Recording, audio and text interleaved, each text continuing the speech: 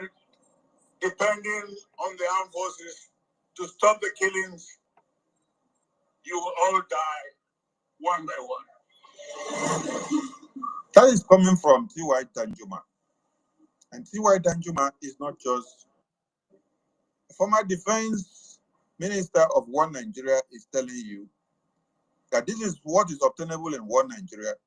What are you supposed to do as a citizen? Every one of us must rise up. The armed forces are not neutral. They collude. They collude. They collude with the armed bandits. They kill people, kill Nigerians. They facilitate their movements. They cover them. If you are depending on the armed forces to stop the killings, you will all die one by one. That is coming from T.Y. Danjuma. And T.Y. Danjuma is not just a T.Y. Danjuma as a team. This is the former chief of army staff of One Nigeria. And so it's someone that has been in the terrain, someone that understands the system of One Nigeria the way it has been galvanized. It has been galvanized to work for jihad. So what will the indigenous persons do? Having heard all this, you have to resort into self-defense. There has been another thing that sparked public discourse. A farmer, a Christian farmer, who was accosted in his farm by Fulani terrorists with his livestock, and they used the cows to destroy the farmer's crops. And then the farmer said, "Why do you have to do that?" Pillola blu o pillola rossa, a te la scelta. Pillola blu, salti questo video e continui con la tua vita. So the Fulani terrorist said, "You don't have any power to tell me what to do with my cow in your farm." And he did not stop there. He pulled his machete to massacre the farmer. And the farmer, in self-defense, overpowered him and defended himself by making sure he unalived him first. But you know what One Nigeria tells you? One Nigeria passed a verdict that that Christian farmer is guilty of defending himself and unaliving someone that came to unalive him first. So, the world does not need to keep quiet about what is happening in One Nigeria. United States of America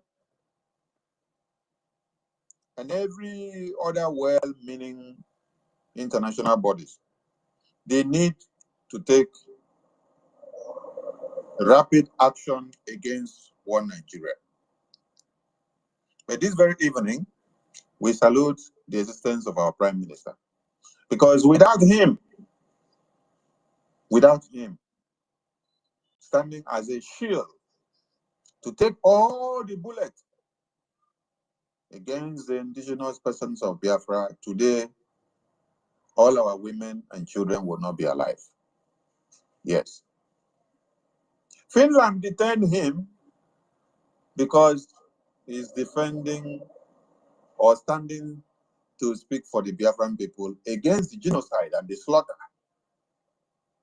that was ongoing, and it is still ongoing as we speak now. There hasn't been any difference.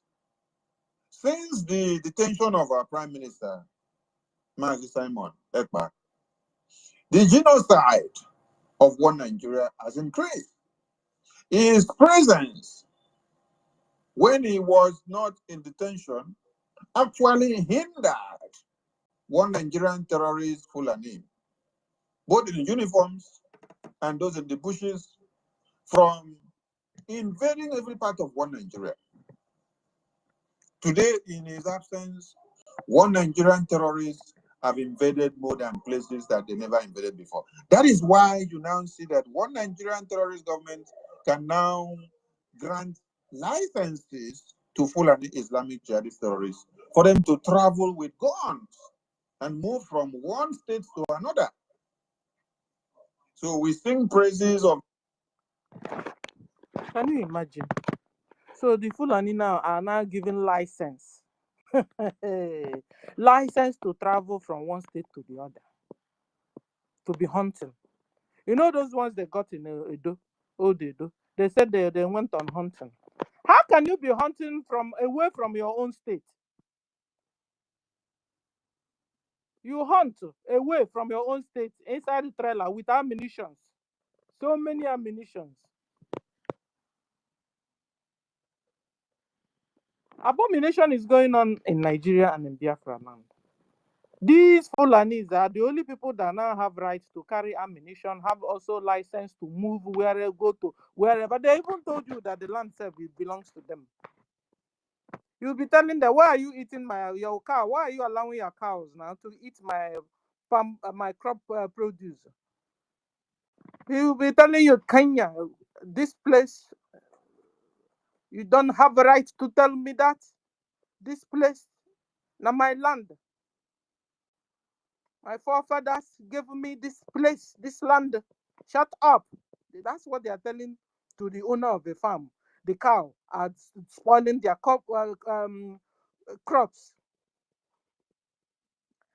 And the people are just folding their hands and watching, calling on the Boko Haram police to come and help them, calling on the Nigeria Boko Haram army to come and help them.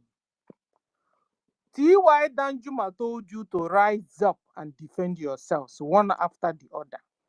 Rise up, because that the armed forces, Nigeria Boko Haram armed forces, that they collude. They collude with the bandits, they collude with Fulani, they collude with the jihadists.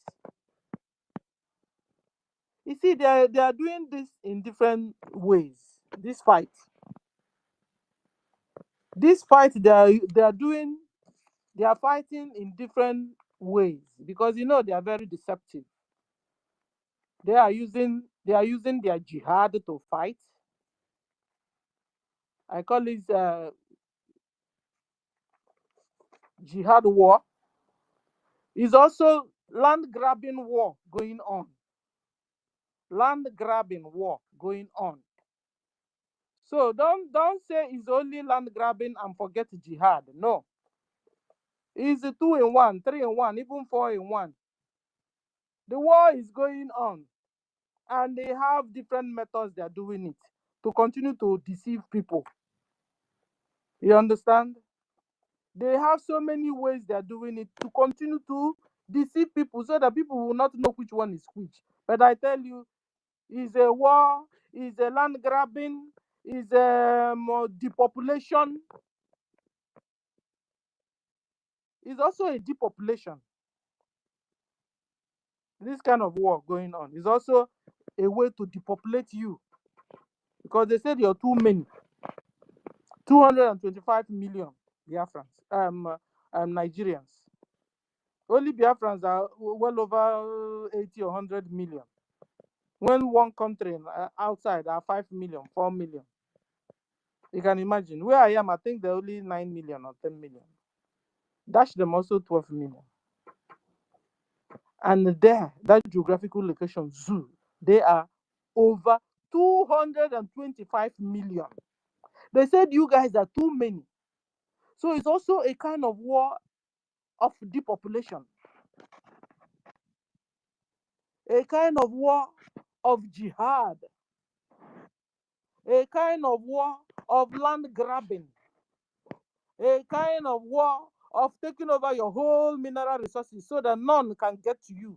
It's not like it's been getting to you and suddenly they stopped. No, it has never gotten to you. And they are also making sure it will never and ever get to you. That's the whole war going on. No, not only one. So when you're seeing it is only jihad, no. When you're seeing it as only land grabbing, no. See it also as a depopulation. See it also as a war to collect all the mineral resources under that ground. In fact, you are a slave. Me and you are slaves to them. You are worth nothing to them. You worth nothing. They said you are a bloody infidel. So far as you don't believe in Islam, you are an infidel and you don't have right to exist. It's written in their. I should read it for you. You don't have right to exist. So they will look at you very well, like Afam. Afam, they will look at you from head to toe and tell you you are worth nothing. You can't. Your existence is creating problem to the world. It's a climate change. Your existence. Only way a wound. They said Biafrans that your existence is creating climate change. Your existence is creating climate change. Your existence is bringing carbon monoxide in the air. Too much carbon monoxide in the air. Your existence. You're no good. So they are annihilating you and nobody cares. And nobody's ready to talk. You guys will be thanking God for Trump. That yesterday he's just discussing about Nigeria and CPC, what do you call it? CPC issue or CIC. You know, that's the way the world have been treating you guys. They are living on that land. Finish them up and take the mineral, please. Take the mineral, all the minerals, take it. After all, your forefathers gave it to our forefathers gave it to us. Kill all of them. That's what is happening. And you are still asking. Can you imagine how we ourselves behave, self? We Biafrans. We are still asking, should we defend ourselves? No, don't defend yourselves. Stay there and watch. Be looking like Lucozed. Don't defend yourselves. Kukuma, go and call the Boko Haram police to come.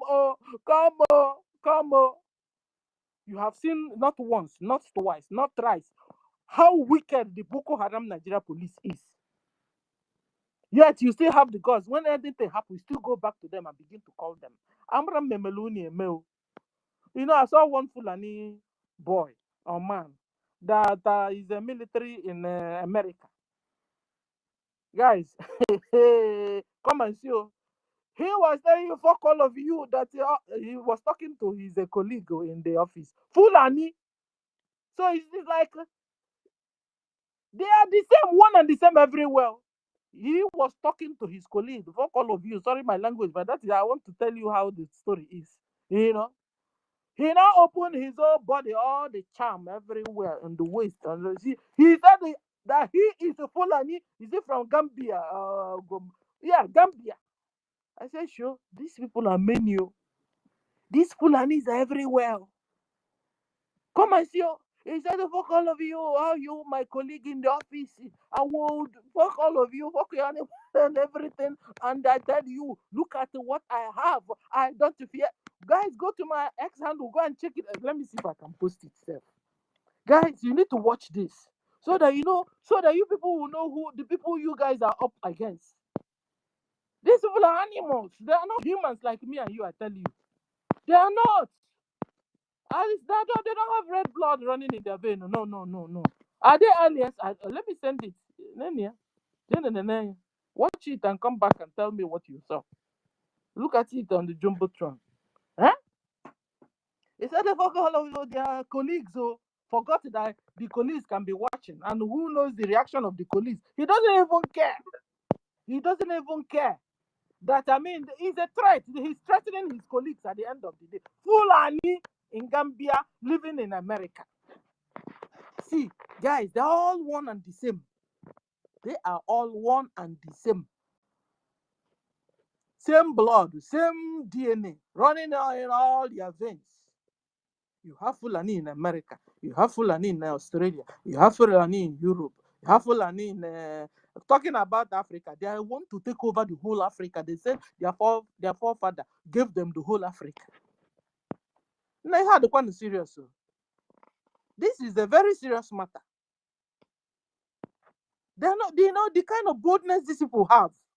Like, they're above the law. This is in the US, yet with all the juju he has on his body, he is threatening his colleagues in the office, like threatening the Oga and everybody. Like, even don't even think this is intimidation.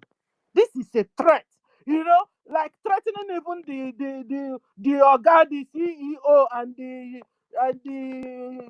all your guys there in his office, because he's a military. See, he's a military. Now, guys, watch it. That they can't even do him anything. That he's only there to work. Oh, that, like, threatening them. I must stay in. Maybe he has done one thing, because they will always do one thing or the other. When he turn around threatening them, telling them that he's there to work. Oh, and when he finishes that, he's going home. Oh.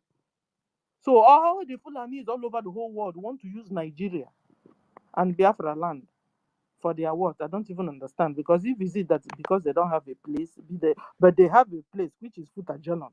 But if you see that they don't have a place, how come now they want Nigeria, they want Biafra land, they want Ethiopia, they want Gambia, they want Kenya, they want Burkina Faso, they want Mali, they want, what is that with this? Are they humans or are they aliens?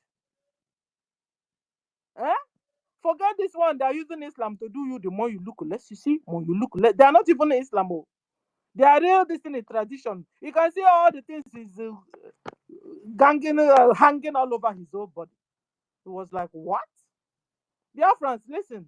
For us to defeat these people, no wonder Onyendu even said it. Oh, that we must follow the way of our God, Chukwu Okike Abiama, because it's the hand of God that can help us to defeat these people.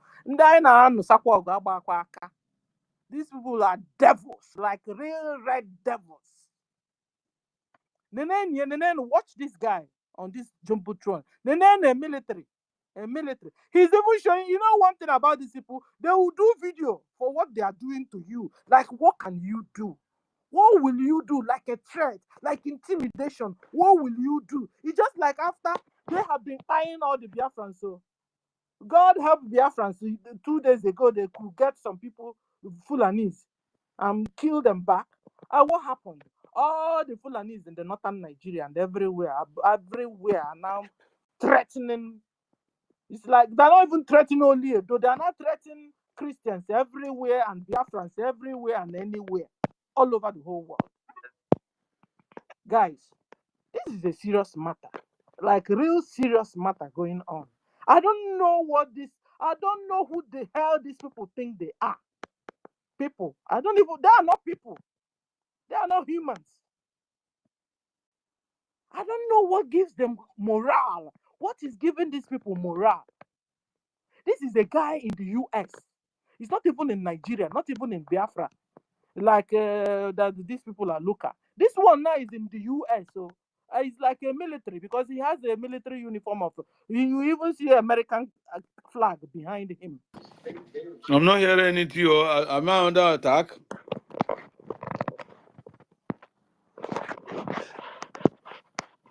Guys, can you hear me? If you can hear me, give me thumbs up, or let me know before I bring down the space unknowingly. Can somebody hear me? Because Ben said he can't hear me. Ben, go down. I bring you up again. Let's see. Can somebody hear me? Am I talking to myself all this while? Nobody is talking now. Hey. Ben said he can hear me. Okay. You can hear me. Thank God, though, because I almost brought down the space. Ben, try again. Maybe you can now hear me. Let's see. I'll bring you up again. Stella, I wasn't hearing you before at all. That's why I say for a few minutes I didn't hear you. That's why I say I'm not hearing anything. Whether I'm under attack, you. Okay. I was also afraid. It's not like I've been talking to myself, you understand? So, guys, I was talking about this Fulani man. I told you guys, they have Fulani Wall Street. They have Fulani, the ones that herdsmen. We also have Fulani in politics in different parts of the world. You see, there's one pattern I noticed with them. Whenever they come to an area or a state or a town, first of all, what they target is what? They target your food system. They will target it, target your religion, target your politics. These three things. As soon as they lay their hands on your food, lay their hands on your system of politics, make sure they are there, then try and make sure they force all of you to Islam. They've won you already. This is the three pattern I notice each time they go to anywhere, be it America, be it Australia, be it Biafra land, anywhere. First of all, or even in when you have them amongst you in your group or in your meeting, you don't know. How do you know them? They will target your food, your they want to make sure they rule over you. So your politics, I call it politics.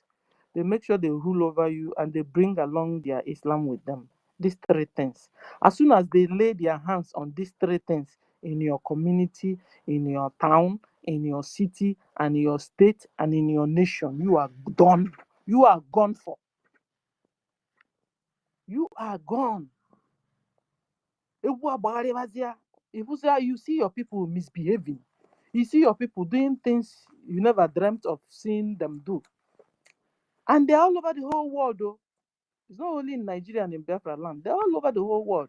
The one I sent to you now is in America, creating insecurity around him, inside the office, inside the establishment where he's working. Wherever they are, they create insecurity. Can you imagine he's having problem with colleagues in the office? Look at what he's doing. Look at what he's doing. That one is enough to fire him. Like threatening his colleagues. That he has charm here, have on the waist, have on the chest. All these ones charm. All that one charm. All the charm. Listen, we have Chukwu Okike Abiyama on his common breath. You're gone. You are gone. On Chukwu Okike on you are gone. Those your chance will disappoint you, Fulani. You continue to come after the soldiers of Chukwu Okike Abiyama. They will defeat you and defeat you and defeat you. Musa, continue coming with your boys and your charms. Continue coming. You come to our land will open up like this and swallow all of you. He says it's a holy war. It's also to us a holy war. Because you have decided to annihilate the children of God, and God will not just fold his hands like I always tell you guys. God himself is not even a tree. Talk more of the people he created. God, you don't expect God to just fold his hands and watch you annihilate people he took time to create, like the Biafrans. You think he will just watch you? You kill a man and the car. You think God will just watch you? You annihilate all their leaders, kill all his children. We are children of Chukwu Okike Abiyama. I don't know if you get it. Fulani, with all your charm, you are exposing and it's not even exposing. How do you say it? Doing expose with it's not enough. God is after you, and God will deal with you. You didn't create yourself. God created you and gave you Futajalon as a nation. You're supposed to go back to where God kept you, left you. That is where you're supposed to go to, and allow the children of God to breathe, because our lives matter. Okay, Fulani, you go back to where the creator of the whole universe kept you, which is Futajalon, where the vultures rest. This is where that is your own place. Go there and stay, and allow other people, humans, to breathe. Wherever you go, you create insecurity. You are in America, you are creating insecurity. You are in Nigeria, you are creating insecurity. You are in Biafra, you are creating insecurity. You are in Hausa, you have created insecurity. You are in Yoruba land, you have created. What is that with you? You are in Europe, Fulani, you are creating insecurity.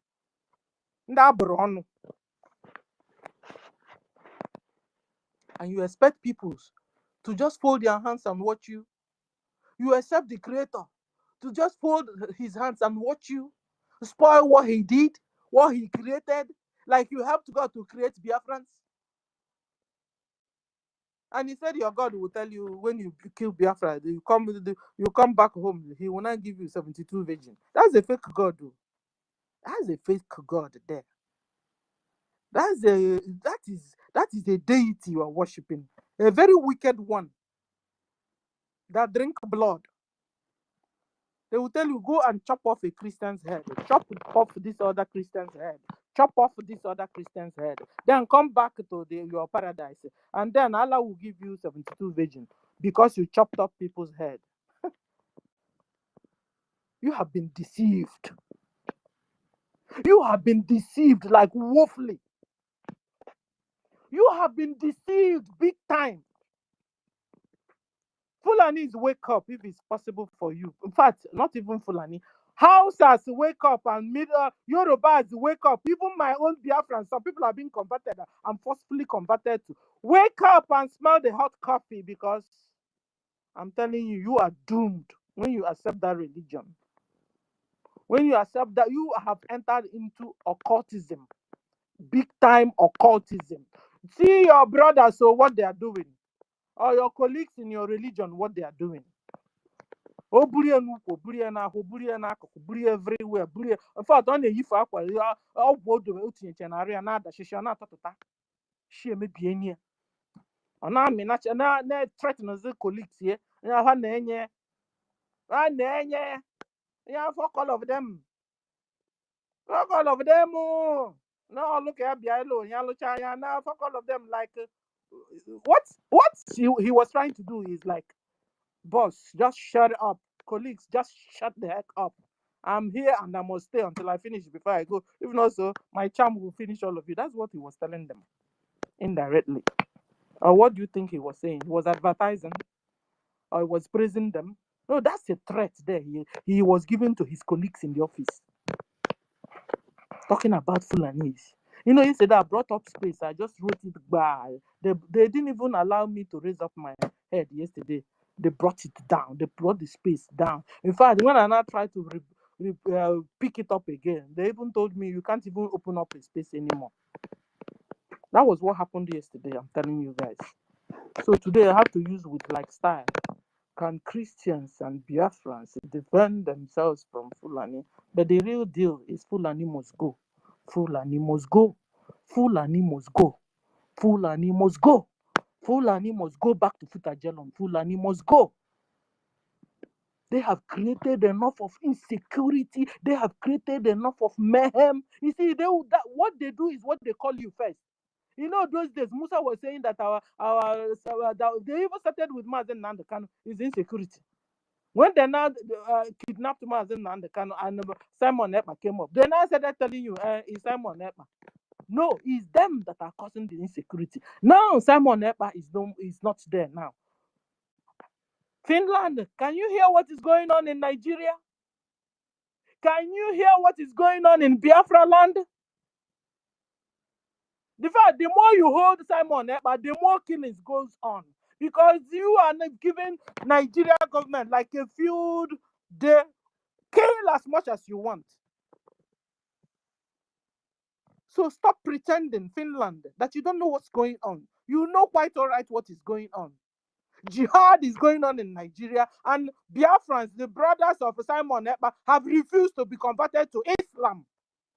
And what are they doing, Nigeria government? They are coming down, killing us in our thousands with their Tucano jet fighter, with their armor tanks and their military and their Fulani. They invited all their soldiers, their brothers and sisters all over the whole world. And they are, look at one on Jumbotron. He's in America, a military in America. But Fulani, how he's even threatening his own colleagues in the office. And then when they now tell you that Simon Ekpa is a terrorist or this and that, creating this and that, you believed, you now stopped him. And then you say you are for freedom. You are now fighting on behalf of Ukraine. You are a hypocrite. You are not real at all. You are not real. You are doing people, the more you look, less you see. Free Simon Ekpa. Free him and let him go. Because the more you're keeping him there, the more Nigerian government are killing his own people. And because he will always come and tell us, don't worry, we will bring you Finland to Biafra. You see how developed Finland. If that's what Finland is all about, we don't want you. If you can't make a good use of your brain, study politics very well, and study religion situations very well, then we don't need people like you, because you create more problems for us. When you can't simple read and study what is going on in Nigeria, send your press, send whoever, your delegates into Nigeria and in Biafra land, let them give you on-the-spot assessment concerning our PM, concerning Nigeria, concerning Biafra, who is who and who is that. You can't do it, then you are a hypocrite. Then you can't even mediate on this issue then. You know, our PM will always tell us that you will mediate between Nigeria and Biafra. You will mediate. How are you mediating? How are you mediating? So when you now take him to court next month, according to what they are saying, what will you be telling him? Because we have facts and we have figures, we have proofs. So what will you say? And you don't pretend. I hate people that pretend. Stop the pretense. You know how Russia dealt with you people. And now you're folding your hands and supporting the killers of the whole world to continue to kill. You don't even know the people you're supporting. The people you are supporting, Finland, they are called the Fulanese. That's the people you're supporting now. Because Nigeria, nobody's a Nigerian. No. Nigeria does not exist. Nigeria is in the imaginary. It's in your mind. It's in your brain. It does not exist physically. Nobody is a Nigerian. What we have there is the Arewas, the Oduduwas, and the Biafrans. So when you are following Nigeria, you are following Fulani. Fulani. You want to know them? Go to the Jumbotron, see one of them on top. Touch it so you see the people you are supporting. Finland, I'm talking to you. Abomination is going on in Nigeria and in Biafra land, where this set of group of people they call Fulani, migrants, immigrants, migrants, they came all the way from Putajalon, high mountains, where the vultures rest. They came down there and conquered the houses in that geographical location you call Nigeria. They told them they want to be their friend. You want to be. The house are very nice people. They accommodated them. Come in. What else? They took over the whole land, started killing them. Finland, if you see, every tree of Hausa, one has his or her leg or her arm amputated by who? By these same Fulanese. Fulanese are dangerous. I don't know if they are human. They are heartless. They chop off necks. They will shoot with a gun. They will drop the gun. The person is dead though. They will turn around and use machete and begin to butcher the person like they are cannibals. They begin to chop off the arms, chop off the leg, chop off the toes and the fingers and like that. And then the head and then packet all of them and put inside the bag and do video also and show us.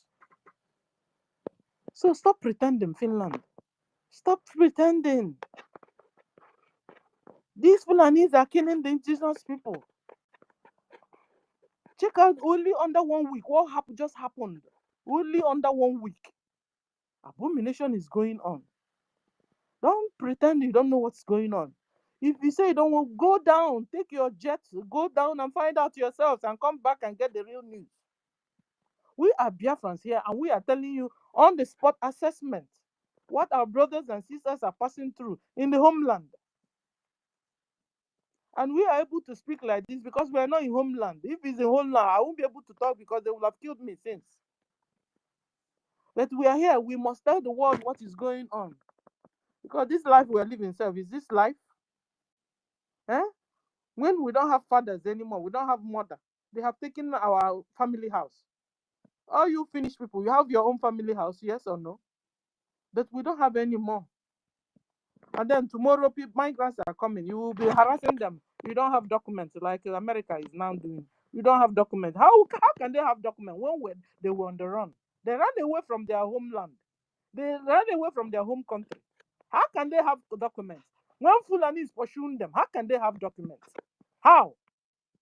So if you really want to fix the immigration and the undocumented people, first of all, fix the countries, the indigenous countries.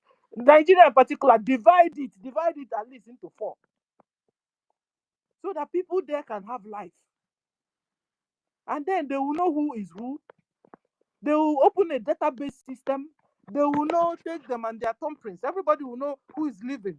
And then whenever somebody is coming out from that geographical location and then moving into your own land in Finland, you can be sure the person have a correct, certified Jumio identity card and the passport. They are moving into America. You can be sure they have the certified Jumio identity card and passport.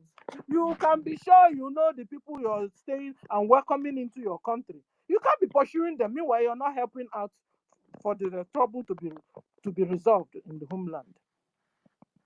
And then who is fooling who? So you can't be saying you are fighting against the immigrants, undocumented immigrants. Meanwhile, with your right hand, then on your left hand, you're supporting the undocumented immigrant. Please excuse you. Stop deceiving the world and stop deceiving yourself. So, guys, I welcome all of you back. Pick up the mic and let's discuss. Ben, you have the mic. Ben, are you there? If not, so I want to play us. Sorry, Stella, please, you can play something. I'm busy at the moment. Thank you very much. You're welcome. Yeah. Guys, I want to play us. Bluetooth connected. And then I bring down the space. Aha! Before even bringing down the space. Yes, last time we saw our lobbyist, Mazi Elias.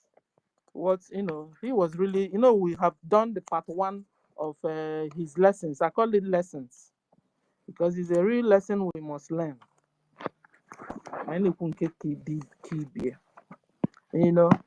Last time our lobbyist was trying to help us as a people, as a nation, if not for any other thing, that our, what do you call it?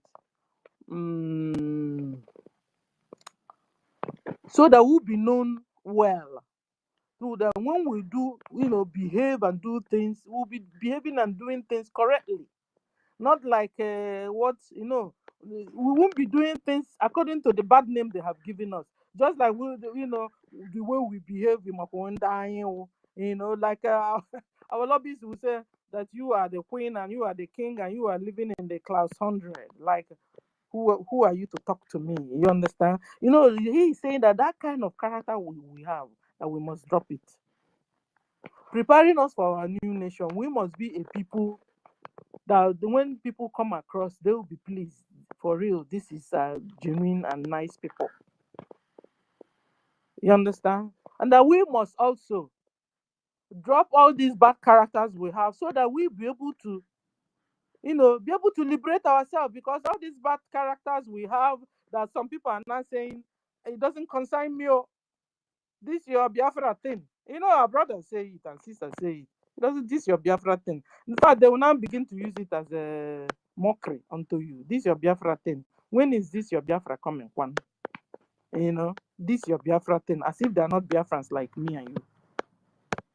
You understand? So this I'm the king and I'm the queen syndrome. Our attorney is advising us, our lobby is advising us to stop. It's time we look into ourselves.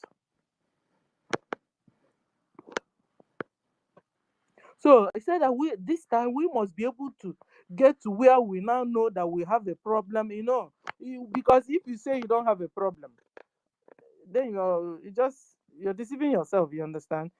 Nobody is perfect, but you'll be able to say, this one I know, I do this one, I know. That's the way I do my own. I don't know about you. I do this one, I do this. You have to really work on this one, you have to work on that. Then you're becoming a better people and a better person. The same way me and you, we are supposed to be Biafrans. We are supposed to be able to sit down and look into ourselves and say, you know what, as a people, This ones we don't do it right. This other one we don't do it right. This other one we have to really fix it. Let's fix it this way, fix it that way, so we can become a better people, a better nation, a better individual, a better Biafran. You know. So we must be able to recognize ourselves as a people, that we have some changes we have to make as a people and as a new coming nation. We must understand that we will always say we are Republicans or Democrats by nature. But there are corrections to be made if we must attain a higher level, in the society or even in the world. Because this is our new nation. We must really be up to standard, even above the standard. That's no wonder they have first world, the second world, and third world. So that we won't be jumping out of fire and we're entering back to frying pan, just like what Bau brought to us or wanted to do, because we didn't give her that opportunity to succeed.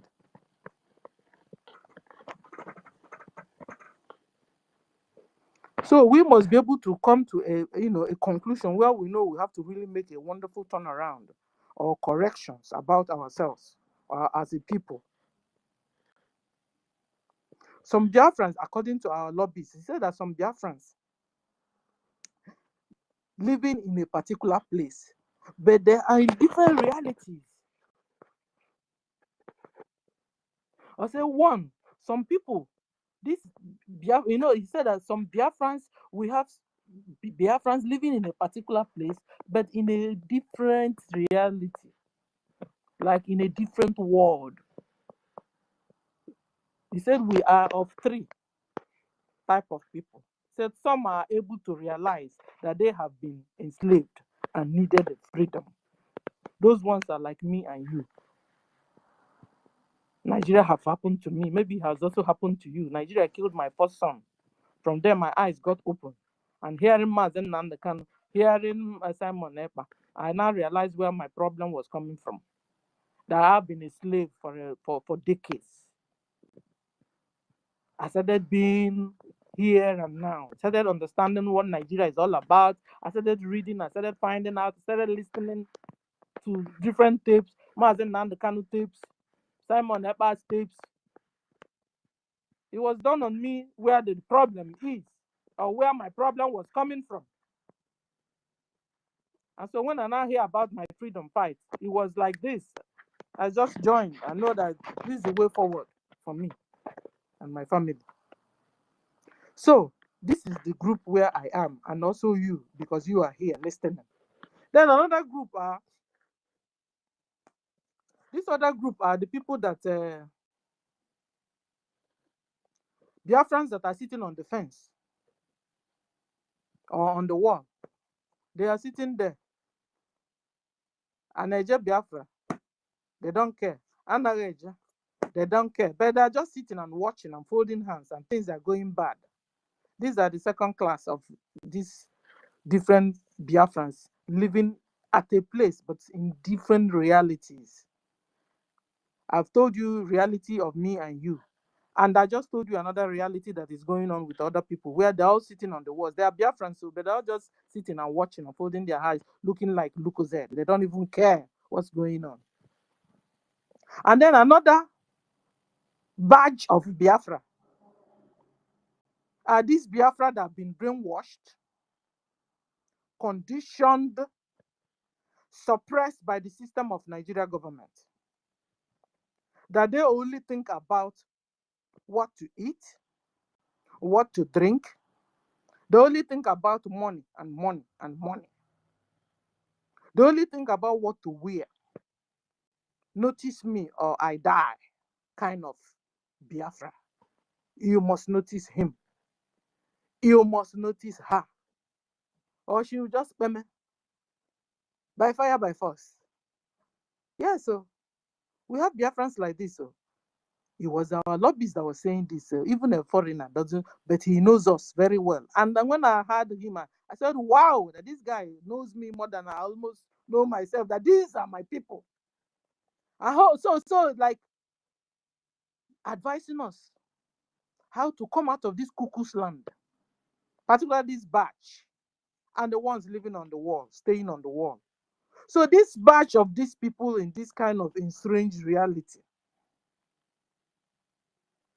these one are also living in the class 100. That they are the queens, they are the kings. Living in class 100. Who are you to talk to me? Who? Who are you to talk to them? After all, this is our language. He will tell you, do you know who I am? That's what it means. Means, do you know who I am? Biafrans. Yes, we have these people, really. Mazi has really saw us well. And he's trying hard to advise and reach out to us and to help us and make us rethink what we do and change our way of doing things and our pattern of life. So we can make a better people and a better nation and be able to join hands together and liberate ourselves once and for all. Because this kind of Biafra, this kind of brand of Biafrans, these ones are not on the wall. Though. They are just there.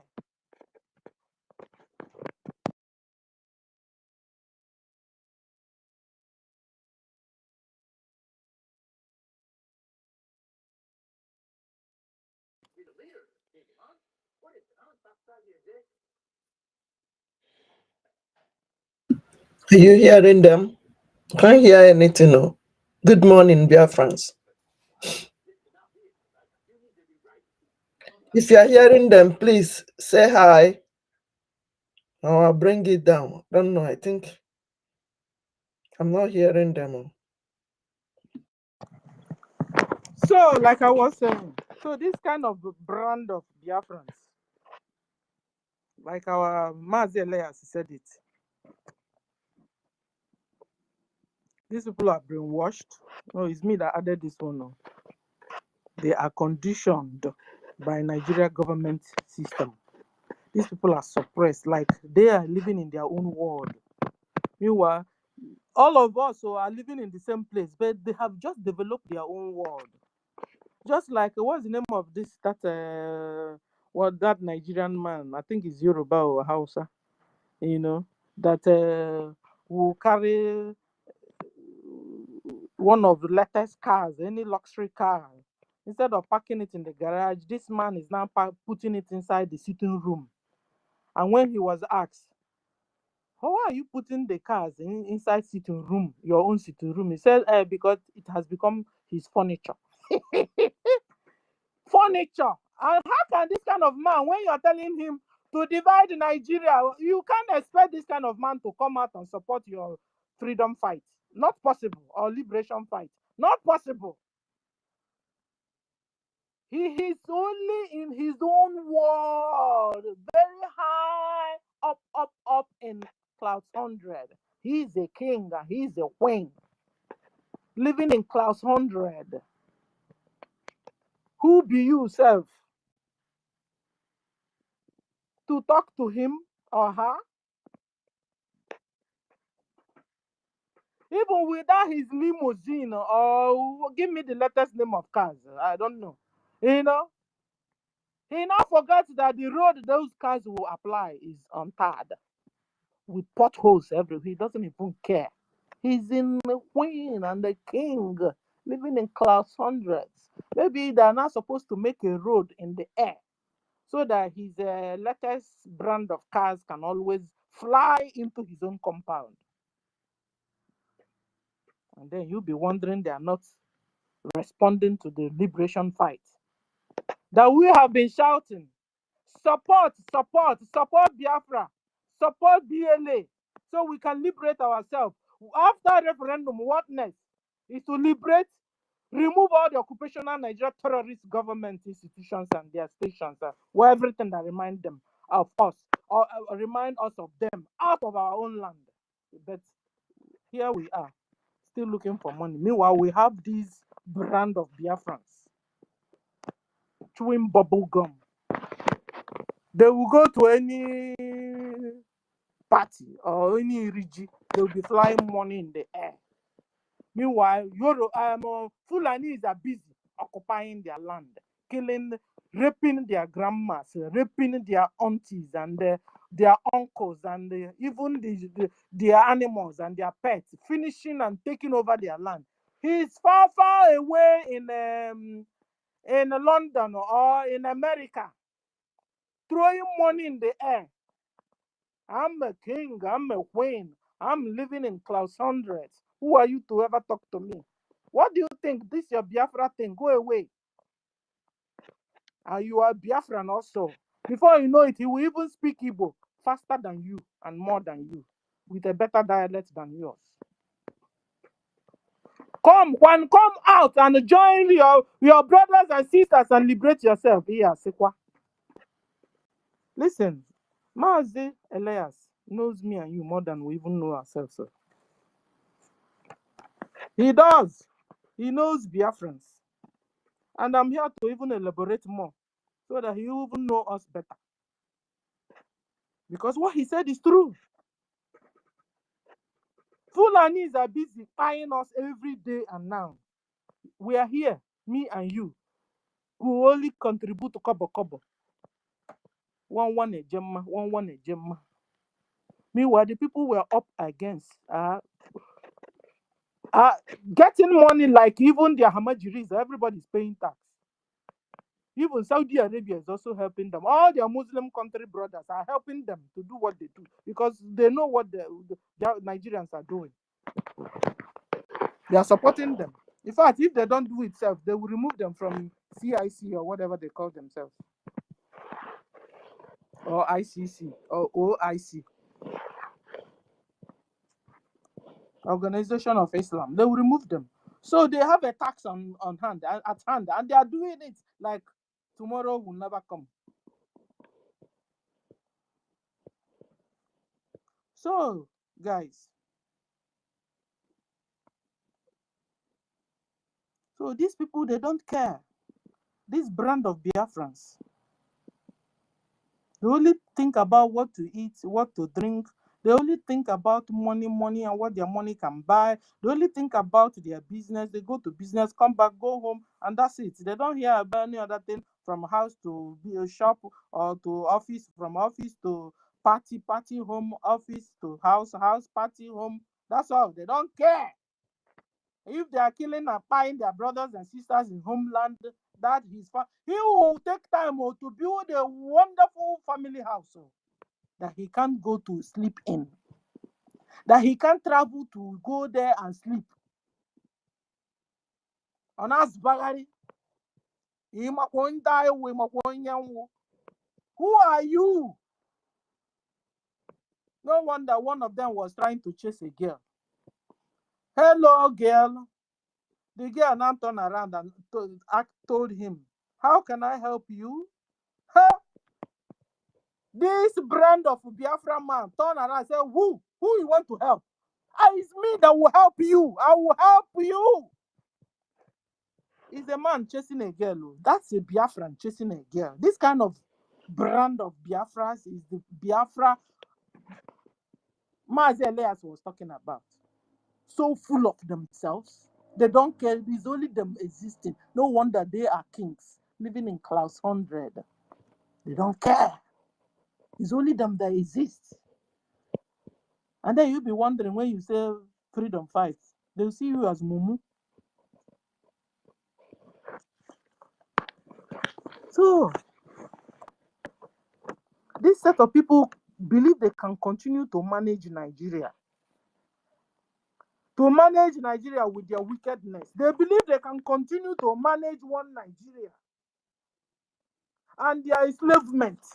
This set of people continue to manage one Nigeria with the kidnapping going on, with the rapes going on, with the ransoms that have only one man is being kidnapped 3 good times, paid millions and millions, and he's still moving around. I said it has gotten to the stage where soon they will now begin to give you also certificates. So that when they now come to kidnap you, you show them your certificate, then they will free you, if it's possible. Because I know Fulani is so wicked that even with your certificates, they will still kidnap you again and you bring more money. I'm talking to this brand of Biafrans that are living in clouds 100. They are kings and queens. living in very far up, cloud 100. They don't even know what is happening around them. They can't even see the Fulanese cow entering inside the farm and chopping off people's farm produce. They don't see, they can't also hear too. This kind of Biafrans.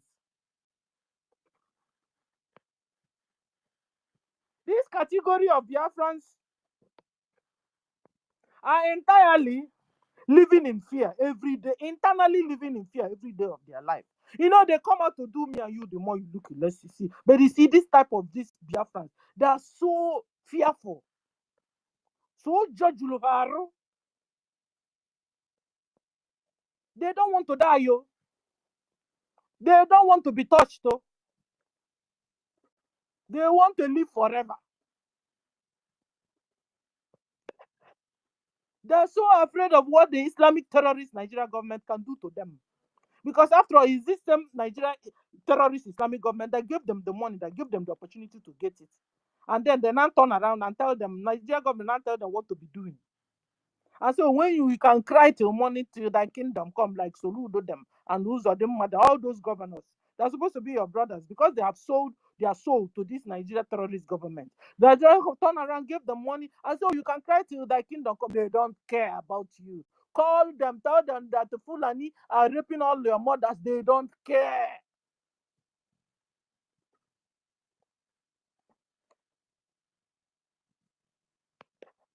These people, they have built beautiful houses that they can't live in because of the Fulani insecurity.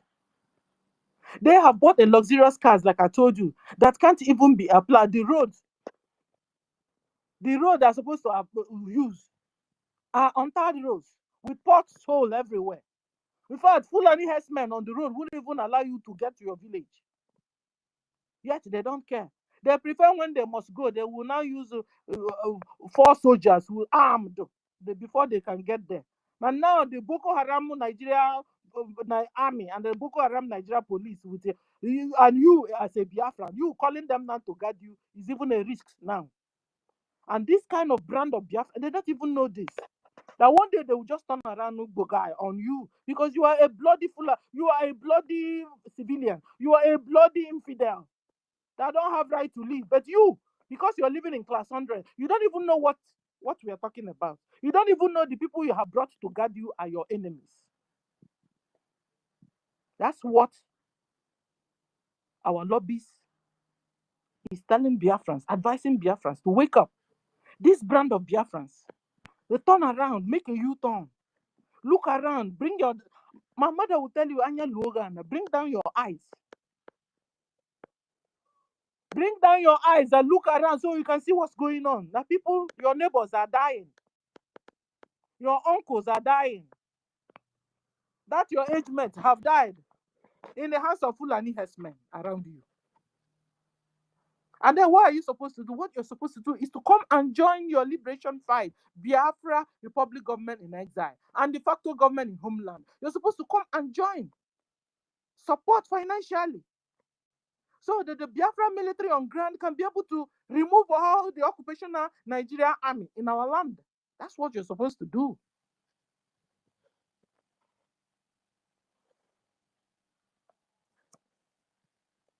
So, like I was saying, this brand of Biafra, according to our Mazi Elias, our lobby, said this type of Biafrans are living in an imaginary world with us. So, it's me that even added this one. They're also living in a makeshift moment when they are sick. They don't even mind boarding a flight to abroad to only treat a headache. This brand of our Biafrans, they don't care. They don't care. They are living in a makeshift world and makeshift moments. I call it cuckoo's land. They are living up in the sky, in clouds 100. They are queens. They believe they are queens and kings. Who are you to talk to them or advise them or tell them to come and join your freedom fight? Common headache to them is normal. pick up a flight, go down to London, go down to wherever, away from Biafra land, and only to buy a Panadol for headache. And when he finishes, he flies back. Is this kind of brand of Biafra we are talking about?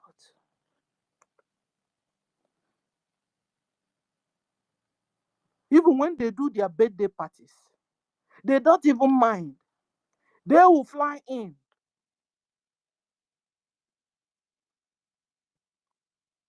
They will fly in their birthday cakes. Birthday cake. A neighbor, they themselves can even do it. This brand of Biafras, I'm telling you. Imakwanda ewu. Ezulu m ka eme. Yet agụ na-agụ ndị neighbor gị. Ezulu m ka eme. Yet a na-egbuchu ụmụ nwanne wefute ego ka eme freedom ịjụ. This kind of Biafrans, they will import birthday cake from London. Under 3 hours, their birthday cake from London have landed. And to these people, that act is normal to them. And this is why this set of Biafrans have refused to come and join our liberation fight. They are Biafra one Nigerianists. These people, they like to show off a lot. They will tell you, look at me from head to toe. You are not up to my work.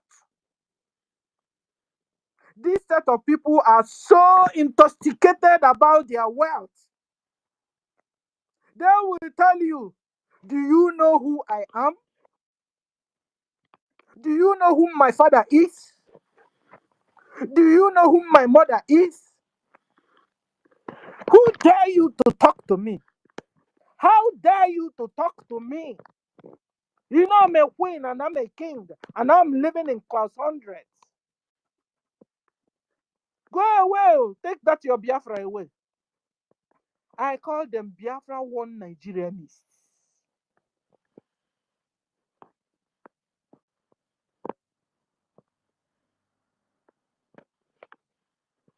You know, normally, they will always say, even our Mazi Elias even said it. He said, you know, and since there is this saying that Biafrans don't have kings and queens. So these people, according to our lobbyists, he said these people, they now started misinterpreting the thing. You know, they said that the Biafrans, they don't have king, they don't have queen. He said, but this set of people started misinterpreting the thing. And they now started saying that they are the kings and the queens and they are living in class 100s. They say, he said that this set of Biafrans, they believe they are so superior. And they have everything money can buy. And you know, they will do and tell others, can you see how rich I am? Like they're so pompous. They're so proud of themselves. They are intimidating.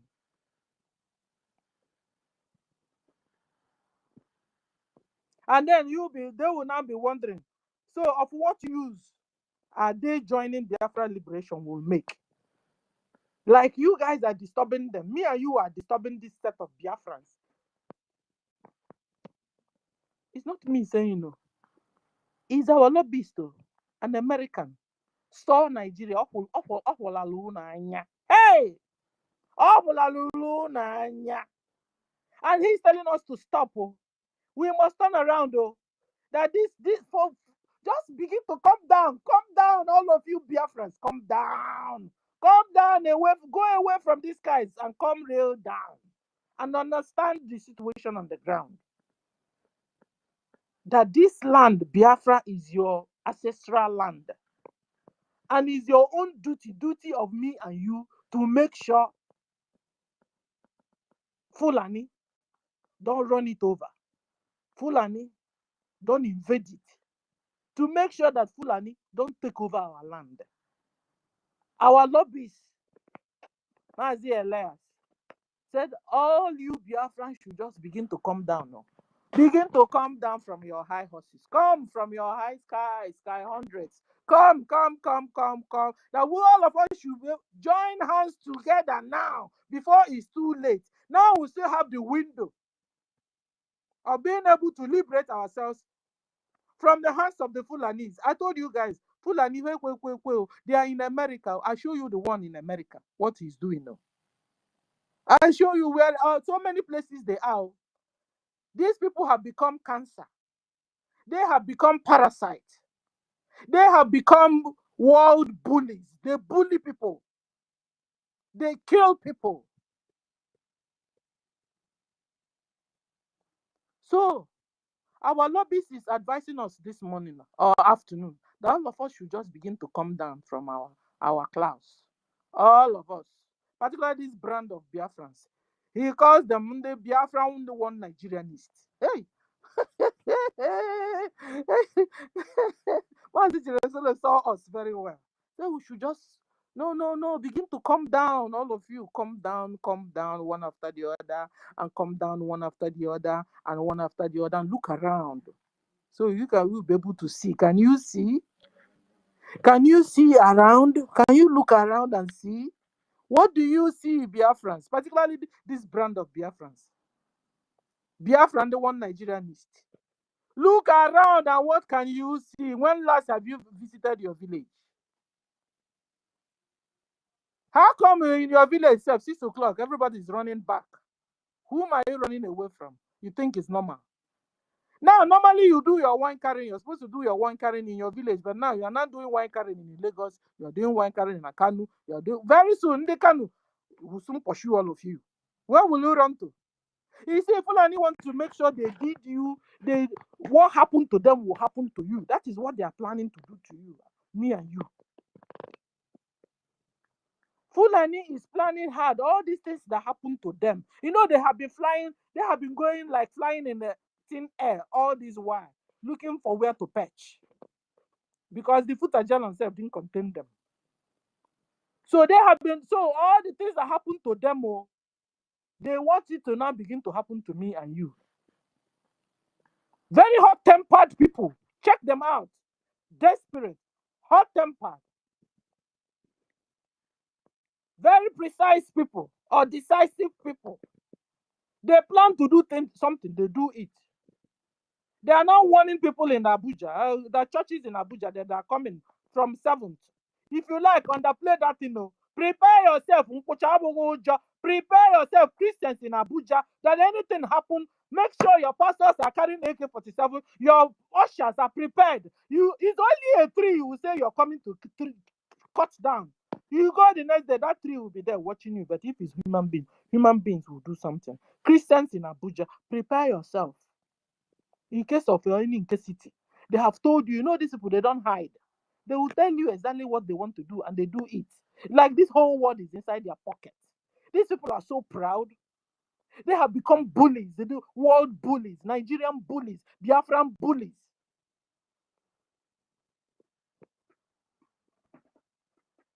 Prepare to defend yourselves. Fulanis are coming. Fulanis are here. That's what our lobbyist is telling us. Mazi Elias is telling us. That all you Biafran, all you one Nigerianist Biafrans, begin to come down from your high horse.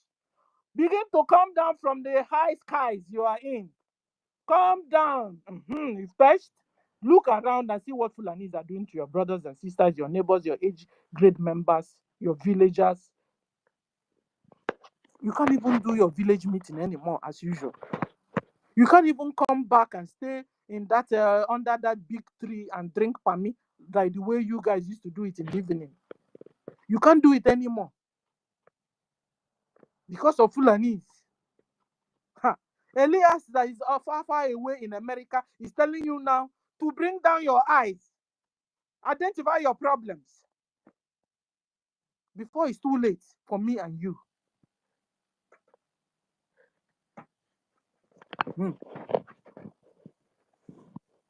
So,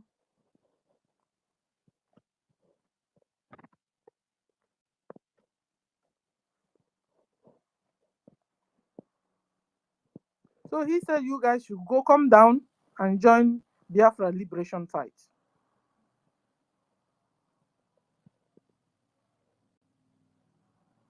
Because stop pretending and stop behaving that you can't see and you don't know what is happening around you.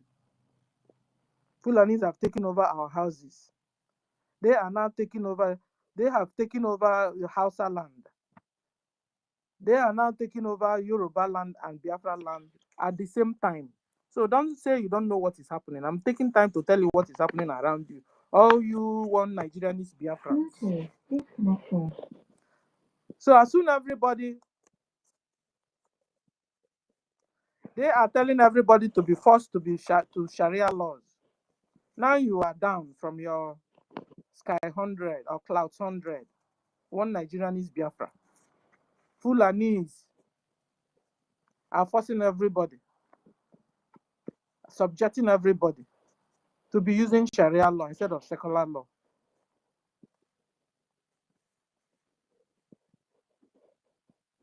And you know, he was talking about that some people, these same people, it's not even some, but this same brand of class of Biafrans, the one Nigerianese Biafrans, they said that they are supporting where they can build a great Biafra land within Nigeria. You know, they're discussing it. That they're dreaming of a great Biafra land inside Nigeria. Can you imagine? Even Mazi Elias noticed what the one Nigerianese Biafra are thinking. They are supporting where they can now build a great Igbo land within Nigeria. To build a great Igbo land or a great Biafra land within Nigeria. That they can make a Biafra land like Dubai within Nigeria. Look, this and the one Nigerianese Biafra, they said that they can make Igbo land or Biafra land like a Dubai within Nigeria. And Elias said, I should tell you guys, you need a political and geopolitical independence to be able to do that. And you don't have it. You don't have it in your one Nigeria. You don't have it. You need a political and geopolitical independence to be able to build Biafra land as a Dubai within Nigeria, like NGOZI is planning to do for you. You know, she was telling Adan and Diana that whenever she finishes with them, she will now go to Nigeria, take her post, and then deal with you, Biafrans. You understand? So this one self already, they're not even hiding what they want to do to you.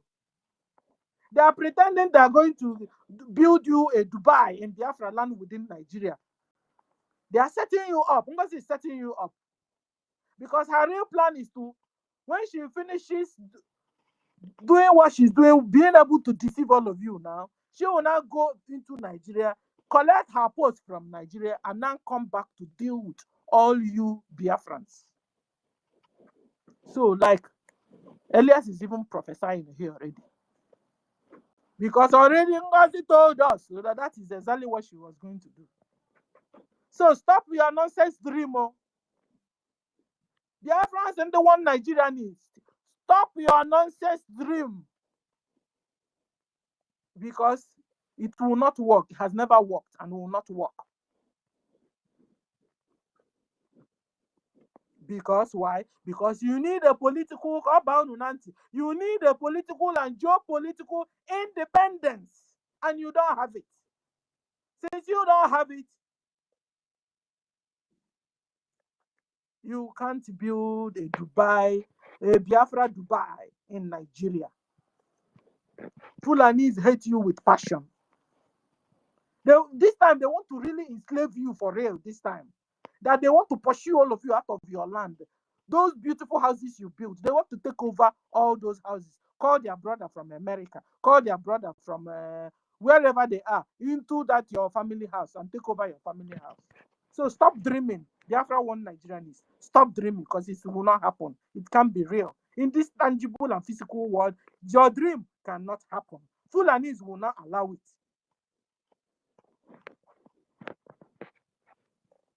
Without freedom, you cannot achieve economic independence because you don't have freedom after all. Freedom is far, far away from your hands, far, far, far, far away from you. So you can't achieve it. So all these one Nigerianist Biafrans, stop being delusional and unrealistic. Stop living in your cuckoo's land. Biafra the one Nigerianist. Or Biafra the one Nigeria. Stop being delusional.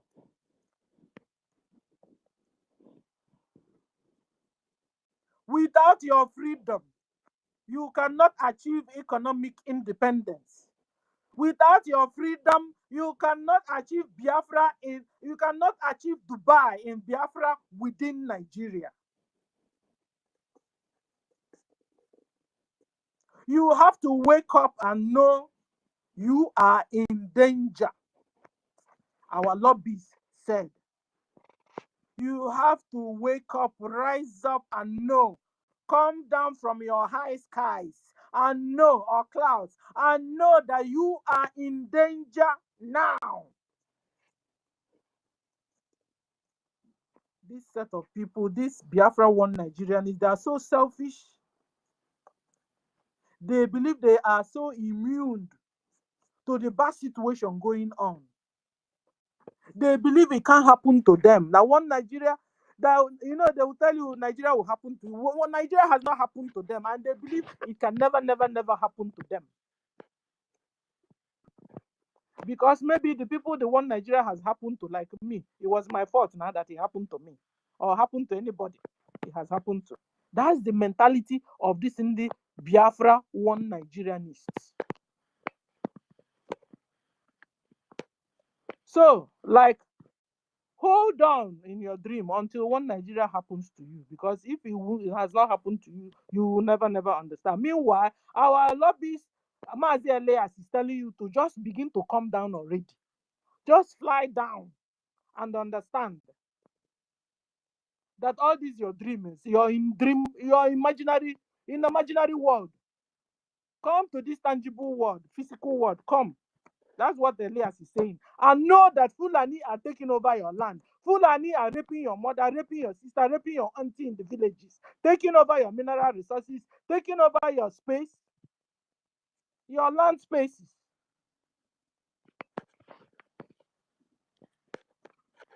You can't even drive home anymore. So, our Dr. Elias concluded it this way. In conclusion, our lobbyists told them, this in the one Nigerianist Biafrans, to reconsider what they are doing and retrieve their steps and come and join Biafra liberation fight before it is too late for them. Because Fulanis are coming. I said, Fulanis are here. Turn around, all you Biafra one Nigerianists. Come and join your liberation fight. We have even gone far already for you guys. Your own now is to just come and join and contribute financially, so that the military we have on ground will be able to have their logistics to be able to defend and remove all the occupational Nigeria terrorist government in our land. So it's even the job is remaining a little for you. So our lobbies, Mazi Elias, Girasolis are calling all of you, both Biafrans on the wall or on the fence, Biafrans of only one Nigeria, to come and join Biafrans that know what's happening for your freedom fight before it's too late. Thank you, everyone. And so, who wants to pick up the mic? Rage, you have the mic. Before I bring down the space. Rage, are you there? Yes, I am here. Good afternoon. Did you say you wanted to? Did you say before you bring down the space? Can you hear me, man? I'm not coming up. I think everybody is at work today. No, you don't need to bring down the space. Good afternoon. I've given you the mic. Go on. Okay, good afternoon, great Biafrans all over the world. Mamas, senior citizen, I greet you. I greet all the great comrades that are here present, all our mothers, all our fellow brothers, fathers and uncles, and all our leaders from time immemorial up to date, from the time of Dim Odumegu Ojukwu to today, Prime Minister Simon Ekpa, Mazim Nandekano, and Acting Prime Minister Gechukwu Kere, I greet you, and to all leaders in different departments, especially the military department, the Biafra Liberation Forces, the Chief of Defense Staff Commander, all General Igwe Butuzo, and all his commanders. I greet you all, and every personnel of the Biafra Liberation Army. I salute you. Thank you very much for all that you do, and to all the financial donors. I really want to extend my profound greeting and thanks to you for standing strong to defend motherland. And according to the question here, can Christians and Biafrans defend themselves from Fulani? Support BLA. The support for BLA will determine the answer to this question. BLA is a trained army, it's a trained liberation force or defense forces that are responsible for the defense of the Christians and Biafrans. This question could also be rephrased as, can Christians defend themselves from Fulani Islamic jihadists, or can Biafrans defend themselves from Islamic jihadists? Because the truth is that when you look at it critically, you realize that majority of the Christian you have in this place they call in that very place they call Nigeria are Biafrans, and those Biafrans, and we are Christians in our majority.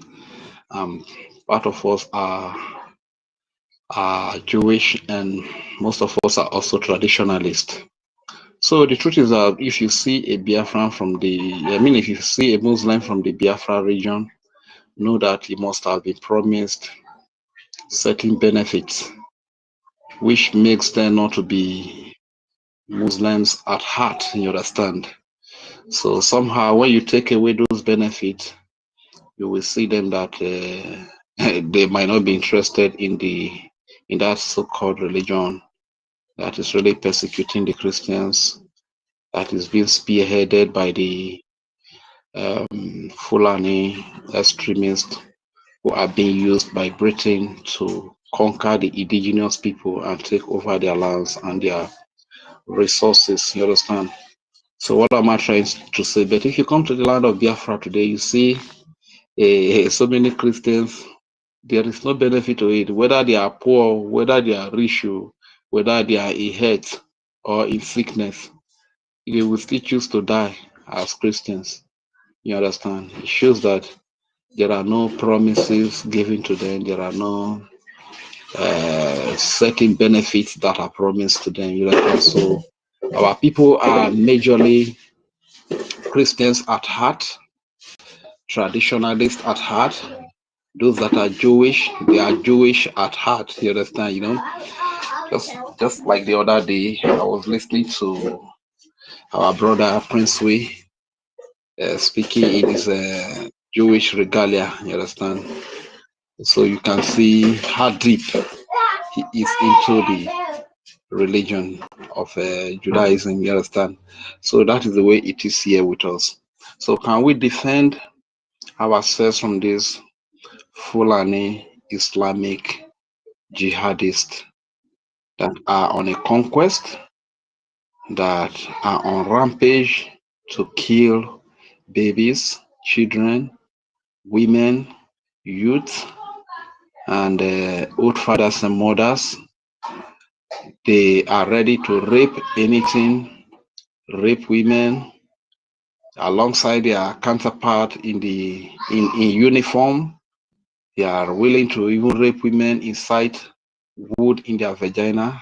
Can we defend ourselves from them? The question is, if we have unity of purpose, if we can stand united, if we can stop this division that the enemy has created amongst us and come together to support the trained military from the Biafra region to defend our territory, yes, we can defend ourselves from them. We can defend ourselves and even give them a run. We can even give them a very mighty chase away from the land of Biafra. So the answer is yes. But if we keep living in this mentality of I am from Uromi, I am from Igodomigodo, I am from Urobo Isoko, I am from Igbo, I am from Ika, I am from Idoma, I am from Igede, I am from Igala, I am from Ikwere, from Ijo, from Shekere, from Ibibio, from EFIK. And we begin to fight alone because of that division that the enemy created amongst us. Believe you me, it will not take them any time to run us over. We won't be able to defend ourselves against them. So what am I trying to say? We must have this unity of purpose. We must have to come together as one people to support the defense of our people and the defense of our land. And this greedy element, this element they call greed, we must take it away from us, because some of our people are of the habit of showing off. You see them come to social media, flaunt money, they go to parties, they throw money all about as if money is water. You understand?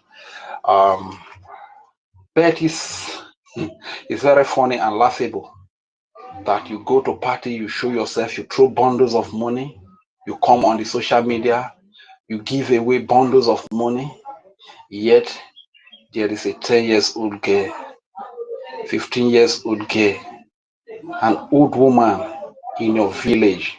If that woman is not even from your village, an old woman, a young girl whose parent ties two-piece wrapper, that is being raped by the Nigeria terrorist, either Ebube Ago, either Special Forces, either AVG, either the Fulani terrorist herdsmen that are being sponsored by all these Nigerian politicians.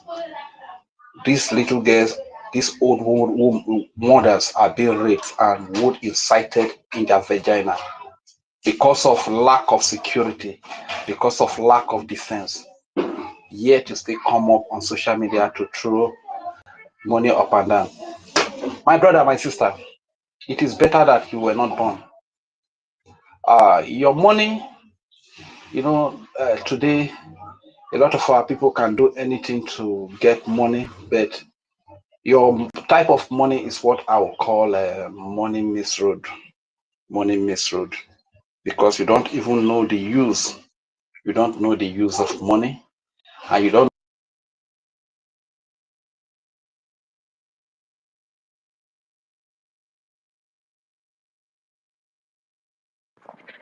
I can't hear you anymore, Rage. Please, can you guys hear Rage? I can't hear him again. No. Can somebody hear me? Can somebody hear me?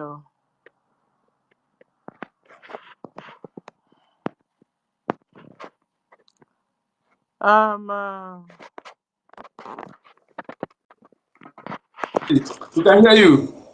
Okay. Okay, yeah, can you have the mic? So I can Oh, finish. thank you. Thank you so much. Thank you. Good to you. Greetings, Biafrans. Before I go on, my lady Kiruka, I sent you a receipt of 40 ejema for my space donation. Okay, check your DM, you see it. Thank you, Biafrans. Thank you, my lady Stella, comrades and ministers. I greet you all. Yes, can Christian and Biafrans defend themselves from Fulani support BLA? Yes. You see, my message this time around is this. Have we had the comment from the can? You know, when we're saying this, some of our Christian brothers and sisters think that we are attacking them. No, we're not attacking you, my brother. Talking about those people who parade themselves as leaders. Can say that they should deal with those people. You know, can never talk all this while that our people are being killed. The can has never opened their mouth. Can never say anything, never speak at all. They never say anything. They are almost, I never even know they are still existing. But their comment now is, since when the people defending themselves in a room, you see them, they talk. And their talk is to deal with those people they are arrested. You see, when we, unfortunate that our people are yet to understand, they don't analyze issues. They just jump into with the emotion, and this to some of our people. Stop doing like that. This time around, as a Biafran, please don't allow anybody to divide you with religion. Stay neutral and defend you where you are. Don't allow anybody to divide you. Who you are, unite with your brother, with your sister, with your neighbor. Fight against your common enemy.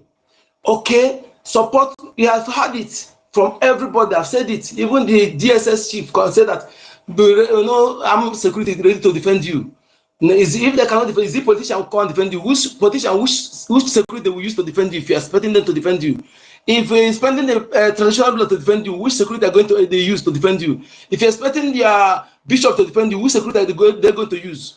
The DSS chief have said that the military and the armed forces of Nigeria, no one is ready to defend you. So is it not the same thing we're telling you? So if you are still sitting back, thinking that you have anybody that will defend you, you all die, as Tiwa Danjuma told you earlier. The remedy here is for you to unite under the umbrella of BRGIE, Biafra Government, and fund, bring that your money, fund BDF. And those of you in your villages, form your group, form your password, then devise how to defend yourself, and also to give alarm to Biafra government whenever you see any irregularities. Okay, this is what you do. Know that we're in a state of war. Nigeria media, no media reporter in Nigeria is your friend. They are all your enemy. Because if they are not your enemy, they would have been reporting what is going on to keep you aware, to make you to understand what is going on, in order to know how you can move, how your movement will be, or how you prepare for self-defense. It's obvious that you have to defend yourself. And now you are lucky that you have those who are prepared to do so for you. Those who are in abroad, pay your BLT task. Support Biafra Defense Forces. Don't say this person is paying. That money you have, you are giving that money for this purpose. This purpose, you have that money. Don't withhold it.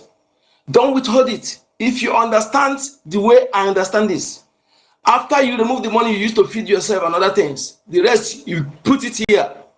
Okay, no matter how little you are seeing, put it here, because this is what is paramount important now. A man whose house is on fire does not chase rats. When your house is on fire, you don't go for a party, you don't go and buying Christmas clothes or doing other flexing. It is when you are safe, when your land is at peace, before you remember those things. Now, this is what is facing all of us, task resting on our shoulder. We all are obligated to do this. Please, let us understand that we are on our own. The entire system of Nigeria government and any organization in that contraption are not there for you. They are not there for you. They have planned this for a long time. They succeeded in planting their stooges, in planting their enabler in all the organization. Not even the celebrities in Hollywood, not even them. Because if they are not, they would have been using their platform to speak against the killings. After the media, they are the next that have wide platform. That when they tweet something, you go all over the world. But have you seen any of them talking about this? No. So you should unfollow them. Stop following them, watching their videos, giving them money. Why they don't care about you? Let us do things. Use our own power. That power we have. Utilize it for your own good this point in time. Okay? Unfollow them. Stop giving them your money, because the more you watch them or you following them, you are giving them money. You met them. Now they think that they've arrived. They don't care about you. They don't tell you because of whatever or the other, that none of them, even their leader, cannot issue or the spokesperson issue statements. At least let the killing stop. Killing of Christians stop. Let government do something to stop them. Nothing like that. They do anything. They don't do anything like that. But they keep mute. Why you will be following them? Why will you be watching their videos? You are helping your enemies, and you come tomorrow to cry. Ignorance is not excuse to law. Utilize that power you have. Let us come together. Our unity is the ballistic missiles against our enemies.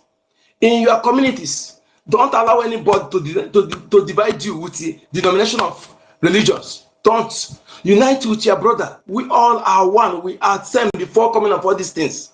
So be neutral and defend your common enemy. When we finish, then we'll go back to where we are, how we are. But let us defend. This is how to know people who are sensible. When Israel was attacked, their minister said Israel unite. They have different group, but they unite against their common enemy. Now you see US, they have Republican and the Democrats. When they have a external attack, now all of them will unite. You can never hear anybody speak as if they are separated. This is how we're supposed to do. Now, unity of purpose is paramount for us right now.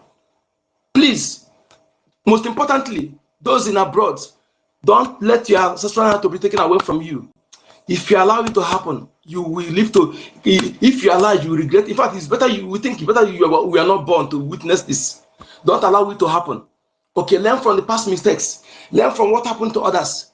You see that of those in Middlebelt that in IDP camp, theirs will be better than yours. Okay, yours will be worse. You may not see any place to run as IDP camp. Okay, don't allow that to come. Don't allow it. Let us use every resource, even if it's our last thing we have, to use it to secure our land and our people. It's worthwhile. It's worthwhile. Okay, that money you want to use to buy a car, my brothers, you're hearing me now. Use it to donate to Biafra Defense Forces. Let them have what it takes to confront our enemies. Then you will see that they are equal to the task. Try them. They have been doing it. Try them with that your money.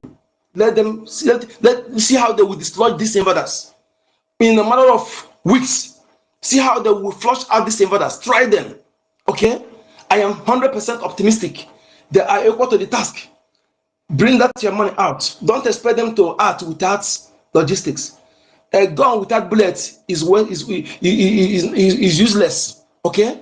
So, and you in your own, in your places, make sure you have knife. Go and check anything you get. Obro daga, obro ube, obro ota. Go down of where ihe niile lete mmiri asi tell on ota ube. There's ota you can use. Ịgba ya mmadụ, the acid buy na ahụ. Within 30 minutes, on down. Can never get up. Device, don't sit back. Okay, make sure you have something in your house. At least you use. And most importantly, don't overlabor yourself daytime. Please, as you're hearing me, pass this message. You can call your people at home, pass this message to them. Let them have something to use to do something. At least don't sit back and allow you to be slaughtered like chicken. It's not possible. Okay? And when you unite and do something, you see that you have power. Your power is excess. Just that over the years, they have used deceitful teaching to make you mentally weak, to make you become coward. You don't know the power you have. The people are coming to kill you. They are not much to you. Apart from that gun, they are carrying. They are nothing before you. Now, you don't have that gun. Devise something, and when you see them coming, you can be able to do something than them coming to take you on away. Okay? And those in abroad, donate to those who have that gun to do the fighting for us. Thank you for having me. My name is Wekachuku. Take a good number.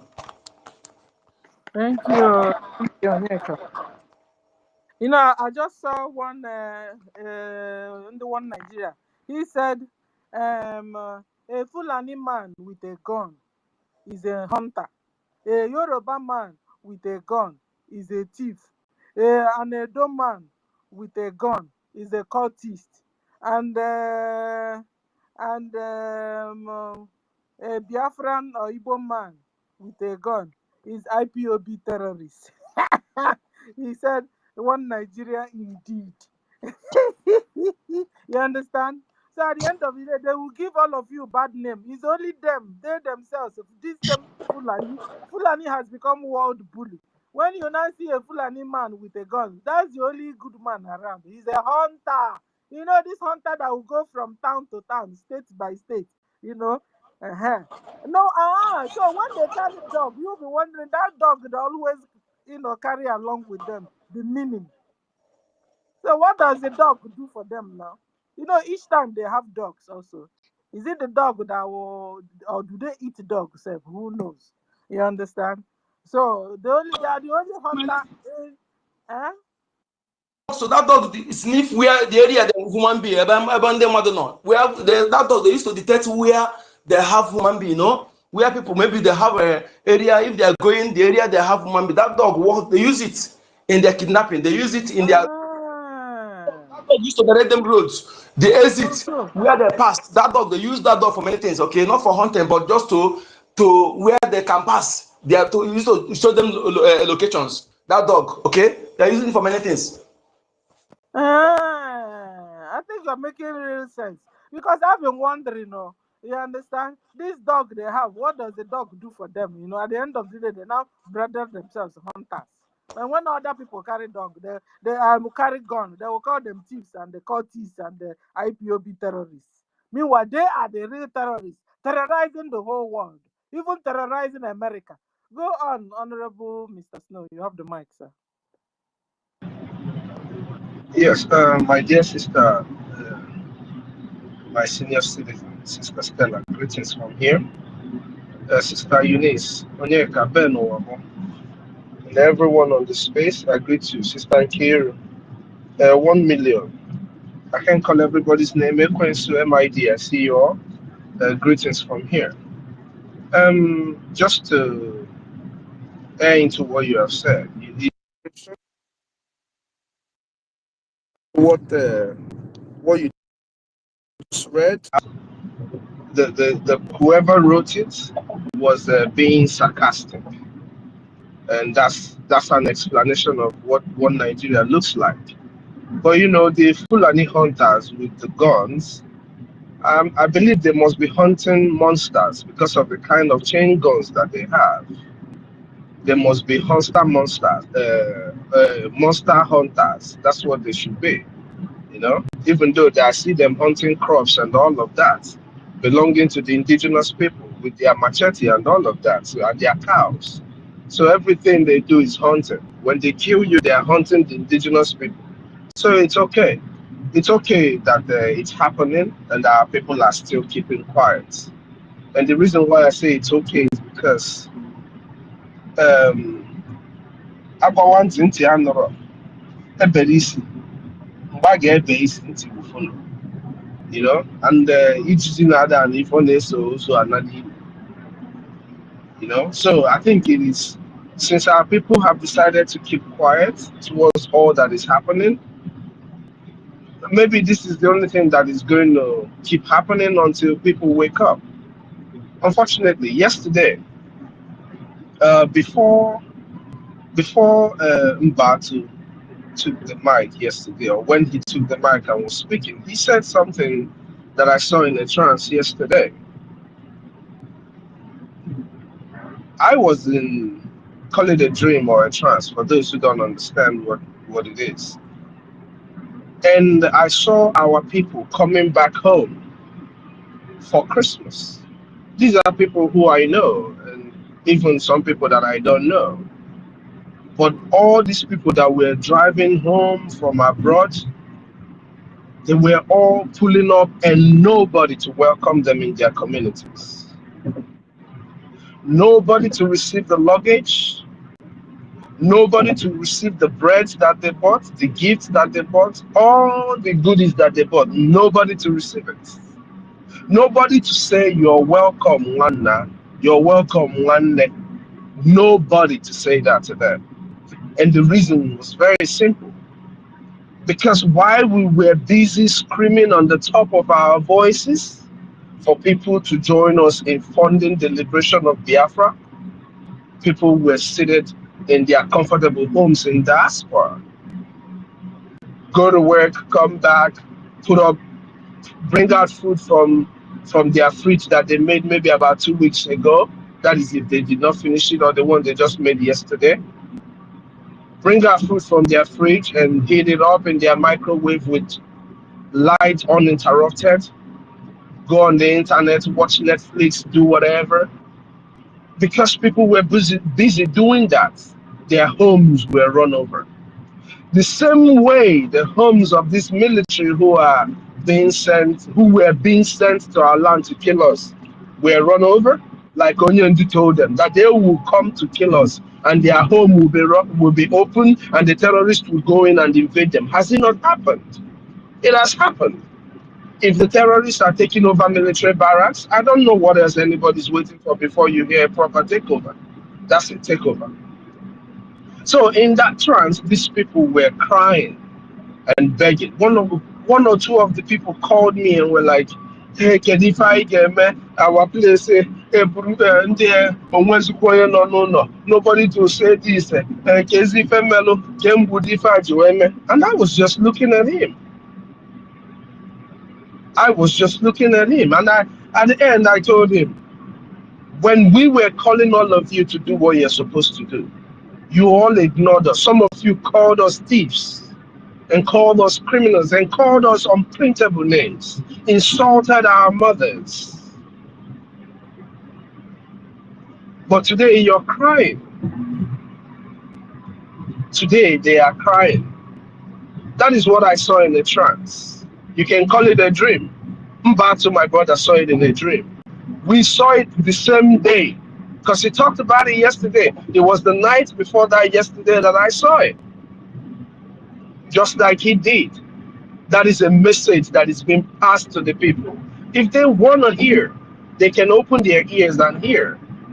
But if they don't want to hear, it's up to them still. But this is the fate that is waiting our people. I just wanted to put that out there. Then coming to the topic, there is a video. I'm going to take this topic one. I hope you don't mind, Sister Stella, because this topic can be controversial if you go into it in some kind of way. There is a video our dear sister Obe Chicago posted on her X platform, which I have tweeted. I think Mazi Nkodinamba also tweeted it. It's a short video. She tagged it.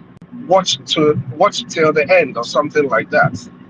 You go and watch that video and you will understand the problem of the Christians that we have in our geographical location, or in the geographical location called Nigeria.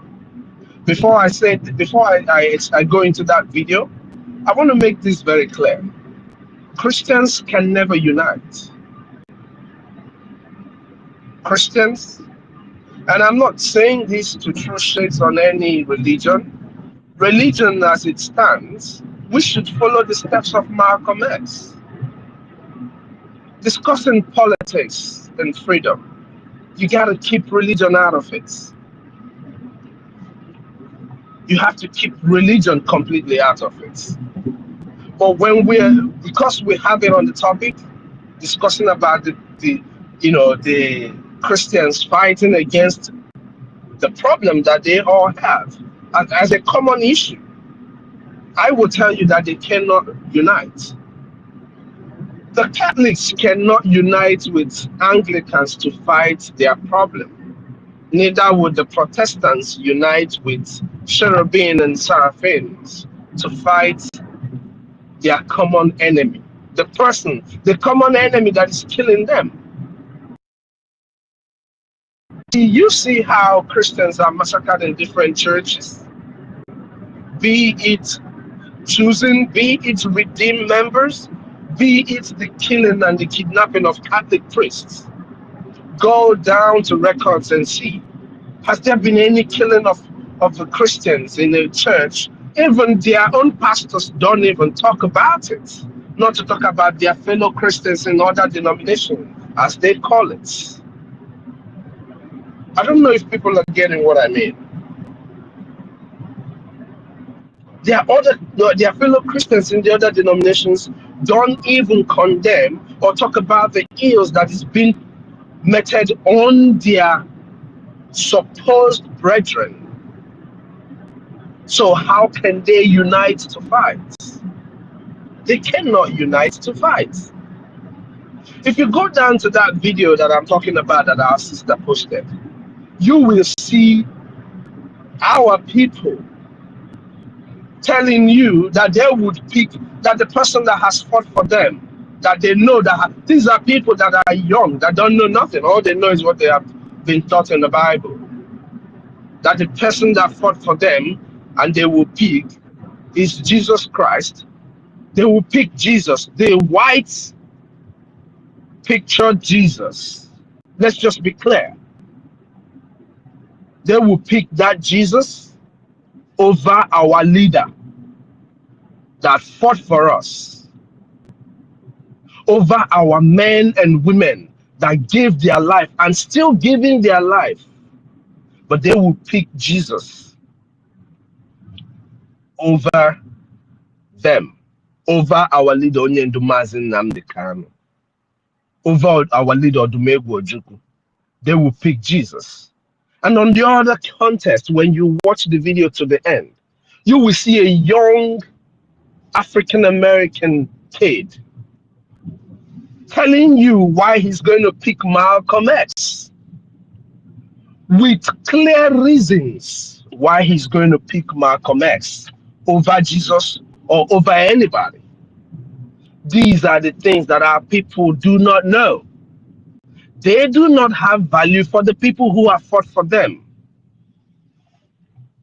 They don't have, our people don't have value. They don't have any value, any regards for those who have given their lives for them and those who are still giving their lives for them. So that's a big problem that was brought on our people by the Christian teaching. And of course, no matter how you want to see it, yes, we don't want to talk about how Christian has done this because every other thing has done whatever it is that they're doing. But the teaching from this Christian faith is one of the biggest poison that our people have taken. I'm not saying that people can read the Bible and understand it in their way, but we are talking about the general teaching that the people have been given. That is one of the biggest problems that we face today. So, Christians can never unite to fight for one purpose when they don't even understand what freedom is. I don't think the Christians will be able to fight because they're already free. In the understanding of the Christian church and the Christian faith, Jesus has shed his blood on the cross for them that they are free. And because they are free, not fight, rise up to do anything. Nothing will they be able, they're not fighting for freedom. You get what I mean? Then Christian people will fight. A man who does not understand what freedom is, what are you fighting? You have to fight for what you know, for what you understand. But they don't even understand it. So how are they going to fight? As Biafrans, we can unite because our unity, the unity of Biafra is blood.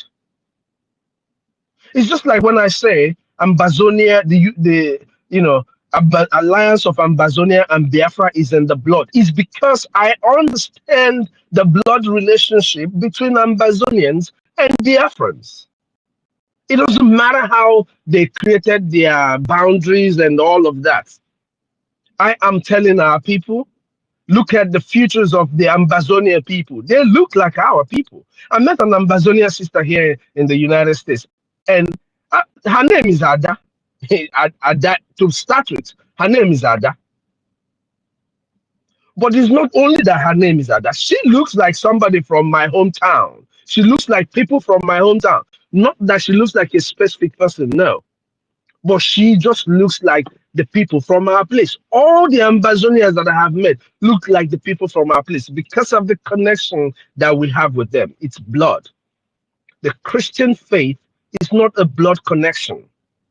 It is presumed that the blood is shed on the cross for the people to be free. For the people to be free. If you come to the West, nobody handles the country's issue by religion.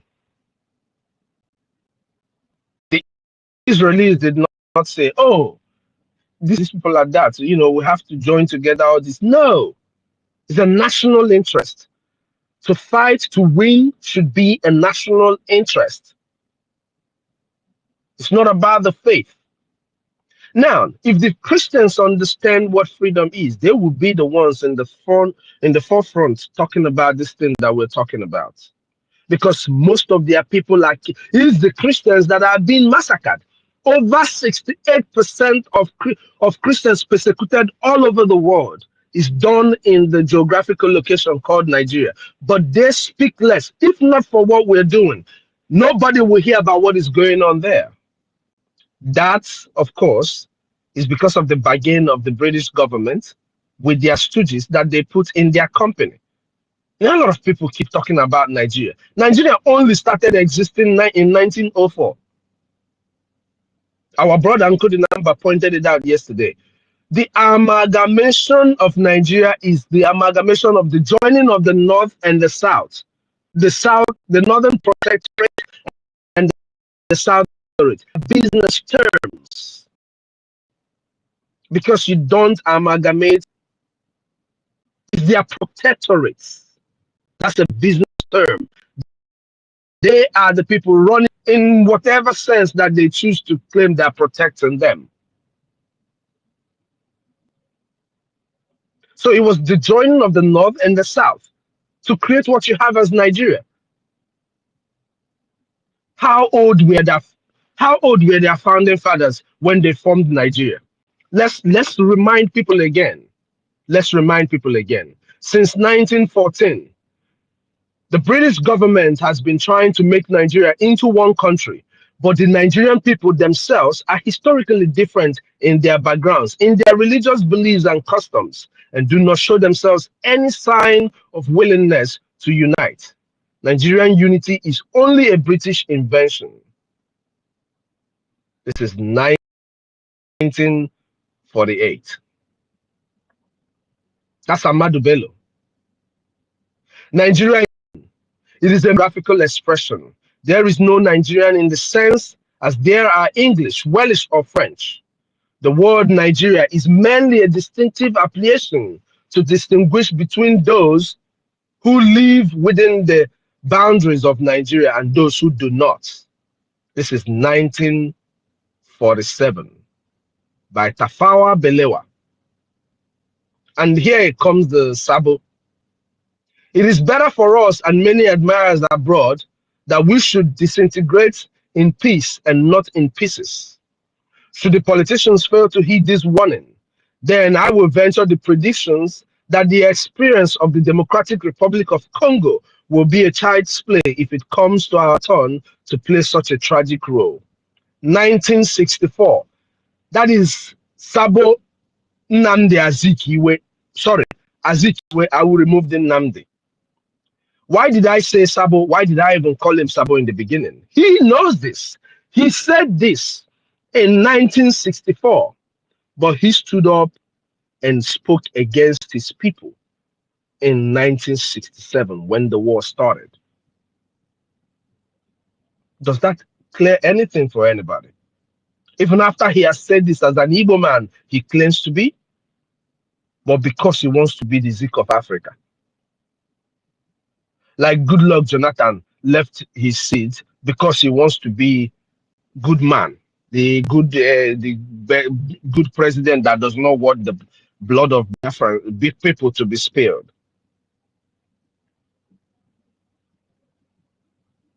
So Nigeria is not one. The Christianity that you see that is being practiced in Nigeria has been washed down into the fitting that both the British government wants it in playing in the minds of the people. The people are more divided as Christians today than when there was none of that, or than when before the war even happened. The people are more divided. I remember when we were growing up, you're a Catholic, you want to marry an Anglican, is a problem. If it did not happen in your community, we were seeing those things when we were growing up. So the Christians cannot unite. I say that again. They can't unite to fight any kind of fight. But as Biafrans, we can. We have only chosen not to. To be honest with you, my brothers and my sisters, the continuous education of our people towards their need, the need for them to support what we're doing. Hey, I don't know how Onyendu did it. I swear to God. I swear to God, I don't know how he did it. Because just for the last 1 week, can people just look at, if you go to the media and look at every news that has come out from Nigeria for the last 2 weeks alone, is it not big enough for that place to be on fire? For every single indigenous person to identify with their people who are seeking for freedom, especially those living in diaspora who know the difference. It is more than enough, but they're not doing it. And it's becoming tiring to keep speaking to Umwoke Malo, who know that they need to work to feed their children. They need to work to pay their bills. They need to work to fill their car to be able to move. But don't understand that they need to fund their army to be able to defend their land. Some of them don't even believe in the Liberation Army. Some of them don't even think about the Liberation Army. The happenings, the recent happenings, has it not proven the effectiveness of the Liberation Army? Because why the Liberation Army was getting a little bit reasonable funding from you and I here, and those who fell out because of the distraction that the Finnish government and the Nigerian state are bringing on our people. Because of that distraction, this is where we are today. What has the Finnish government and Nigeria proven? Just for us to be honest to ourselves, they have proven that a lot of our people don't really understand what freedom is or even deserve it. They picked up our leader, our prime minister, questioning because of what you and I are doing. And they picked him up just to distract us. Why is it difficult for people to see that? They took Onyendu. We didn't stop. We intensified. And they took our prime minister and people went back. After we have gotten to this level, how many times will you be taught? Somebody spoke yesterday and said, oh, our people are going to come back, but it takes them time. Oh, the same thing, it took them the same time when Onyendu was kidnapped. Are we going to keep repeating the same thing? That's my question. Are we going to keep, oh, when this happens, we start educating the people all over again? Is that what we're going to keep doing?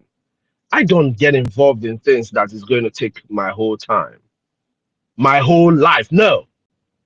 The essence of fighting for freedom is to get our nation, start a proper national building, train our children to understand what we have done so they will be able to protect it. We're not going to keep educating people on why they need to stand their ground. Defend yourself. The stupid DSS man was describing how his friend in the United States, you know, when I talk about the fact that those of us who live in Texas know this thing. We have more guns in the hands of civilians here for self-defense than the military does. And you had the stupid clown who is holding Onyendu because he said people should defend themselves in his stupid dungeon, saying that people should defend themselves. Oh, his friend in America heard the siren and brought his gun and put on top of the dash table and said, oh, in case if the person runs in, I'll shoot him. What does that tell people? Self-defense is your right. It is your right to defend yourself. And I want to say this, the Christian faith teaches you not to defend yourself, but to wait that Jehovah Nisi, Jesus Christ, Mary, that his blood will cover you, like the ones using apron. Meanwhile, they have bulletproof cars. They tell you to use apron, but they have bulletproof cars. There, I know when I was growing up, I was so much into the church. I was so deep into it. Others will give you stickers and tell you to put it on your door and nothing will happen. But they have security guarding them. They have their children living in diaspora, studying and doing everything. So our people can defend themselves from the terrorists, who are few in number, by the way. But what is the problem? The problem is that our people do not understand what they want, what we are doing for them. They don't get it. People see us who are here talking every day as jobless people, as people who have nothing to do. That's why they are always on the space opening their, yes, because we care about your ass. I'm sorry, guys, but we care about you. If we don't care about you, we're not going to be here speaking and saying all that we say. So Christians cannot defend themselves, cannot unite to fight a common purpose, but as Biafrans, we can. As Biafrans, we can. So why are we not doing what we're supposed to do? You pay tithe in the church. The tithe is to maintain the church activities and feed the priest, as they claim. Who feeds your military? Who defends your military? I saw a video about India. India, I think one of their whatever was saying that they have to pay taxes for food, have to pay taxes for after they get paid. They have to pay taxes on everything. But here we are asking you to pay just a liberation tax for your defense so that we can get into our land where your taxes will be reasonably low.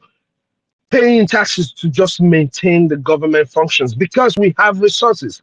We are going to be one of those nations that are going to use our resources to fend for the people, just like Gaddafi did.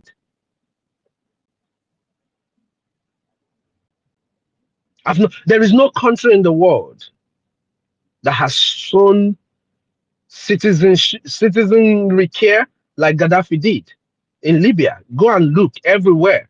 Break it down anywhere, anyhow you want to break it down.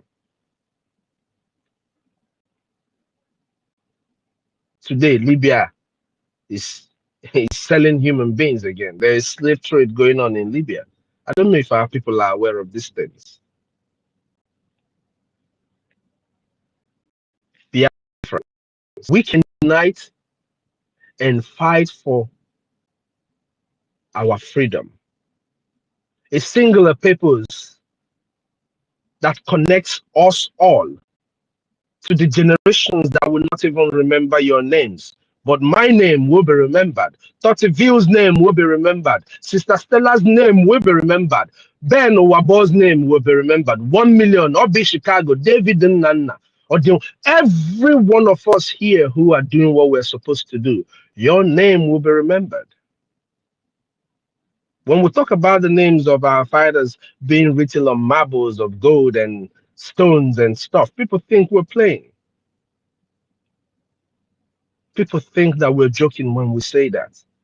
We're going to remember the people that have rescued generations from what is going on today.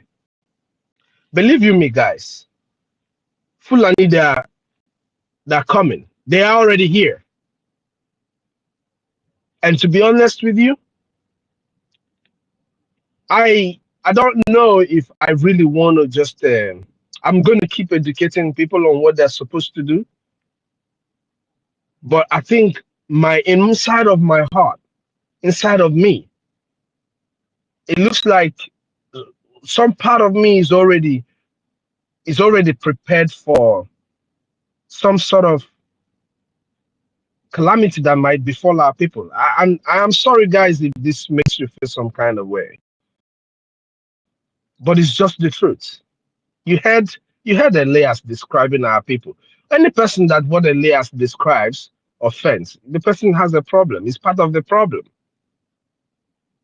because the man has said nothing but the truth. That is truth from observation. We that are your people, like Sister Stella said, we know that he was describing our people. He is describing out of observation, but we, the people, know that he was saying the truth. If you are a Biafran and you heard him and you are offended by what he said, you need to go back and check yourself. You need to go back and check yourself. Until we do what we're supposed to do, hey, it's going to be a very, very tough journey for each and every one of us. But God is on the throne, we believe, right? As the Chito Kabiama is there, he's going to help us. But also remember, if you don't fight for yourself, God is not going to come down to fight for you. This fight is our fight, and we must fight it. I'm not going to leave this for my children. I'm not going to even leave this for the have in Biafra today. The young teenagers that we have in Biafra today, these teenagers that are being shot by terrorists, I'm not even going to leave it for them. I am pained that they are going through what they're going through today. It is the failure of some of our people that has brought our people to this kind of suffering. And God knows that this is not what we wish for our people. But we are here to change this status quo. The status quo that makes it okay for everybody to look down on our people, frustrate our people as they want. We are here to change that narrative and that status quo. It is this generation that will set the pace for the rest of the African nations to follow. I don't know if you're one of these space setters, but I believe I am one of these space setters, and we're here to set a pace that others are going to follow. Christians cannot unite to fight or defend themselves. If they have not condemned the killing of their brothers, who are you uniting with? Biafrans, on the other hand, can unite. Even though we suffer sabotage, but we can unite. And once we unite, we'll be able to even deal with the sabotage. Because when you're united, you don't want somebody to fuck up whatever you're doing, to mess up whatever you're doing. That is part of what unity of purpose does for people. It puts you in a state where you become really, really angry with people who mess up what you're doing.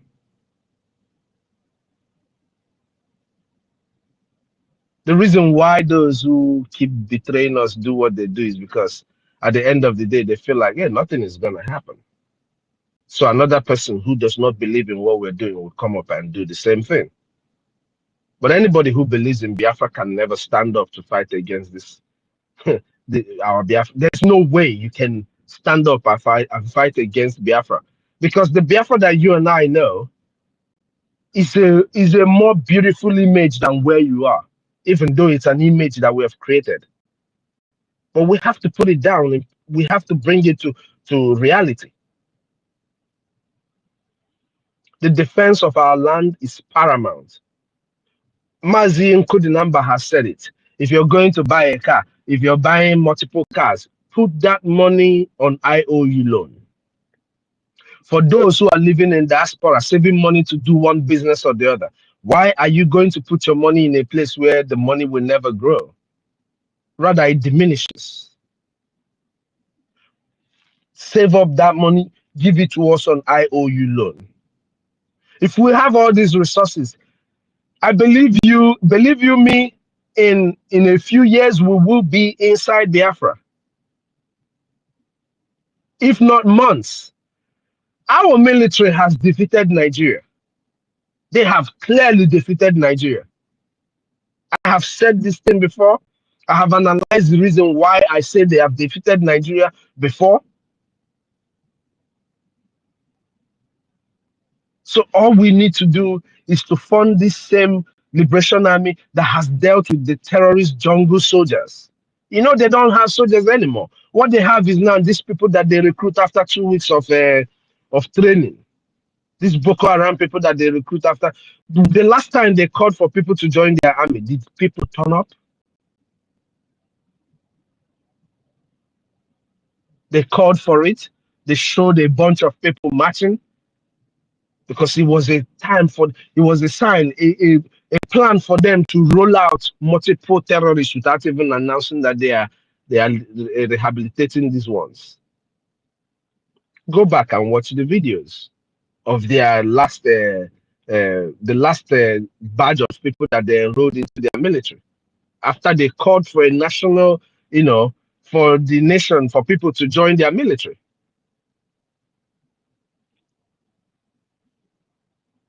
That would explain a lot to our people. Biafrans, nobody's going to come to fight for us. Nobody. There's nobody that is going to come to fight this fight for us.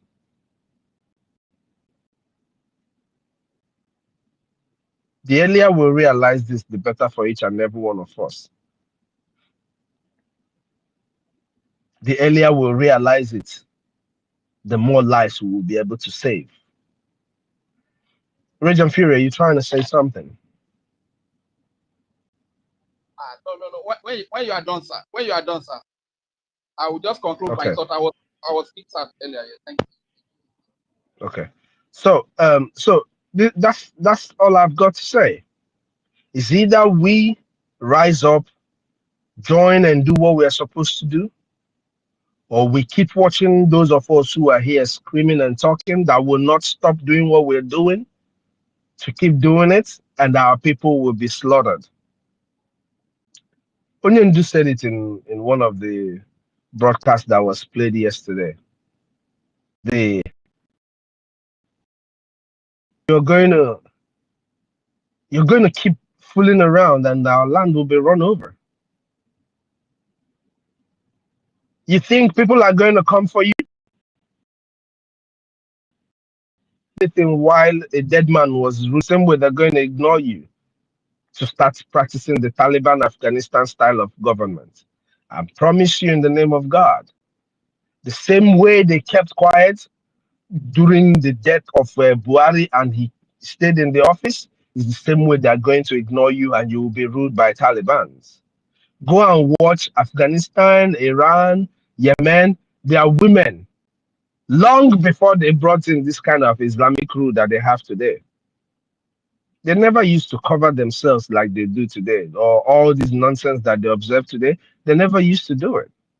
That is what is facing the people in that geographical location. No mebegi, no mebegi. Mbosi oge emege onwe ike man no sidi ema no merogi or ema no megogi. Oh, it has not happened to me. It has not happened to my household. The day it might happen, it might get to the point where it will get to you that you will not even be able, you will be gone. You will not be able to tell whether it happened to you or it did not happen to you. We're telling people now, and people don't. We're screaming and crying and doing everything, but people don't want to listen. The earlier you listen to what we're saying and join us in paying your liberation tax, the better for each and every one of us. Dalun, everybody. Thank you guys for being here and for doing what you do best. Dalun.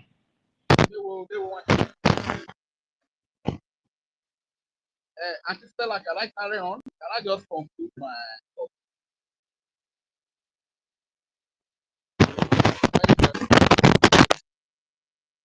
Honorable COS, you are such a wise man.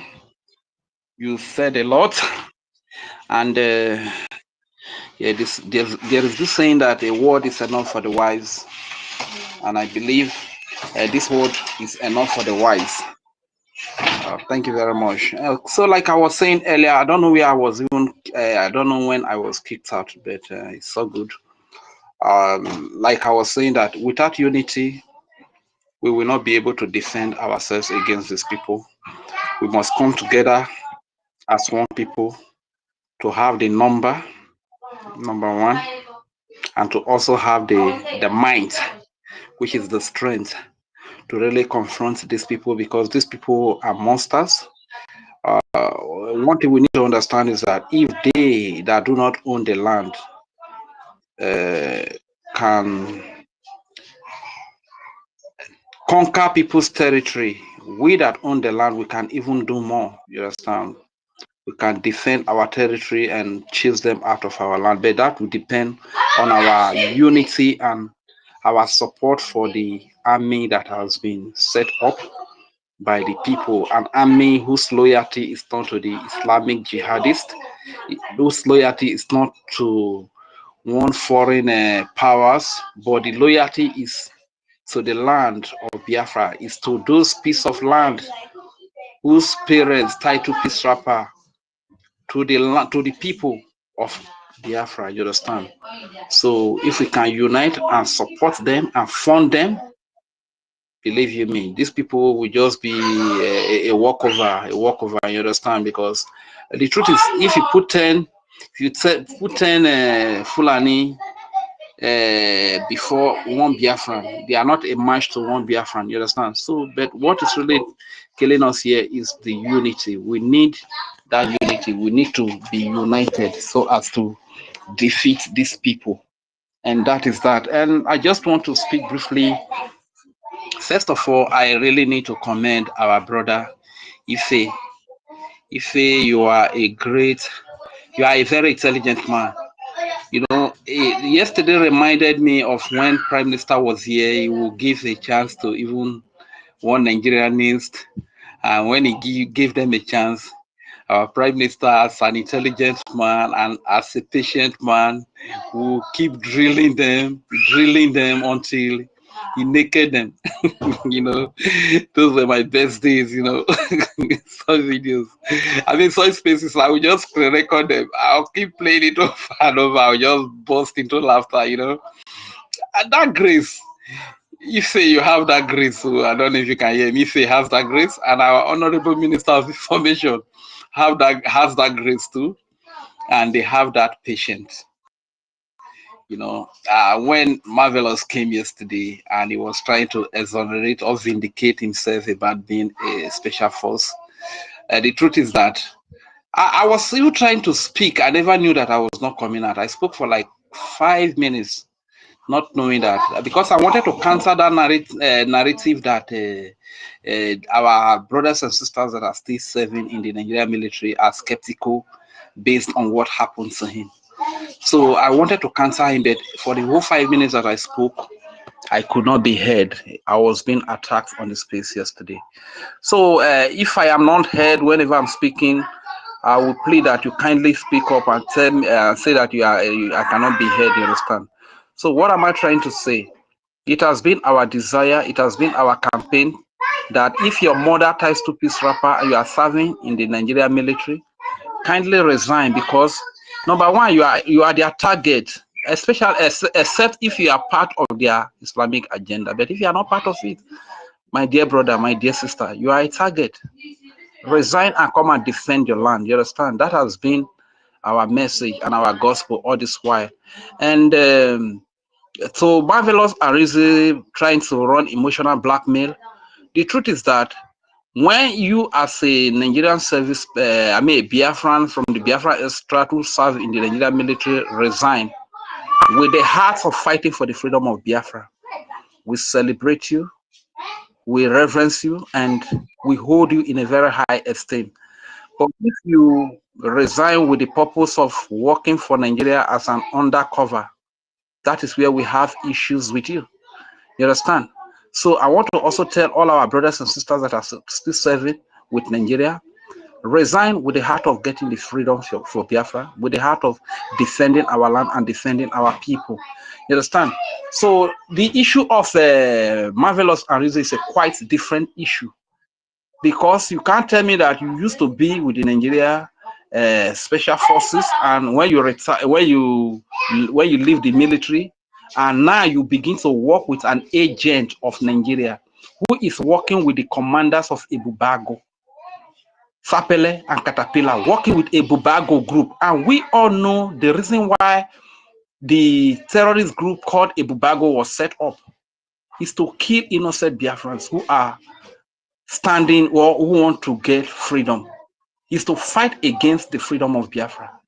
So if you are a special force or a military man or a policeman or whatever capacity that you serve with the Nigeria security architecture, and you resign for Biafra, and you are now working as an undercover to fight against the liberation of Biafra, this is where we are having problem with Marvelous Arizo. Because now he is working with somebody that is working with the terrorist group set up by the Eastern Governor in the name of Ebubago to fight against the freedom of Biafra. He is working with a woman that gave our people Islamic bank account, and even Marvelous Arizo, because he is working as an undercover for Nigeria to fight against the freedom of Biafra. He went and blackmailed our prime minister by going to his X space and begin to lie that our prime minister is aware of that Islamic Taj bank account. You understand? So my brother, it's not my brother, said that is a full animal. Marvelous Arizo. The reason why we are against you is that the fact that you resign, you resign, or you kind of leave the military or the special forces, and you are now working as an undercover, is where we have problem. We have a lot of ex-military men that are in the Biafra Liberation Army. If I don't know much of them, but I know of Commander Holy Ghost. He has said it by himself. The very day that he unveiled himself, he unveiled his face. He said it by himself, that you know me, that the military, he was saying that the Nigerian military know him, that he has served with them. And there may be a lot of them, many of them like that. You understand? That left the military to genuinely fight for the freedom of their people, to genuinely defend their babies, defend their, because it's heartbreaking. It's heartbreaking as me, Isoko speaking Biafra, to even see an Igbo woman, Godo woman, Ika man, or Shekiri, Ijo, Igala Ikwere, Ibibio, EFIK, or any part of the Biafra, any of our young people, or our old mothers, fathers, or women or children being killed by the Nigerian state. It hurts me. It makes me feel so bad. Like, I wish I could do something. I wish I could do something. You understand? So you have a lot of them that have retired and they are genuinely fighting for Biafra, for the freedom of Biafra. Not as, they did not retire as an undercover, to work as an undercover for Nigeria, to fight against, to support, to back the woman that is working with Ebubago to kill Biafran. Ebubago that has killed countless number of Biafrans, harvested their organs, to work as an undercover to back up that woman. We don't support that. You understand? But still on still, you say you did very well. Though I know when he was speaking about trying to vindicate, say that he's not a terrorist. You never came to this space. You understand? Never came to the, from the time that you came, Ife, you really did a lot of justice. All the questions, I just bless God, because that was my intention was, we should just leave this man with Ife. Let Ife drill him to the point that Ife will, and Ife did, Ife naked him. That Ife will naked him, but because of so much interference from our people, every now and then interference, and because of the interference, they even chased him away. And the reason why I was so even mad was the fact that due to the interference, he was chased away and he ran away. You understand? But when you have such people in our space, even though we know that because of his mandate he has with Nigeria, it's not going to change. But a lot of people that they have deceived, that are looking up to him, let them see the truth. And those people, before you know, they will change.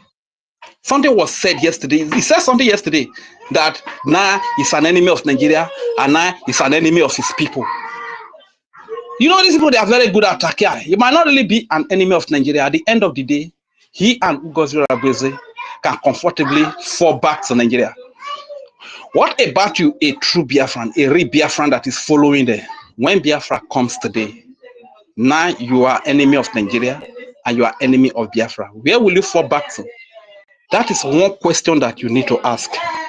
And a little humble advice I want to give to our people, please let us try to somehow stay humble. Let us try to be patient, because the truth is that this pride that we have is really destroying us. That even whenever we have a little position, we want to use it to oppress people, because people do not agree with your views. You can use your power to oppress. That is what happened to me yesterday. I was kicked out of the space. I was locked out. I could not even see the space. That was what happened yesterday. And I was so surprised. So, okay, if you just being a host or being a co-host, that is a privilege that is given to you, and you are usurping it, using it to oppress people. That is really so painful. So if we get to Biafra today, and you are voted as a prime minister, or you are a county councillor or chairman, and people do not agree with your view, that means you are going to even do worse. You are going to unleash all the police, all the military, all the native doctor, all the pastors on that person to kill that person. You understand? This is very, very appalling and very, very bad. Once again, I want to say very big thank you. I don't know if I am being heard or if I have been kicked out. Toti, please, Toti Vile, please, can you give me a confirmation? Am I still being heard, or have I been kicked out already? Okay, thank you very much. So my people, okay, thank you very much. So with unity, we can defeat these people. Let me tell you one thing you need to get to know about these Fulani terrorists. They have the Nigerian military, the Nigerian police as their backup. You understand? So if you, from any part of the Biafra region, whether from Urobisoko, from Igodomigodo, from Ibibio, from Ikwere, from Ijo, from Ishekiri, from Igbo, from Igala, from Igede, from Idoma, if you want to do it from EFIK, if you want to do the fight by yourself, that okay, fine, the youth want to rise up to defend themselves. And after you have defeated the foot soldier of the terrorists, of the Fulani terrorists, and now their brothers who are the military, the police, now roll their armored tank and fighter jet, can you stand? This is the question you need to ask yourself. This is why we have to unite under the umbrella of the Biafra Republic government in exile. A government that is building a military that can stand then whenever they roll in this armored tank after their foot terrorists in the name of Fulani terrorists, and they bring in the military, they bring in the Bubago and their fighter jet and their armored tank. A military that is able to stand them, a military that the Chief of Defense Staff, Christopher Musa, complained about. You understand? You need to build a strong military that can withstand these terrorists. Otherwise, if you feel like you are a youth of Uromi, you can do gra. My brother, with this your gra, what you do? Once the Nigerian military roll their armor tank into Uromi, bring their fighter jet into Uromi, bros, you go cower, you go move, you go disappear. You understand? And what it make us they tell us, we unite together under one umbrella, under the Biafra Republic government in exile. We are all Biafrans. We are all brothers and sisters. Your mama, they tie two-piece wrapper, with the chop banga, with the chop oligo, with the everything. We have everything in common. Even we have for market day. We have it in Isoko. They also have it in Igbo. They have it in Godomigodo. They have it in every part of Biafra speaking. You understand?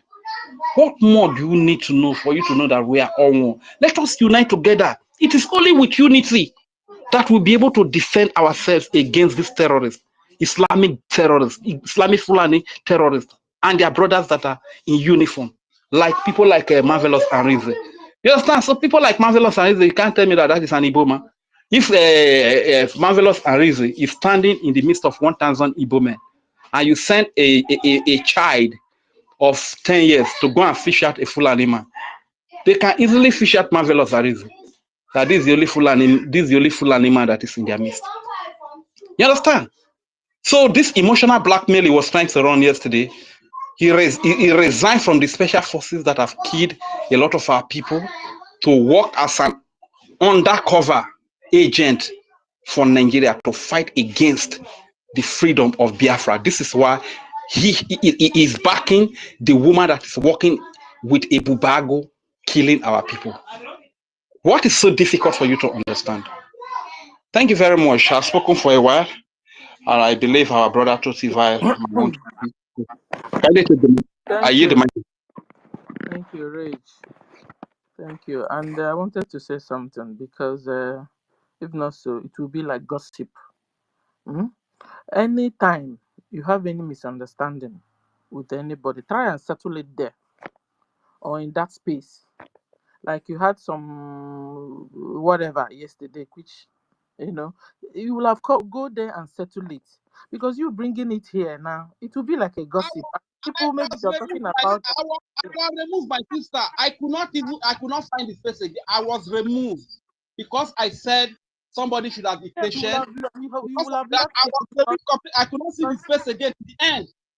you will I have couldn't left see. it because here nobody will sit down and calculate and deal with you. When we have discussed it before, that when we have people, our brothers and sisters that are coming back, like our PM told them to fall back to the fold. We have big turn that's supposed to answer questions. You understand? And that every other person should be able to keep quiet so that they can answer the question. You understand? So, what happened yesterday, which I don't want to even enter into, because even me too, I was also sad. Me myself, because of the presence of that guy, because I know the guy has not. In fact, I also took time to listen when he now said our information minister was information. I said, you don't start. From there, I left. You understand? So at the end of the day, what I'm trying to say is, we that gather here every day, we know the ability of each other in answering questions and in tempers. Me, I know I don't have so too much low temper, particularly when I catch you, you're saying something wrong. I know it. Even me. I That's why know I keep it. quiet. So I try Quiet. to calm myself, hold myself, or even exit myself. Yesterday I left. I left for him. You understand? So, and I try also to come back that same yesterday to tell them how I feel. And today now is a new day, beautiful day. I have left everything. So you bringing it back here is not fair. You understand? And I don't know the people you're talking to, if they are here. You see, it will have been a gossip, and then at the end of the day, somebody will not hear it and go and tell the person, see, look at the word that person said, though you were not there, go and listen. It becomes a child's. It's not good. My lady, So which what I'm trying to say is this: yesterday, whenever something happens, yesterday. and we don't agree, try and settle it there. Don't go to tomorrow, so that tomorrow you won't change the topic. Now you want us to go back again and begin. No, it will not happen here. So My that's my It's like another you thing did I not hear wanted what to. I said, Auntie Stella. I said they I removed did it hear from you the now. space. I could not see the space at all at all. I will have left it now. They even Sincerely, blocked me you from will have seeing the forgotten space. about it. That is Which of the forgiveness space? for Is you. it the one I hosted? We must learn how to forgive Yes, each on other. your Because Mazoneka, you the one you coming hosted. today again, Okay, who removed? because you coming today again, a beautiful day, and all the beautiful things we have said, you like mess up. You will like mesmerize all the things we've been here since morning discussing. It's not fair. You understand? It's not like somebody beat you or somebody. You understand? Please, because that yesterday has gone, and allow the problem to go with yesterday. Today is a new day. If you see that somebody has looked for your trouble today, and then please, if not so, it will be like gossip, because all the people that were here yesterday, that were there yesterday, are not here now. And then you can imagine the kind of scenario you'll be creating. Anyway, so that's by the way. So we have done and dusted this. Okay. And then what I wanted to also to discuss is, we were talking about, because the topic is, can Christians and Biafrans defend themselves from Fulani? I didn't write, can Christians unite themselves and defend themselves from Fulani? I didn't write that. But then the question is, I want to answer, because the question is, which is not this one. Can Christians unite, like underline unite, unite themselves? And I am a Christian, and I'm sure I'm not the only Christian here. So if we are more than one Christian here, we have united already. So the answer is yes. Christians can unite to free themselves from the Islamic terrorist Nigeria Fulani government. But if you ask this other question, can churches unite to free themselves from Fulani? That one you will ask till thy kingdom come, because it will not happen. If you ask, can churches unite to free themselves? That one, I said what? You will ask it and look for it till thy kingdom come. The kingdom of God will come. You know what I mean? It will not happen. But Christians are uniting already. I am number one here. Even the person that said it himself is maybe also be Christian. We are many here. I can point. Pastors are here. Pastors are here fighting. And they're not from the same church. So Christians are uniting already for this freedom to fight Fulani. I know, the real, except you will ask the real Christians. Real Christians are here already with you. They are the people channeling the themselves. Starting from our APM. Our APM is a good Christian. You understand? So Christians are uniting, my dear. This is a religious war, anyway, it has double face or triple faces, You can call it a religious, a political, all of them. But Not the don't lack remove of the not the religion not the out lack of of it. the lack of Rooney. Or the likes of the reverend that went to Washington DC. The reverend there took time to narrate all the problems the Christians are facing in Nigeria, and then the solution and the suggestion he could give to the White House was that the White House should once in a while find out what is happening to them. Should find, once in a while, find out what is how they are doing. Sure, really? So that's your own, like the only solution. Like if you're not Niru president and the Niru his people, the only thing you can ask for is to just let them be asking how you're doing. Because if I were that reverend, I would have told Washington, please divide Nigeria, divide it into four. They have finished Christians, so that Christians can lift up their heads and breathe. But he didn't say so. So at the end of the day, the real problem is, like the question should have been, can you unite churches? No, you can't unite Christian churches, but you can reunite Christians themselves, individuals, good Christians. Because all these ones you guys will look upon, they are our PM. I remember there's this name he gave them. Let me look for where I used to write it. He used to call them Christian Islamic men of God. Christian Islamic men of God. You understand? So that's what it's like. In fact, even you can even attribute it like like our lobbyists, Mazi Elias now. Mazi Elias was grouped us into three: the real Biafrans that know what's happening, and the Biafrans that are on fence, on the wall, that the wall will soon fall on if they don't come out of the wall, and the Biafrans that are queens and kings and they're living up, up, up, up in the high clouds of hundreds. That's where they live. They exist, only them, in this cuckoo's land, in their imaginary world. They will tell you, Makwonyembo, I will buy you by your generation. They have luxury cars, and they park it in their sitting room instead of garage. Their cars, what is left for their cars to begin to do now is to fly from the air into their houses.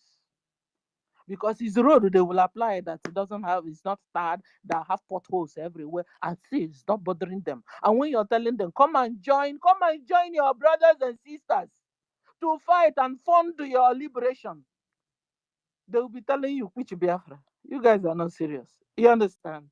So Biafrans must come together. All of us. That's what Mazi Elias was telling us. All the Biafrans, both the ones on the fence, both the ones in the clouds, should come down and join hands with me and you so we can liberate our Biafra. The same way with Christians also.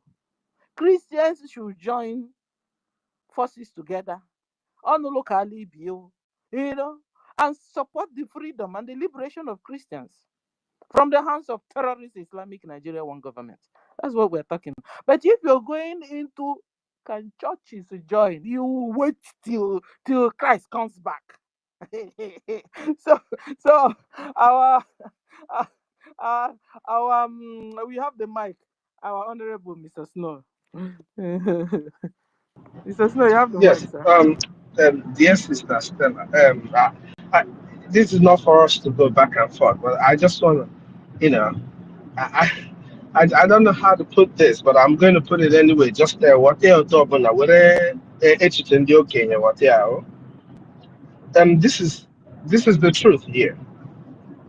You're not, you and the pastors and the bishops that are united here to fight for Biafra, you're not united because you're Christians, and you know it. I believe we all know it. I'm not united to fight for Biafra with Mazi Onyeka Nkodinamba because I believe in the traditions of my people. That's not why. The unity that we are experiencing here in the fight for Biafra is not because we are Christians or these people are Christians, and this is not Christian unity. We are fighting a common purpose that concerns all of us as Biafrans. So there is no unity among Christians when it comes to fighting for freedom. There is no unity for Christians, especially these Christians in the geographical location called Nigeria. Just like the growth that we have all experienced in the geographical location called Nigeria is always individual growths. People have grown because of the effort that they have put in different things. But you being here as a Christian, the other pastors being here as Christians and fighting the fight, makes you an exemplary Christian. Manonya, any of them may now, we will still tackle the person and make the person understand what they're doing is wrong. And the unity is not because, oh, Christian faith, the church told us, unite and fight these killers of your people, kill them when they come to kill you. To fight for freedom, you can't fight it using the Christian teaching unless you go deep down into the real understanding of what the Christian teaching is. Ebo say, yeah, wear your clothes, sell your clothes, and buy weapons to defend yourselves. You see, that is the deep part of the understanding of Christian faith. That is why we can't say that oh, Makana a Christian, you're a bad person, or Makanandi pastor no akureha, or Makana Moka Cindy church ya were apron defend the bone of all of you Christians are bad. No, that is why it is wrong for people to say stuff like that.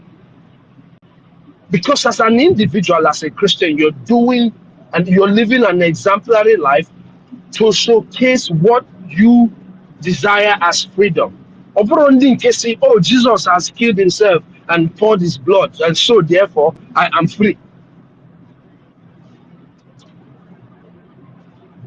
Those that have been taught to wait, die here, and go to heaven and enjoy their mansions in heaven. When somebody is busy selling all the land in heaven, what is his name? One pastor is there, is busy selling everything that is in heaven. He even sold the bread that Jesus used to feed thousands of people.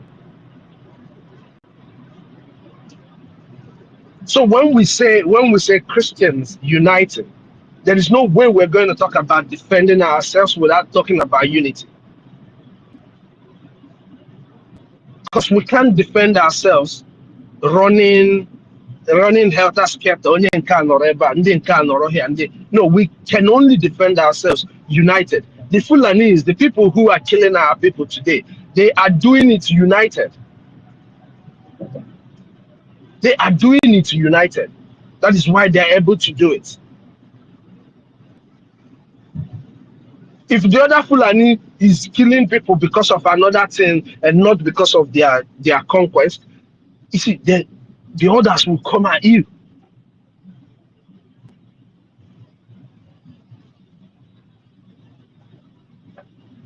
Most of the Fulani that you see killing people in the streets, in their shops, it's not really because they want to take your land. It's not because they want to take your house. It's not because of the car that you're driving that they want to take it and drive. No, it's because of the conquest. They are united in that purpose. So as a people, we have to unite to be able to fight. Be it Christians or be it whatever. But why I say that Christians can't unite is because of the long-aged disagreement that is going on amongst the people, that was instilled into the people. That's why I pointed back to when we were growing up, when an Anglican, we're even talking about Anglican, talk about Cherubim and Seraphim. They will tell you that those ones that are doing courts, that are doing this, which they could be doing. Nobody can say. I've not been to the church. I don't know what they do. It's something they could be doing. But this is also people who believe in the same Christian, but they are digging on each other in that form. That's the only reason why I talked about Christians not uniting.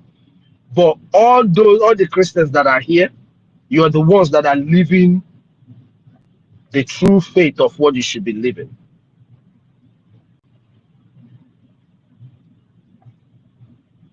You're united as Biafrans to fight for Biafra. You're not united as Christians to fight for Biafra. That's the difference. But the reason why I raised my hand earlier, and I'm going to also talk about something that you addressed, Sister Stella. Rage and Fury, don't misunderstand me, please.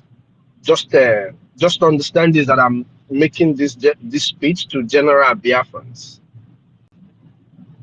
You know, when things happen to you on this internet space, it's not because somebody's targeted. I don't think there's anybody on this very speaker section now, like it was before, the very yesterday you're talking about, that would be interested in kicking you out and making sure that you don't get to see the space. Mani Rage and Fury. There is so much fury in your heart, so you didn't cook it very well. You just see the thing sharp today I hear. Obuni take your time. Today very low heat. You will see this thing that happened yesterday to you. You will see that. You can even see that. Oh, maybe because you were saying something that is peppering the internet people, and they decided to kick you out. Like we've always all believed. It can't be your brother that would want to kick you out. And Mazin Kodinamba, please do not talk about this again. I see you. I know you were raising your hand when Sister Stella was speaking. You were trying to talk into what she was saying. I have said this before.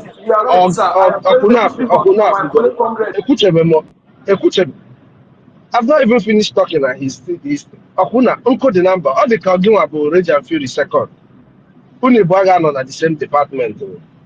And it's a very good Rage and Fury, don't get me wrong. It's good.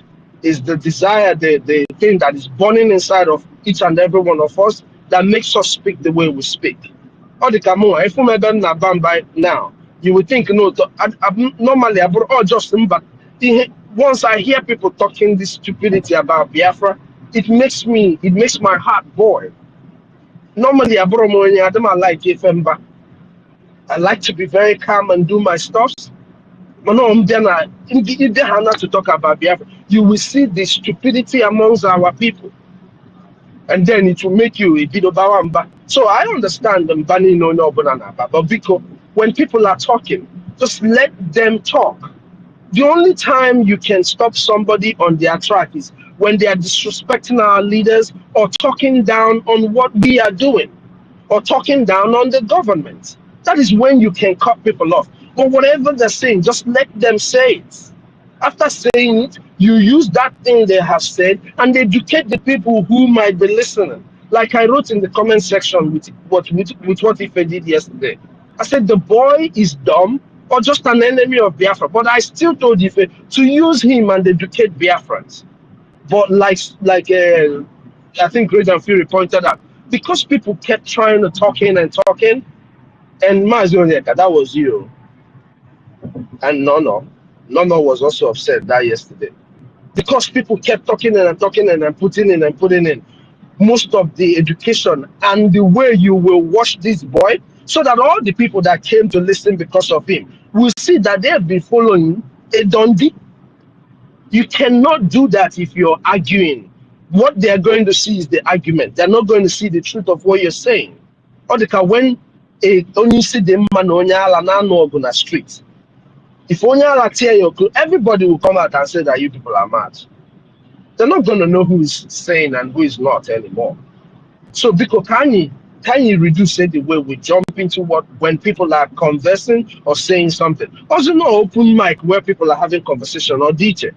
Or because it's just for our people who are listening. Makobo for more. I'm a gum narrate and fury and Mazionyeka. Even after this day, I could check that. Believe you me, guys. And nobody should take it as an offense, you know.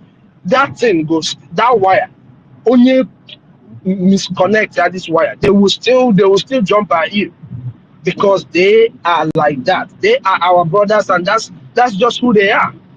It's like when you hear our brother Mighty God speaking, you will think he's upset at you. No, it's the anger of what happens when you're speaking about Biafran issue. That's what happens when you're speaking. So I wanted us to please, I wanted us to all please know about this and keep an eye on making sure that we don't do it. The other thing is this: Bikono. Anybody, all this mindset of these people that have millions, let them bring their millions, let's fight. People need to start killing it. The freedom of Biafra is for each and every one of us. We all have to be involved. All Biafrans must put their hands on deck, no matter what you've got. America will not come and tell Jeff Bezos, Elon Musk, and all these people, hey, we have this big problem. Can you people give us money? Let's use and do this. I don't know if we get what I mean. No country will go and call it rich men and say, there are rich men in different countries that can loan their government money, and the government will build that nation to a way where it's going to work. Even in our land, Igbo people go today and Yoruba Biafra like never before. But no government in the world goes to tell the people who are rich, oh, bring your money, let's use it. No, nobody does that. The same way the church does not the billions na their church, you see, within the ego na chapel, but within the ego na grotto, but within the ego na menka. The same way the church does not do it, rather ask for offerings. Make a first offering, make second offering, make third offering, make that project offering. That is the same way we as a people are supposed to bring our money to fight for our liberation.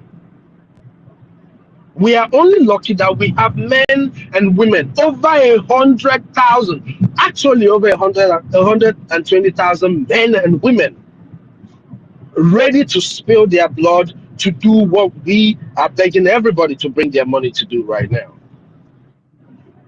That is the luck that we have. We are a very, very lucky generation. So people should kill this narrative of India with ego kain or this. Nobody is going to give you their money. Nobody is going to give us their money. Ndị na-agụ Bible, the kedu this narrative or beacon. Hi, what is this woman's name? Oh shit. I've forgotten the narrative I wanted to bring in to use and conclude what I'm saying, but I believe that everybody understands what I'm saying. Obikono, ka anyị hapụ iche ka ndị mmadụ bịa. Ọkwanụ mgbe ị nọ anyụkọ mamịrị, asọ ọgaranya nyụọ mamịrị ọnụ, o mere anyị ha ịchọ. No, anyị nyụkọ mamịrị ọnụ. Anyị ncha, rich, poor, healthy, sick, nyụkọ mamịrị ọnụ, ọgbala anyị ụfụfụ. So we have to expand our understanding. We have to even talking about that kind of narrative. Because when they're very cunning. Not all of them, not all of us as a people, but most of our people are cunning. Open and they're cunning. I am man with a space where over 10,000 people that tuned in. Even the days of fundraising, and you come to the fundraising and they're not there. They're not even there to encourage those who are donating. It's hypocrisy. Other anyị ga-anọgide n'ime this hypocrisy, and our enemies they will deal with us. They're not going to defeat us because I am here. Ife is here, Stella is here, Totiville is here, Rage and Fury is here, Ben Owabo is here, 1 million is here, Mazin Kudinamba is here, Sister Stella and Kiru, OJ, all of us, Babe, MID Bridge, Sister Obe Chicago, we are here. So they are not going to defeat us. Let nobody get it twisted. The only thing is that anyị ga-drag the war. All not so long. And we don't want that to happen. And we don't want our people to die. That is why we keep telling everybody to rise up and join us. Ndị bi na United States, all these nurses, all these caregivers, all these tech guys, all of you should join us. Amaro mi hebu na mmadụ na-eme more than nka na-ekwu 500 because I want to connect to even ndị na-arụ na warehouse. They make more than $500 a week, and you cannot pay $10 for your liberation. Because I know the population of the people here, that we have to beg people to fight for their freedom. Oh, to protect my daughter.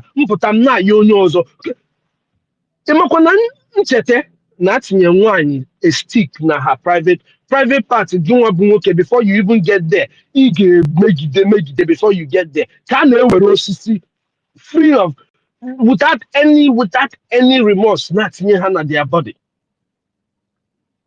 And our men are docile, just sitting. And I can bikon. And I can bikon. And I can a lot of people, their grandchildren will speak on their graves. Even at these millions in diaspora that we've been talking to, they are not Malaysia, they are not China, they are not China. You got for one place, so one community in China, business, and when more than 10,000 young Biafrans not there. Mandi packing na warehouse or sheep material. Mandi I'm being 100 honest with you guys, and they cannot come and support what their people are doing. Anyị ga-amara amarụ maka ndị chọrọ ịrụ Dubai inside Biafra within Nigeria. You can never, there is never a place in the world that experiences economic growth when there is high rate of insecurity in that land. It doesn't happen. It does not happen. How it is going in Nigeria with another side, they will kill yourself, number one. Because you're trying to build something in their land as they think. Madu biabegi or chopogi begi. Inoro begi no pomporamu. Ma obu na ekenwe because I don't show no moke kadibai. Wow. If you're a Biafran and you're living in diaspora, rise up and join us. Let's do what we have to do once and for all. Like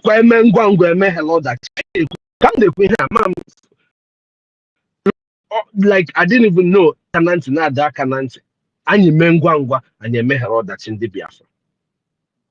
If we continue to misbehave, to ignore this clarion call that Onyendu has called over a decade ago, and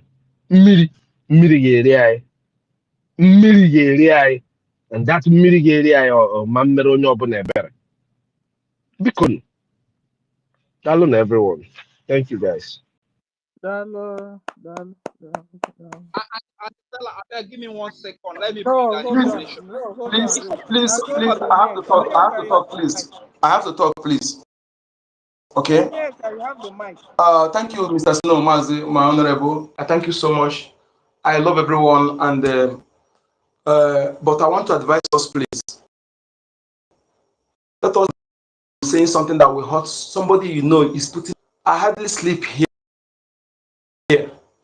I go out and my fellow comrade will use aspersion on my person.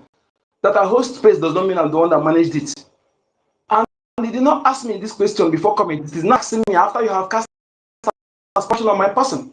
When somebody who don't know is going to hear it now, look as if I am too monopolitic when it comes to scale. When you host space, you don't know I'm not the co-host. Yesterday I didn't manage the space when all these things are happening.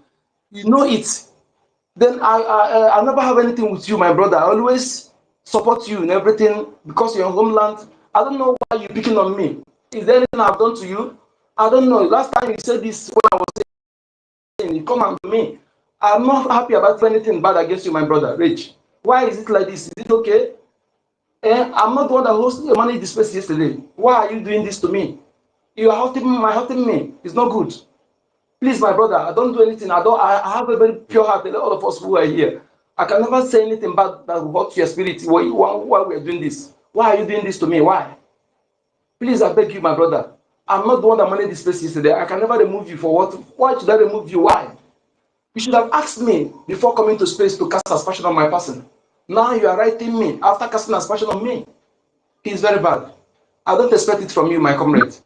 Please, I am so sorry. Not be you, Why are you Mark doing that? Onyeka. Not be you. Person will remove me, I You are don't not block the her. only person. Person will remove me, I don't block her. Not be you. I not say na you, Mark Onyeka. I know that it's You not are not you. even block am. Na angry make am do that thing now. Forget am Person for will later. remove me, I don't block her. Not be you. No block am. Unblock. Guy, unblock. I know I'm block. I don't block the. Not be you. I don't say not be you. Not be say. I could not even get access to the space again. I have to go. Now this morning I go back to listen to the space. I don't say not be you. I know that I'm not good at asking questions. I'm not good at asking people questions. I allow my people, those who know better than me, because I don't do what I'm not good at. I am hot-tempered. I never volunteer myself to ask anybody question or to answer questions. I allowed them to manage the space yesterday, and if I did it, I gave him pass mark. He did well. Okay, he did well. Even when I was the one this, I was far from my mic, from my phone. I didn't hear everything, let alone removing somebody or doing something like that. And he didn't pinpoint it out. The way you directed it, I was the one that hosted yesterday, and somebody who don't know what happened will think that I'm monopolistic when it comes to space. My brother, No, Mazi Onyeka, you are misunderstood. You misunderstood me. It's not you. I know that it's not you. You understand? The truth is that because that yesterday, the it's only okay, thing my I brother. said It's okay, was, my brother. It's okay. It's okay, my brother. It's okay. It's okay. because you are misunderstanding me, you don't have this mindset that I am picking on you. I am It's okay. not picking on you. You understand? It's So okay. try to understand that. Okay.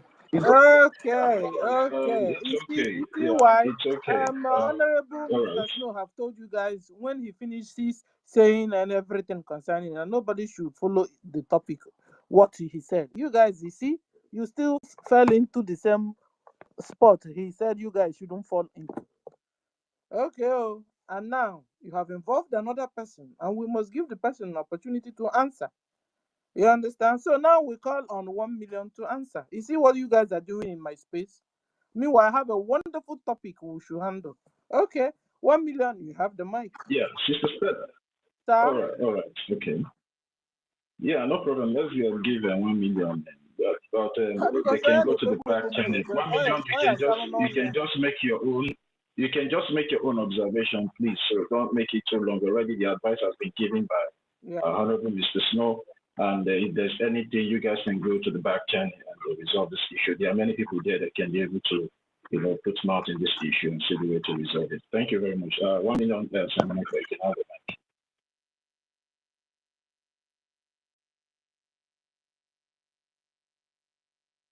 1 million, you have the mic. You are being called. Okay, so 1 million have decided not to speak anymore. Okay, so guys, we move. Can somebody hear me? Tati, can you hear me?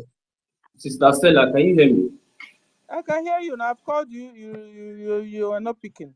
Yeah, well, I'm busy. I'm Ah, busy. That was why I've not been on the speaker to make my submission since. So I don't know what I was hearing now. So before I just came up on the mic. So and somebody spoke before I'm about to make my submission. I want to hear that person again. I want to know what he's saying. My brother, nothing, okay? you want to hear it again? Nothing. Man, Go ahead and forget. make a submission. Oh no, hold on. Oh no. If you didn't hear it, then it's okay. Then everything is good. Onyeka because gone. I'm gonna put kwa space onye on Nigeria because ihe niile na-ekwuta unchozi mesmerize space. Okay, unchozi imege space when ebido zebu n'kwụsị. Ozugbo basta. Okay, if you have the mic, sir. Everybody follow the topic. Follow the topic. Tati, you have not said anything today on the topic. Yes, I've not said that. I've been waiting now. But if I can go, yeah, maybe after gentleman. I can go. If are you there? If Ngwa, If Ife is there, after Yes, Ife. yeah, let it. I'm here. Greetings, senior citizens and the ministers. No, 30. Greetings from my side. Mazunya Kabeno, about 1 million rage, Senator. I greet everybody in the house. They calm down. All this one, every time, everywhere. You guys want to put fire everywhere. Let me first of all say something. And one of the reasons why I picked the mic, Mazunya, please, that your comment, that comment is not good. Please, it's not good because if you look at this movement very well, I don't know if you know this thing very well, or you know that there are many pastors in this movement, many pastors. Okay, that one person is not good does not mean that others are not good Christians. But when you make that kind of comment, some people they are not happy. Which That comment? comment they are not happy. Check the comment section. You see what some people. Yeah, sorry. Yes. Ife, sorry, you will continue. See, please, let's be allowing ourselves to speak so we can be able to hear each other. Allow Ife to finish. When Ife finish, if you have any question, you can ask. So we not, make this space so rowdy and noisy. Ife, you can continue. If you have any question, Mazo Nika, wait. Let Ife finish, please. Ife, you can go on. Thank you very much, Toti. So that comment, some people are not happy with that comment. You understand?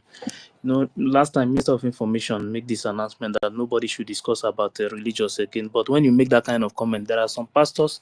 There are many, not even some. There are many pastors in this movement, and when they see all these kind of things, it's like dividing us more. Anything that will bring more division, we don't need it. So please, anything that has to do with comment against any religious like Christianity, Judaism, and traditionalists. Please, these three religions, let us respect them very well. You understand? That is what I want to say about that. So that comment is not good. Please, people are not happy because of that comment. So now, when we talk about this Christianity, one thing is that when it comes to Christianity, Judaism, and the traditionalists, I don't know much about Judaism, but Christianity, and if I want to condemn some Christians, I will condemn some of these pastors, and I will also condemn all these native doctors that are destroying our place. I don't leave anyone. I will condemn this side and condemn this side because the native doctors in our land, they are worst people.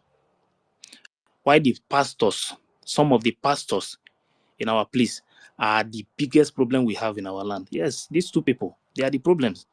Not the people, not some of these people going to the church, because what they are preaching to them is what they are following. Like somebody like me now, if I go to church today, you preach, I will take the ones I like, the remaining one I will throw it and go my way. The part of a traditionalist, I know the ones I respect, the ones I pick, the ones I don't like, I put it aside. I don't need it. You understand? Because one of our people, the problem we are facing is because of this. For me, one of the biggest challenge we are having is this religious Christianity, what is it called? Traditionalists, all these traditionalist people you are seeing here, what they are doing is one of the biggest problems we are facing. You understand? All these fake lives you are seeing today, these people, they are the cause for these fake lives. That somebody will hope on that he was going to be rich overnight without doing anything. So when you join these things together, you know that this is where our problem is. You can't say you want to be rich without working, or somebody will just give you one prophecy that God is about to do something. There is no way God will do something for you if you are not working.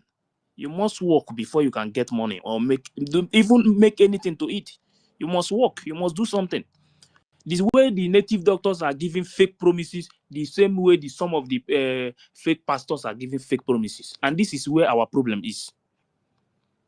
When it comes to defend our land, when it comes to defending ourselves, some of the pastors always preach forgive and forget. That is one I don't like it at all. You understand? But even when you go to the church, you will see some of the good pastors who will preach, who will tell you that the right thing to do. You understand? But I've never one day come out and see any native doctor telling you that you have to defend yourself. I've never seen one single one that will come out and tell you to go and defend yourself. So when you check all these things, you will know that there are even some Christians that are even better than some of those native doctors. So when anytime we are discussing this, we have to connect it together. This is where our problem is. This side, some of them are very, very bad. This side, some of them are very, very bad. This is where our problem is. And if we must do anything, defend our land, we have to put these two things aside and focus on the freedom. When we get our freedom, we will change all this nonsense that is going on in our land. We will change everything. Because I don't think when we get our freedom that all this, the way we worship God, that will continue this way again. Everything have to change. Because the reason why somebody will wake up one morning and give you fake prophecies, or somebody, a native doctor, will wake up one morning and tell you that he's going to bath you, do this, and you'll become rich, is because we don't have companies, we don't have anything in our land, nothing is going on there. Everything about our place is fake promises everywhere. So people now believe that you can just use somebody and make money and become rich. So for me, let's put all these things, all these religious things aside and fight for freedom. Let us join hands together. Christian, traditionalists, Judaism, everybody, let us first of all join hands. Let's put anything that has to do with all these religions aside. Let us fight for the freedom first. When we get our freedom, then when the reason why the West, the reason why their own is different is because of the law they have in their land. The reason why we are having this problem is because we don't have any law. The politicians living in Nigeria, they are bigger than the law. So nobody, they don't care. So, but when you have a law in your country, these pastors knows that when he gives these fake prophecies, any fake prophet coming out from anywhere, when you give any fake prophecies, you are going to jail straight. Any native doctor that will tell you that he's going to do this, he's going to do that, at the end of the day, nothing happened. They will go straight to jail. They will see the law. Everybody will face it. I can tell you that all this nonsense will end. But the reason why Nigeria, and if you watch the way Nigeria is, Nigeria don't care about this. This is not their problem at all. They want to see the youth destroy themselves every day. Every day they want to, because if they want all these things to stop, they would have at least put a law that can guide all these things. You cannot go to church and give fake prophecies, and at the end of the day, nothing happened. They will still allow you to walk around, give more fake prophecies. Native doctor will do the same thing, and nothing will happen. So that is why they will continue to do all these things. But when we have a country, when we get Biafra now, put a law that is going to guide all these things, nobody will do all this nonsense again. Everything will end.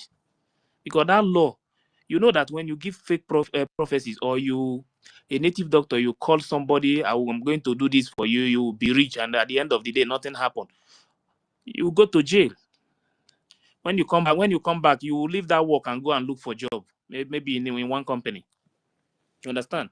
So this is where our problem is.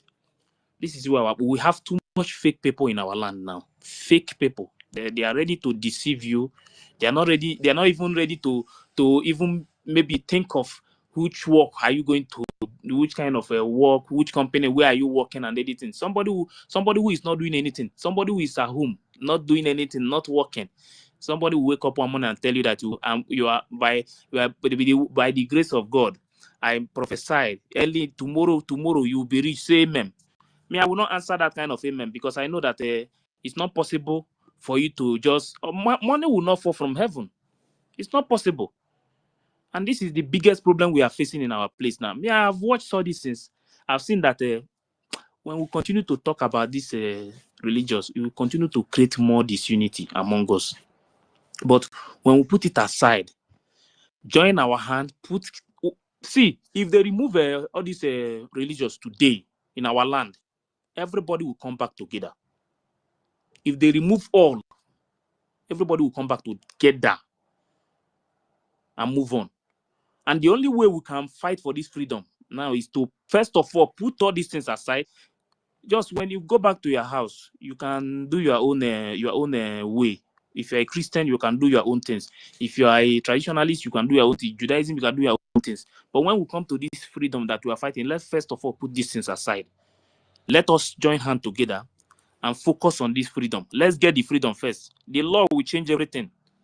That is the only thing I'm seeing. And that is why we are having all these problems that we are having every time. When you come out every time and when sometimes we discuss about this thing, this one will get problem with this one will get problem with this. If we go to Biafra land today, if you open your mouth and insult any Christian, some other ones will insult you too. And traditionalists, if you open your mouth, Christians insult them, other ones will insult them too. There are some people, let's say there are some people on social media now, anytime you see them, when they are preaching, go to their comment section there.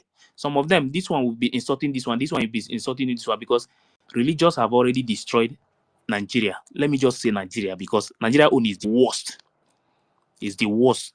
Some part of Nigeria, when you call the person they say they serve, they will cut off your neck. Some part, when you mention what they are serving, they will tell you to forgive. While the other part is 50-50. So tell me how it's going to work. It's not possible. We cannot live together. So we, the Biafran people, we have to go back home, get our freedom, then we'll do the right thing. Put laws that is going to guide our land, the law that is going to guide our country. Once you go against the law, anything you see, you manage it. Those who are going against the law, they know where they are staying. Even if you are there for 5 years, when you come back for that 5 years, your brain will reset. You understand? So please, we cannot continue to be doing all these things. It will be creating more disunity among us. What can we do to defend our land? What we need is a Gemma. That is what we need. You are a Christian, or you are a traditionalist, or you are a Judaist, anyone. What we need is a Gemma. Let us join hands together with a Gemma to free ourselves from this bondage. There is nothing good that will ever come out from Nigeria. It's not possible. It's not going to happen. For those who still believe that Nigeria is going to change one day, it's not going to happen. Because the day we touch your family member or they kidnap anybody around you, that is when you will know what others are feeling, the pain others are going through. People are dying every day. These people that are dying, none of them wake up one morning and say that today I want to die. None of them. Sometimes they go out, they can't come back. Sometimes they will just say, let me just go and buy something. The next thing you hear is that this person is dead. This is not the life they choose, but this is the life that Nigeria choose for them. That is what they are facing. You don't choose what you are going to be in Nigeria. Nigeria will choose your future for you. That is not the kind of country we want. We want a country where we can choose that this is who I am going to be in the next 5 years, in the next 10 years. This is what I'm focusing. This is what I'm pursuing. This is what I want to be. But not in a country where you read law. When you come out from the university, at the end of the day, you become a mechanic. That is not the kind of country that we want. We have to use our hand and change all these things. And the only way we can change the system is to fight for freedom and get our freedom. So please, I am begging everybody, this religious issue, let's put it aside and start. Let us see how we can speak with one voice. All of us speak with one voice. Nobody should insult each other. Nobody should attack any religious. Let us put it aside. These 3 religions that the government have already approved, let's respect it. Let's respect ourselves. Me, I'm a Christian, a full-time Christian. I practice traditionalism. I don't joke with it because there are so many things that I know. So that is why I have so much respect in that area. I don't joke with it. So, but I cannot come out and use because of my belief to destroy the country that I am building or to fight. Sometimes you might be saying something. Someone who is listening to you here, when the person will just go out from here and say that no, if this is what they are doing or what they want, I'm not there. That is why it's not good we discuss about this issue. This is a very big issue. This religious, because this thing have entered our people's brain. Their brain. Some of them, their brain have food. There is nothing you will ever talk. There are some people in our place back home. Anything, when you open your mouth and insult some of the pastors that like, they are ready to fight you. They will insult you. They will say all sorts of things. But when you ask them question, this person that you are defending now, can this person, you ask 2-3 questions, they cannot answer anything. But the reason why, when I was there, I know how I defend Christianity and everything now. But when I left home, my eyes open. I see that truly we are making a very big mistake. Because the people that I see here, they don't go to church safe. Some of them, they don't go to church. If you go to church here, even the offering, anything you like, you can put as offering. Nobody will force you to do anything. But back home, somebody will tell you that I need 50 people that is going to give 500,000. As if you are going to. God don't take money from us. That is one thing. God cannot collect money from anybody. So the money they are contributing in the church is supposed to be for charity. Nobody send any money to God. God don't take any Western Union. But when I was there with them, I used to think is the right thing to do. But immediately my eyes open. I understand that this thing, all this money they will tell you to contribute. We are going to send this money. We are doing this way. All these things, I don't believe in it again. Any money that you contribute in the church is supposed to be for charity, nothing else. Because you are not sending money to God. You are not sending money to Jesus or anybody. So you use the money to feed the poor, treat the people in the hospital, even build hospital, and even help some communities, those communities that they don't have anything. This is the kind of things that they're supposed to be doing, but they are not doing it. Because one of the pastors want to become the richest person, the richest pastor. You want to drive private jet, you want to do all those things. Why the people going, the church members, some of them, they have to go to farm, uproot cassava, fry gari before they can put offering. I don't live that kind of life again. I've come to understand that all those things is just to destroy us. You understand? This is the same way I watch the native doctors in our land. Normally, we don't. This is not the system we practice. All these things you are seeing today, when it comes to the native doctor, what we used to have, all those Harvard people, when they work for you, you don't take a dime from. They don't collect 1 cent from you. They don't try it. The only thing they can do, they will do the work for you. When you are healed, you can come back with anything. Sometimes maybe with yam, not even money, and they will accept it. Nothing else. But the system, what we are seeing today is that native doctor, they have changed it to native doctor. They have to charge you first. You have to pay 500,000 before I will do this work for you. That is not the way of our forefathers at all. So all these things can only change when we get our freedom. When we know that Those people that we know that we are not the same with them. The reason why Nigeria is not working today is because one of the reasons is because we don't believe in each other.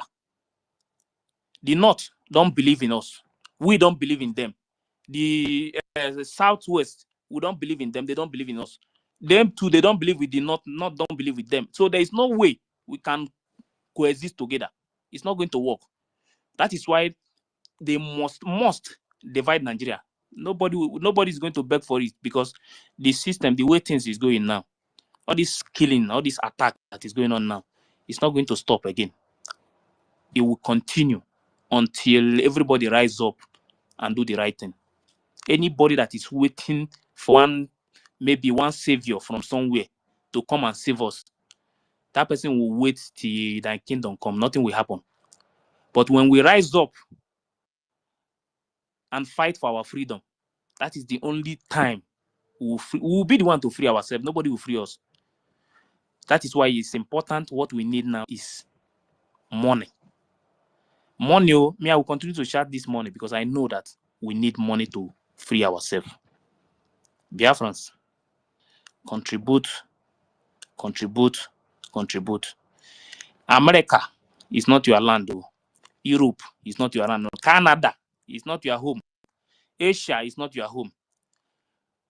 The only place you have is Biafra land. If you allow Fulani to take over that land, you become a slave forever. If you die, your children will become a slave in another man's land. So if you must have a home, you must fight for the future of your next generation. And that fight is to get Biafra. If you don't get Biafra, forget about it. Thank you.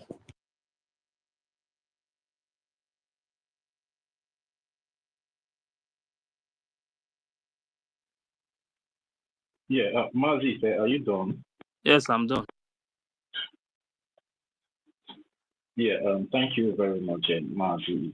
Yeah, Sister Stella, are you there? Yes, I'm here. Yeah, please, I want to, okay, first of all, let me just greet everybody here in the house. Yeah, thank you very much, Dr. Senior Citizen Sister Stella, for hosting the space. And I also want to thank myself, David Bayer, as well, and my co-host, Mr. Snow, Mazi Ife, 1 million Simon Ekpa, Mazi Manso, Ben Warborage and Fury, Senator Sam NZ, Simon, Easy Dawn, Nkiruka, Sister Eunice, MID BRGIE, Get Why, Mr. Joe, Tutos, Mazi Ekpa, Obi Chicago, our engine room, the lady that makes our voice to be heard all over the world. Thank you for your good job, Simon Ekpa, Obi Chicago, our Honorable Minister, Betty Ford, Biafran Freedom, Mweze Simon, Chima, BN Wolfman, Ahaya, and the rest of us here on the space today. In case you don't hear your name, my greetings goes to you. And I also want to say a very big thank you to our leader, our Supreme Leader, Mazi Nnamdi, and also our Prime Minister, Mazi Simon Ekpa. Yeah, actually, we all have already said so much concerning this topic here. Yeah, if I can Stella, hear please, can you check why Emeka cannot see this space? In fact, he has told me that. What am I supposed to do? I didn't block him. They are attacking every handle. You see, any handle that is making a lot of sense in our space, even my own. They used to attack my own, like, even sometimes before I come into the space. Mr. So, do you block Emeka? Honorable. Mr. Snow, are you there? They're asking if you blocked Emeka. Emeka and Kemuakwa. It's not possible now. I What don't block Biafrans, so I leave you to continue saying whatever. You have your opinion. You can make it. I don't block people anyway. Stella, Totti, Sir? continue. Drop Totti. Bring me up first. Then you bring Totti back. Let me check. Move him from there. Okay. Totti, so I bring you down. Yeah, no problem. No problem.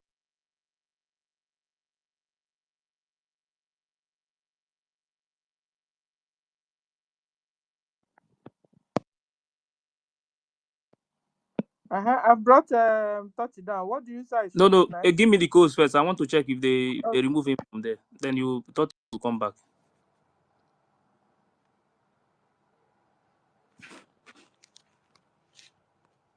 but I remember in the morning I gave him co-host. You understand, Ifa? So Yes. check from there. This morning I gave Emeka. Was he co-host? I think so. Okay. Bring 30 back. I also gave her mic to speak, but we didn't hear his voice anymore. Bring 30 back now. You can see the space now. So what did you do? Teach us now. Are you doing magic?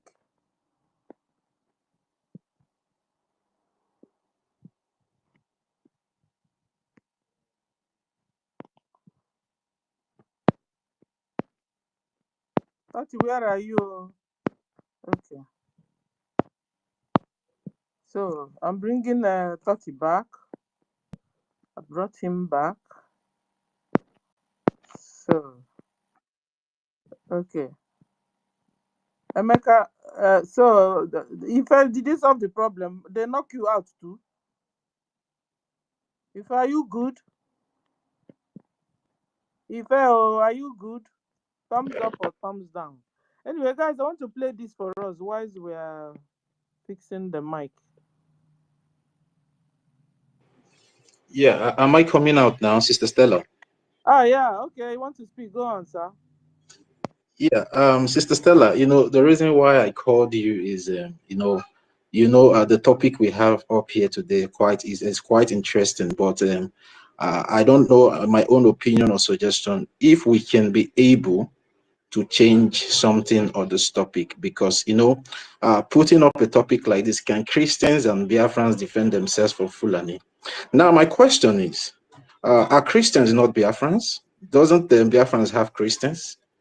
So I Thank think the you. I top, want to answer you. Why I yeah, picked the topic. Thank yeah, you very much. Can I answer you? yeah, you can go ahead. Okay. You see, on the international level, that's what my mentality is telling me. You see, last time they went to APM went to Washington DC. They were not discussing almost Biafra. The topic was Christianity. You understand? The topic was Christians, how Nigeria are killing Christians. You understand? And now they made sure that they are now putting Nigeria back to where they were before, as part of the countries with a particular concern. You understand? So I saw it from that view, and then narrowed it down to Biafrans.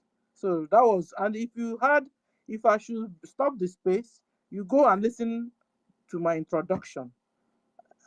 I didn't have anything in mind differently. You understand? And I also really see that the attack is also on my people and on Christians like me, that the pastors are not speaking anywhere. That like those people those pastors and GOs, people know of, they're not talking. So it's like, let me do their talk for them also, because I'm a Christian. So it pains my heart. You understand? Uh-huh. So that's why I don't have any ulterior motive of putting it Christians and Biafrans. And when I was presenting my case this morning, everybody, in fact, let me play you what I started with so that you begin to understand me better. Yeah, Sister Stella, No, Sister Stella. hold on. No, No, I understand you. I understand you. I'm no, not hold see. on. I'm not. No, because I wanted to play it before. I Okay, want you to can go roll ahead. it. So if a former head of state of one Nigeria, if a former military personnel, former defense minister of one Nigeria is telling you that this is what is obtainable in one Nigeria, what are you supposed to do as a citizen? Every one of us must rise up. The armed forces are not neutral. They collude. They collude. They collude with the armed bandits. They kill people, kill Nigerians. They facilitate their movements. They cover them. If you are depending on the armed forces to stop the killings, you will all die one by one. They collude with the terrorists. They collude with the terrorists. They kill Nigerians. They buy Nigerians. They unalive the babies, women, and children on a daily basis.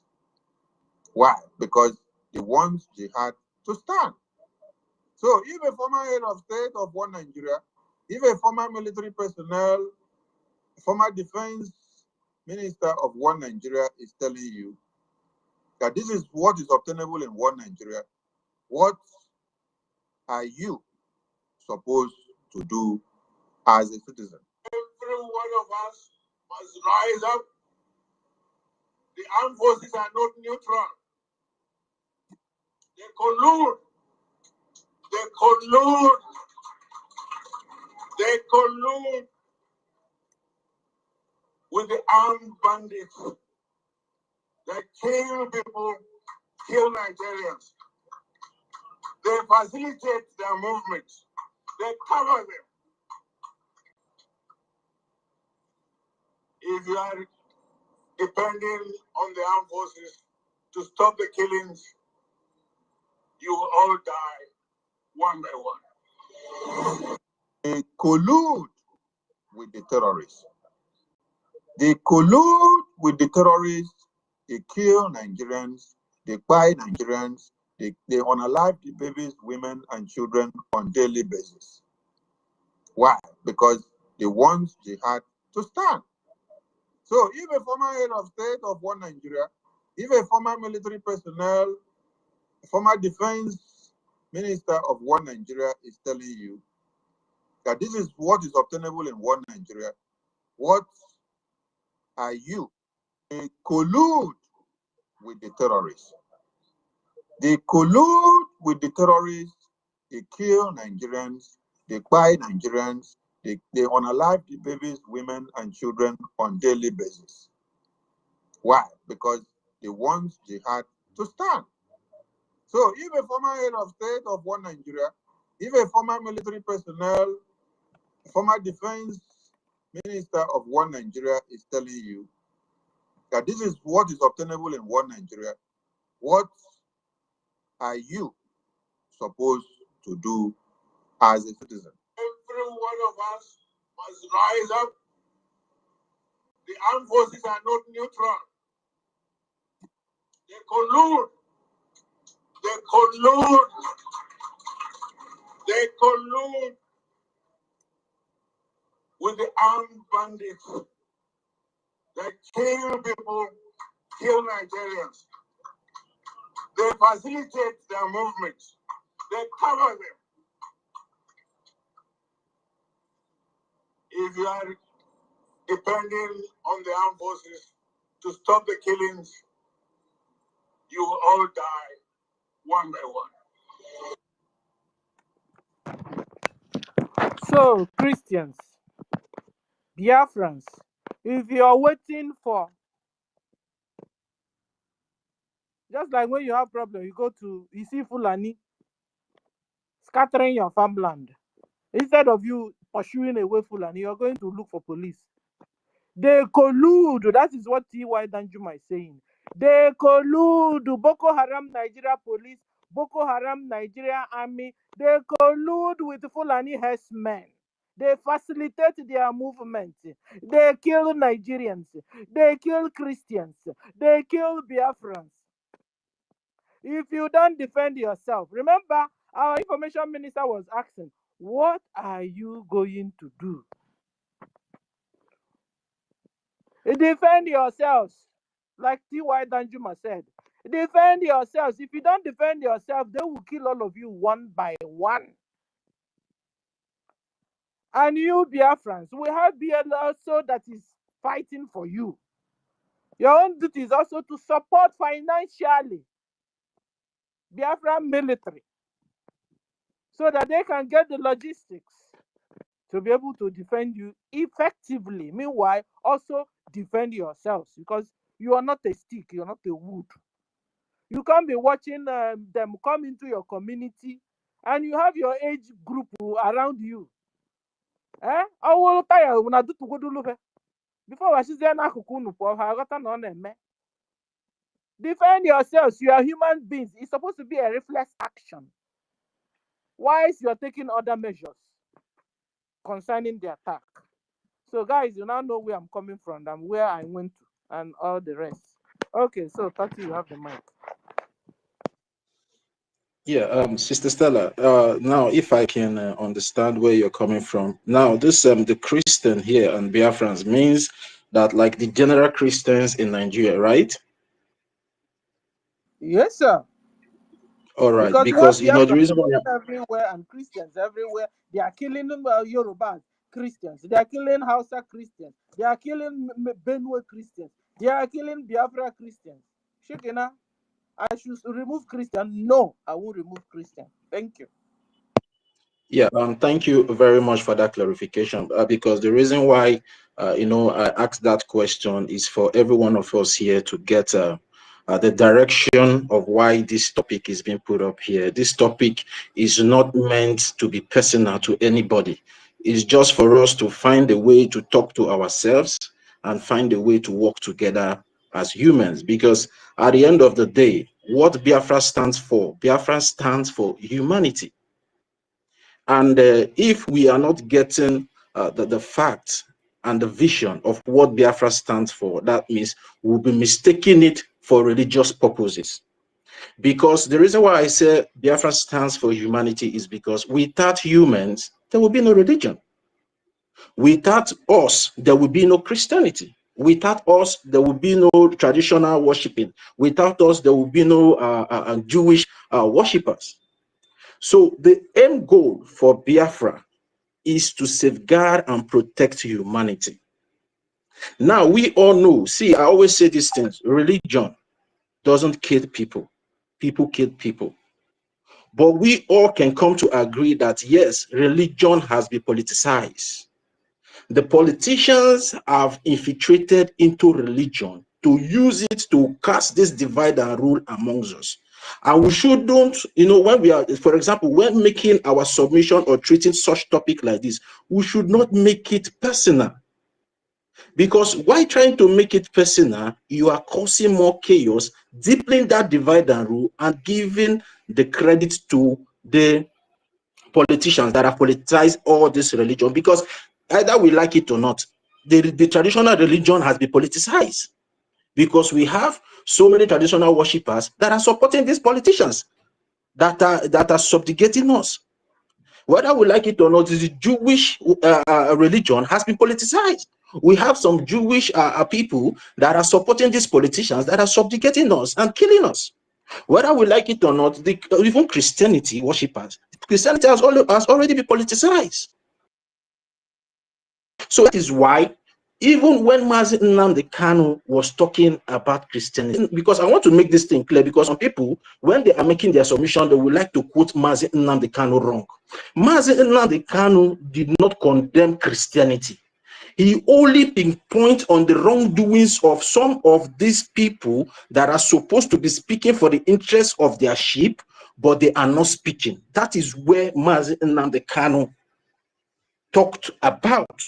Because I don't want sometimes some people will come, even Mazi Nnamdi Kanu said it. Did you really get the message of Mazi Nnamdi Kanu? Mazi Nnamdi Kanu did not talk down on Christianity, but he chastised, let me use this word, he was chastising the so-called bishops, the so-called pastors that have refused to speak for the interests of their sheep, which is their followers. So we should not get it twisted that Mazi Nnamdi Kanu said or Mazi Nnamdi Kanu did not say. And that now brings me back. The purpose of Biafra, that Mazi Nnamdi Kanu is one of the arrowhead today, is for humanity, because Mazi Nnamdi Kanu was speaking for everybody, not only for the Christians, not only for the traditional worshippers, not only for the Jewish worshippers. Mazi Nnamdi Kanu was speaking for humanity's sake.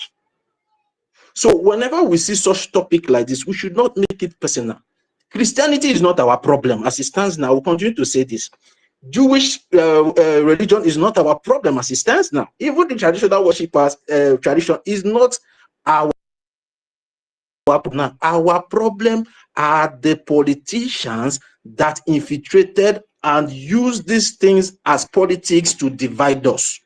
Those people should be our target. Let's leave this, and Christian is doing this, Christian is doing that. Our common enemy, we all can be able to agree, our common enemy now are the Islamic jihadists who are coming for our heads.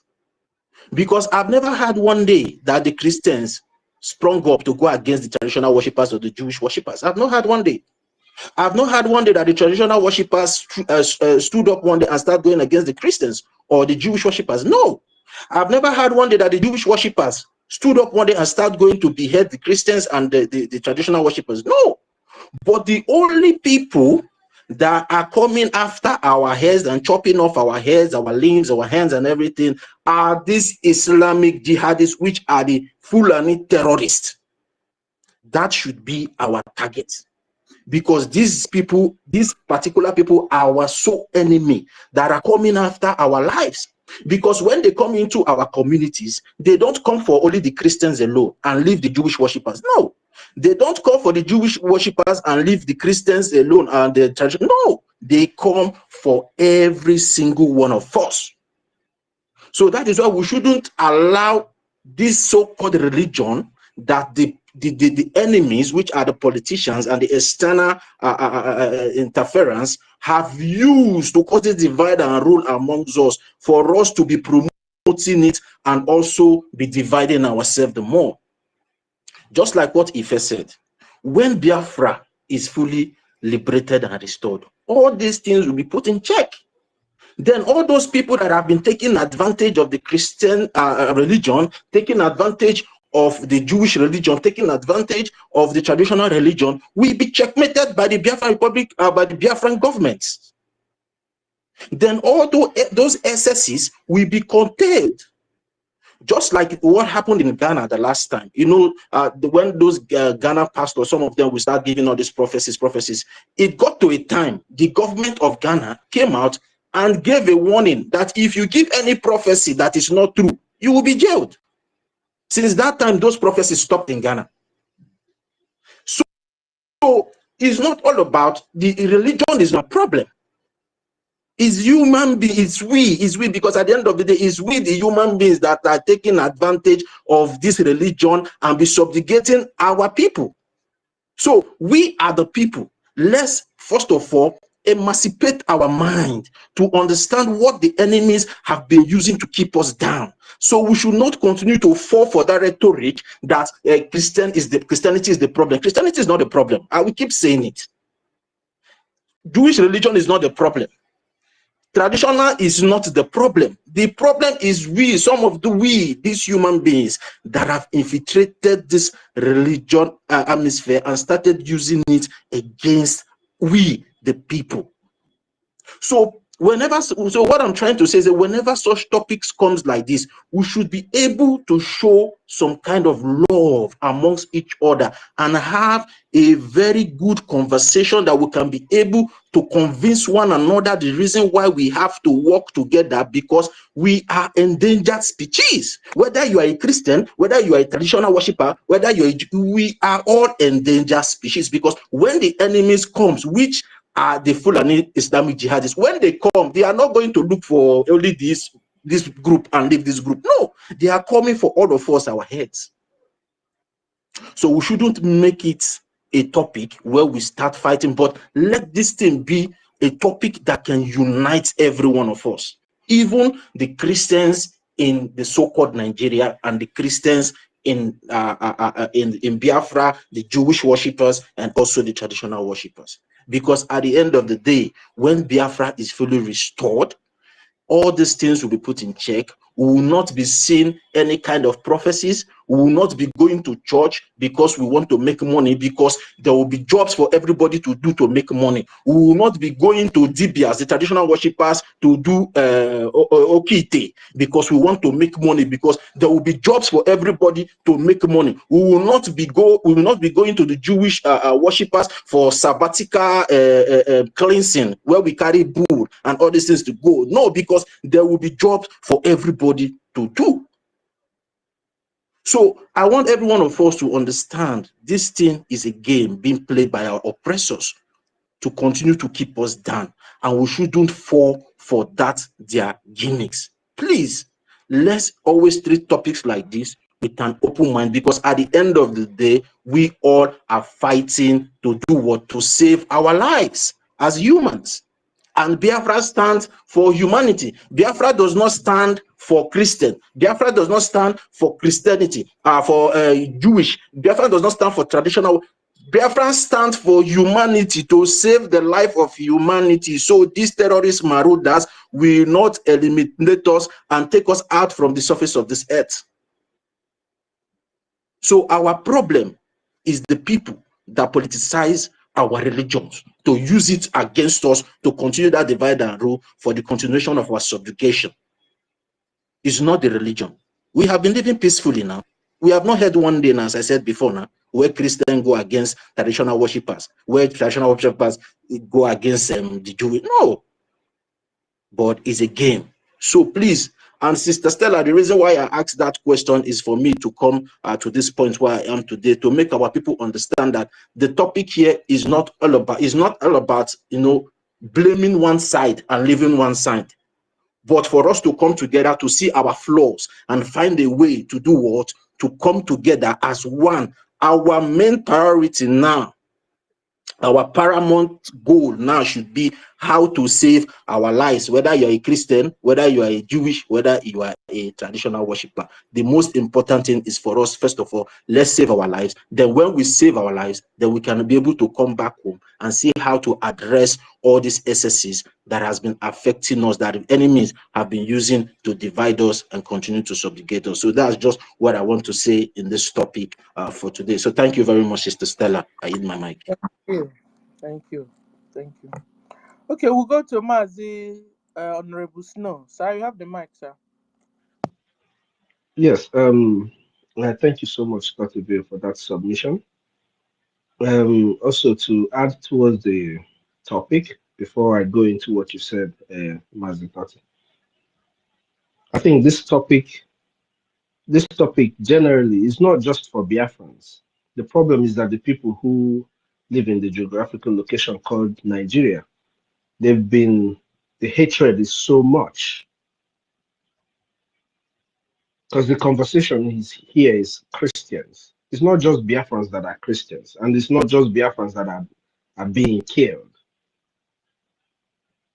So the people are supposed to join in this conversation, but because they see that it's Biafrans, and they don't buy this ideology of your freedom, which is the difference between a Biafran and a person who is recognized as a Nigerian. The difference between you and them is that you know what freedom is. You know what you want, and you're sticking to what you want. You want freedom. That's the difference. So, but this is a conversation that should bring in everybody who cares for what is going on in that geographical location, even the people that were just slaughtered a few days ago, even the communities that are going down, both the north and everywhere. People are supposed to join in this kind of conversations, which is why you are supposed to share the tweet, the space when you come in. Even if you're not making contributions, you share the space that you join. There are people who are following you who would see that you're in that space, and they can come in and they can make a contribution, a meaningful contribution towards the conversation.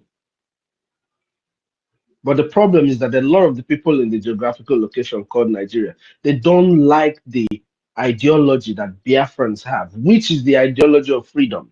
That is what makes us different. That's why they are not joining the space. I know some of them are seeing it.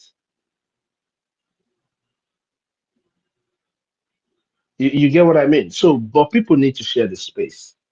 Now, Tocqueville in his submission said something. He said, and he explained, Onyendu was not here, or Onyendu is not here speaking for just Biafrans. He was speaking for all, everyone. When I made my submission, I told Sister Stella that she is one of the Christians and all the bishops that we have who understand what they have learned as Christians.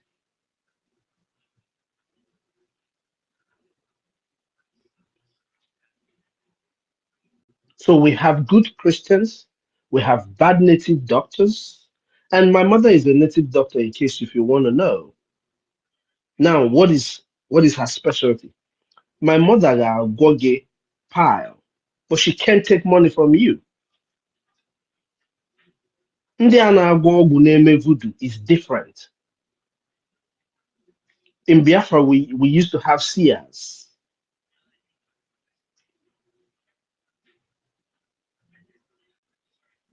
Then we have people who cure different things. My mother Omanongego for doing that. If she takes money from you, one of us will have that thing. You get what it, and don't what or got my mother no and the Sacred Heart right now. She's in their whatever meeting they're doing. You get what I mean? So people need to understand we have bad people in every organization. As long as it's not a pure organization, you have, I mean, if they're yourself, you have people who are bad. There's going to be bad here and good here. The only difference, the common purpose why all Christians are supposed to join and see into the idea of what Biafrans are speaking is this. Like Tocqueville said, and I am saying now, the Islamic world demands our head.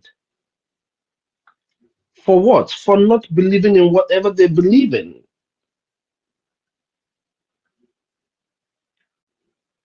Even Sister Stella used to make there is a popular this thing Ekwesi cut here from one of your speeches, Sister Stella may play. Whether if you say you will not join them, they will chop off your head. You know that statement that you used to make. Islam or not, they will chop your head off. They ask you want to be a Christian or you want to be a Muslim. Exactly. And you say you want to be a Christian, they chop off your head. Exactly.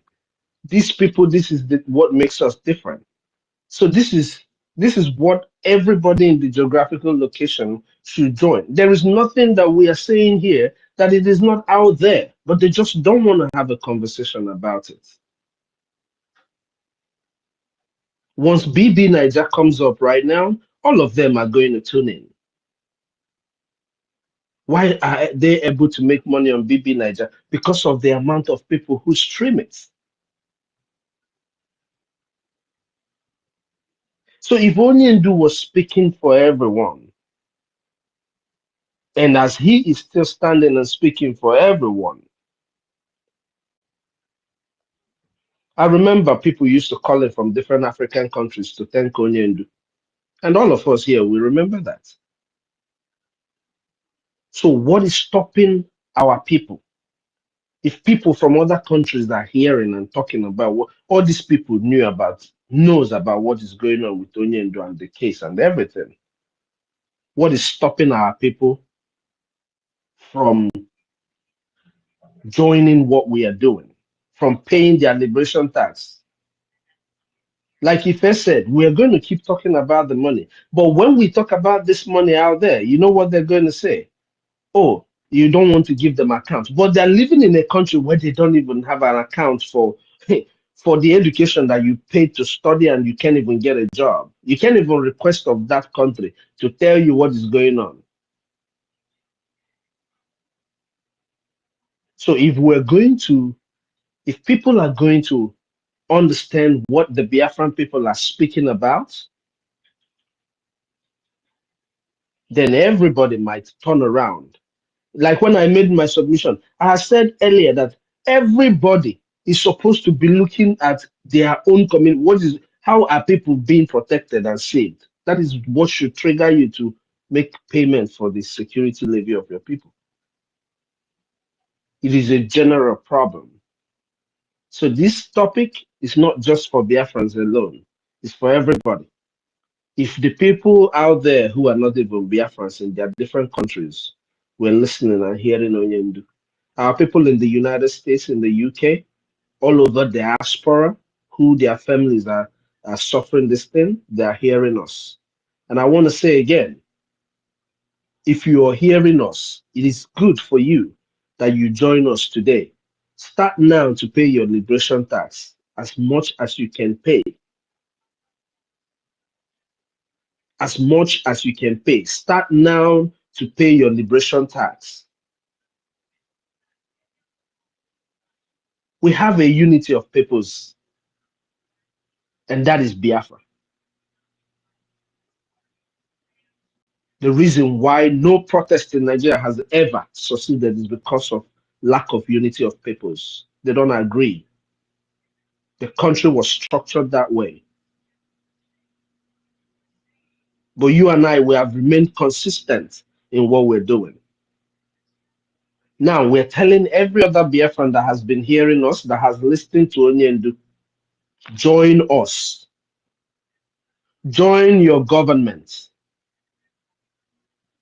so that we can do what we're supposed to do. The same way people are being slaughtered in the north, our people are also being killed. But the final battle they are preparing to come is in our land because they see us as the stubborn breed. What you're seeing them do in Yoruba land is a walkover, is a walkthrough. I saw Davido's uncle unveiling security men. Security men, I saw the gun. I mean, what are you going to use to fight these people? But that's encouraging, though. That is very encouraging. That is what more people should need to do. All these billionaires that we have in our land. Mazin Kudinamba has been saying this for a very long time. Reach out to the government and find a way to support your liberation. All these people who claim they have money. I'm not begging you for your money. Believe you me, I'm not begging. I'm more interested in the general Biafrans doing what they're supposed to do. People to understand why they need freedom and be willing to contribute for their freedom. That is what I'm more interested in. It's just like the people who are flaunting everything that we're doing, like Ife said, the laws of Biafra will catch up with them. It's very simple. We're going to use them to show the world that our laws work.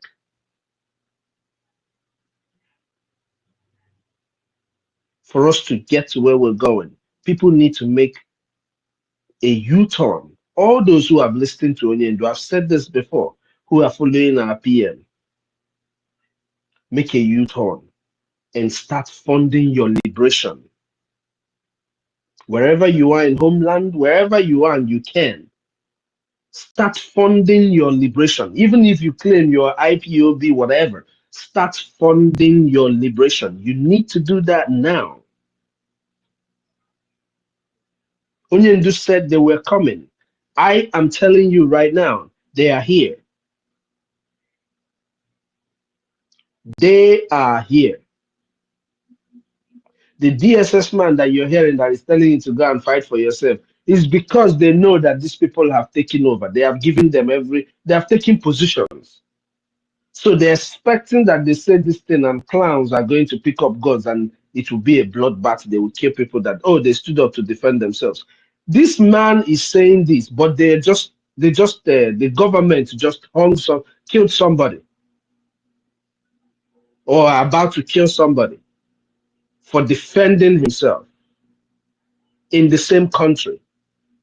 The same man standing and saying that has our leader, Onyendu Mazi Nnamdi Kanu, in the DSS dungeon for telling his people the same thing he is saying. So it's never about the politicians. It's never about none of these people. It's about the general population of the people in the geographical location. And specifically, I talk to my people, Biafrans, just like another man can come up and pick up the mic. Just stick to the truth.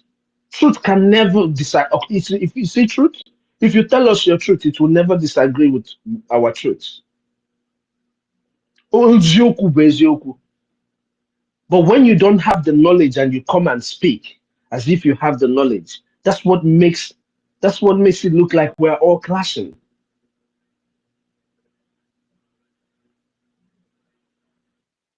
People will tell you now that they know that you see somebody give a proper narrative. If they see you with a gun, you are IPOB criminal or terrorist. Just imagine that. But the terrorists are hunters. From farmer header clash to hunters. Are you guys seeing the game? From farmer header clash to hunters. Now it's hunters. It's no longer farmer headers.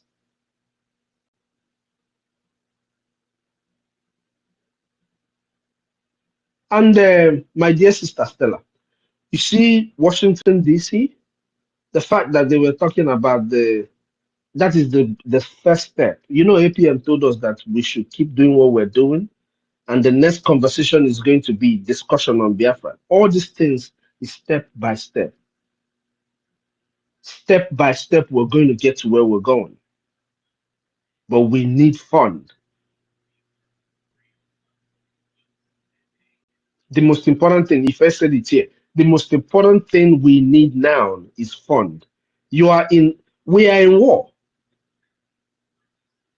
The reason why Nigeria is not flying helicopter and dropping bomb yet is because they know if they do it, it's going to raise an eyebrow immediately. So they have chosen to position themselves now, so that in any case they will just do a sneak up attack on us. That is why we push them out of our forests. We push them out of our forest. It's all this distraction of few months that gave them that room to regroup. And what was the distraction? The whole distraction was centered at distracting our funds, creating room for unnecessary chaos. They created all that room and distracted our funds. That is why today we are talking about pushing these idiots back again. And even at that, people are still not listening. Don't forget, they said it very clearly. After killing the people in the villages, then they will come into the cities. Cities. Maybe that time people will wake up. Maybe that time people will wake up because they're still killing our farmers and the rest of them to starve our people, and you're keeping quiet. Maybe that time our people will wake up. Thank you, guys. That's. I just wanted to add to what Totivio is saying. I think our people are hearing us. They just don't want to do what they're supposed to do. They are all listening to us even as we speak right now. They are listening on anonymous, but they know what they're supposed to do. They just don't want to do it. Dalono, hypocrites everywhere. You know, you not speak like Mazin Nandekan, you understand? Sometimes that is so that you start doing the right thing. Let him try that way too. Sometimes he comes like a father. Sometimes he comes like, oh God. Thank you, sir. We go to Honorable Emeka Oragu. Finally, you are here. You have the mic, sir. No, thank you. I beg. More no vex in case I caught immediately because I did in middle of Banalolo. So I don't know what's happening. Sister Stella, I just disappear when I pick mic. And I try to reach out through our group. Hope everything's situated. You need to check your account because I believe it probably may be hacked. I've had like 2 instances, of our people that somebody else had access to their accounts. One of our brothers, I've already informed one of our brothers here. I called him over Twitter. Now somebody else pick up in call, and I knew the person, that picked up the call. Later on, I chatted with him after like a week because he didn't know I called. So I now chatted with him. Then we now changed his He now changed his password, logged off other what do you call it, sessions in the computer, in the profile accounts. So maybe that's what you need to do. Call somebody that knows how to secure your Twitter account more, because I believe somebody else has access to your accounts. In my opinion, that was why I was kicked out of the space earlier. Because I don't think there's another way to explain it. You did not have any co-hosts, you know. I am very 100% sure you did not do that, you know. But thank you everyone for tuning in. You know, the killings are still going on. Our men are still doing the needful. Our own parts as good citizens of Biafra, or so-called one Nigerianists, those are the one Nigerians that think they know what they are doing. Support our men, support our governments who are really wants to protect you. Our men are always there to protect you. Your $1 goes a long way. Those of you in diaspora living in a very secure environment, you have good jobs, you know, constant power supply, water running, everything. You need to contribute. You need to protect yourself, protect your family back home. The other day, they caught a Fulani man that was selling people's kidney for 25,000 naira. Can you imagine that? 25K, that's how much? That's probably like $5, $5 or $6. You know, it's very shameful. And you mustn't wait for it to affect your own family. You mustn't wait for your properties to be destroyed or businesses burned down back home. You mustn't wait for it to affect your loved one before you know the necessary thing to do. Because lamenting is not enough. You see the results, even if you don't believe.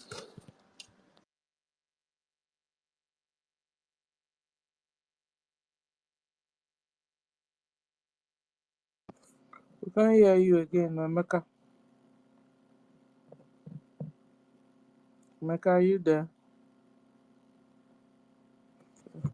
Abba. Yeah, Um. Sister Stella, we can move the mic because he said he's at work and he can go off at anything. Okay. Who's next? Chukuma. Chukuma, you have the mic, sir. Doctor. So Stella, how you doing? Yeah, well, Good.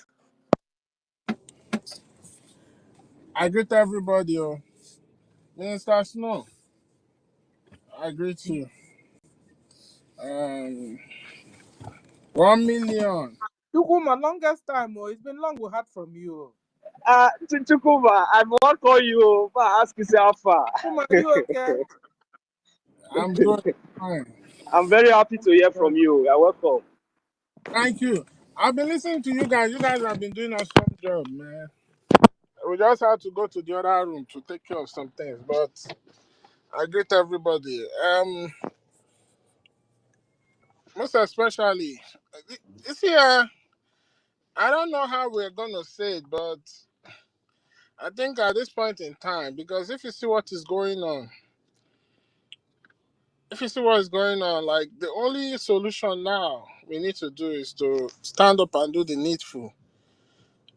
So many information I cannot disclose right now, but one thing I must say is these people are intensifying. They are really intensifying. And I want to urge each and every one of us, most especially those coming out here on the space, yes, that we should be very mindful. Anybody that try to reach out to you, you don't know, please do not pay attention to them. Because these enemies, they are coming now in more sophisticated form because they see that they cannot try to stop us. So now what do they want to do? See if they can break us. And I'm telling you, based on at least 3 to 4 complaints I got from some people, you understand? Because they are looking for a way to see how they can use you to try and stop what we are doing. But let's continue to remain focused. And I don't know, our people, it's getting worse every day by day. I think at this point in time now, everyone is coming to a realization that we now have a one common enemy. Both the hypocrites and those who acted like they didn't see what was happening. It's now staring in everybody's face. And I just want our people to understand. Yeah, because of what we have been through, the different things that have influenced us. At the end of the day, one thing that holds all of us together is one ancestry and the common values we have, which is the Biafran value and the ancestors that we descend from. And that's the more reason why we need to do the needful. We are the enemy of the world because they understand who we are, they know who we are, and they know what we can do. Everything that you see going on in Niger, Mali, Burkina Faso, it will not be lasting except Biafran come into existence. Because that's who we are. We are supposed to be the leader. We are supposed to take that lead. And with being the leader comes immense responsibility. So that's why it's important that we all have to rise up and do the needful. Biafra is the only hope we have, whether you like it or not. Understand? The rich are feeling it. The poor are feeling it. Everybody's feeling it. But one thing I want to talk to my ordinary Biafran citizens. The rich men doesn't the rich men, they don't care about freedom. The people that care about freedom should be the common man, you and me. Because the rich people feel like no matter however it is, whatever goes wrong with the system of Nigeria is going to affect them because most of them have been benefiting from that contraption. A lot of them are people who don't know how to do things the right way, who have to follow laws and order, law and order. They don't know how to do that. So it's going to be like a whole brand new world for them. Some of them might survive, some of them might not even survive. And it will even be worse if we come to find out that you, as a so-called rich man or big man or billionaire or whatever it is, you did not support your freedom. The only rich man or the only billionaire that I know that supported freedom was our internal leader, Dim Odumegwu Ojukwu. Even if you read his history, even in his young days, he was going to school with expensive cars that people were not even driving in those days because his father was a billionaire. And he's the same father well to use in trying to defend Biafra during the genocidal war. That's the only wealthy man that I know in the whole of mankind that has wanted freedom like no other. Ever since then, no other person. So I'm just talking to the common man because the more this zoo continue to drag on, the more we'll continue to suffer. You understand? We'll continue to go through penury. You understand? Me as a person, where I am, I can decide I don't want to fight for Biafra anymore. I'll be very comfortable, more than comfortable. You understand? Over comfortable. Do the things I want to do, travel the world, go anywhere I want to go. But at the end of the day, that's not happiness.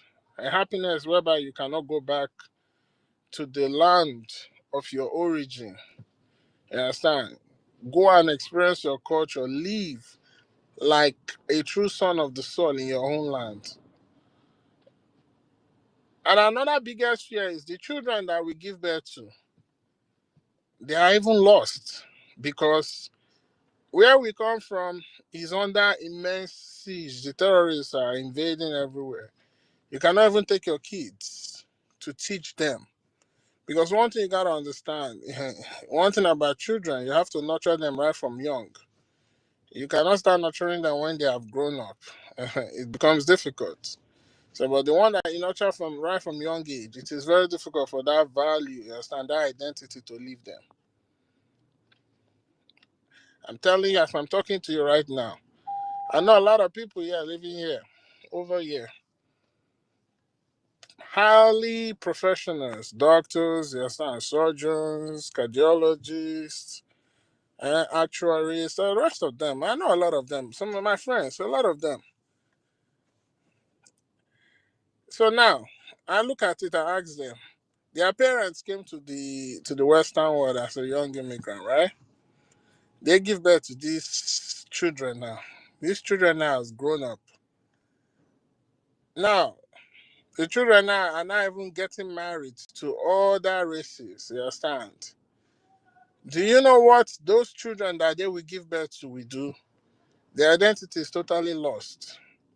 It's only the first the first generation immigrants that will at least still remember where they come from. The rest others will be through DNA, ancestry DNA. They will be checking DNA to know what part of the world they come from. That's not who we are. One thing Biafrans has always done, right from the ancient times, is to make sure that they preserve their identity. In those days, no matter how a man from Biafran territory, from the east, no matter how far he sojourns, you understand, to go and explore, he will always come back. You understand where he's from. Even if he doesn't come back, when he wants to get married, he will go back to where he come from and get himself a wife. So all those things you see in the Bible when they say Isaac, Abiyama told them to go back to his father's land and get one of the sisters of his uncle to come and marry his son Ishaq, which is Isaac.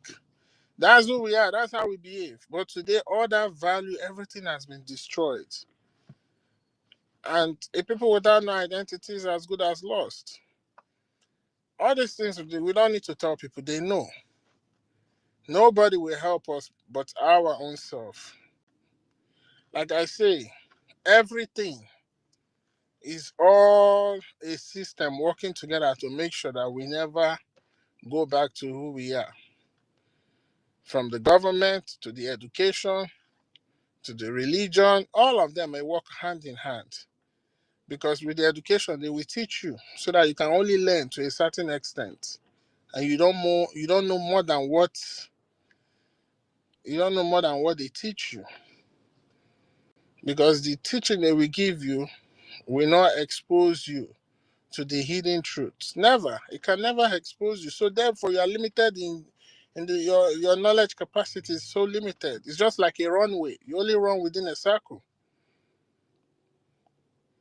Then the government will be passing laws, you understand, to further oppress you. They will make sure that everything they do will underdevelop you. Look at our Biafrans everywhere in the zoo. They keep killing their businesses every day.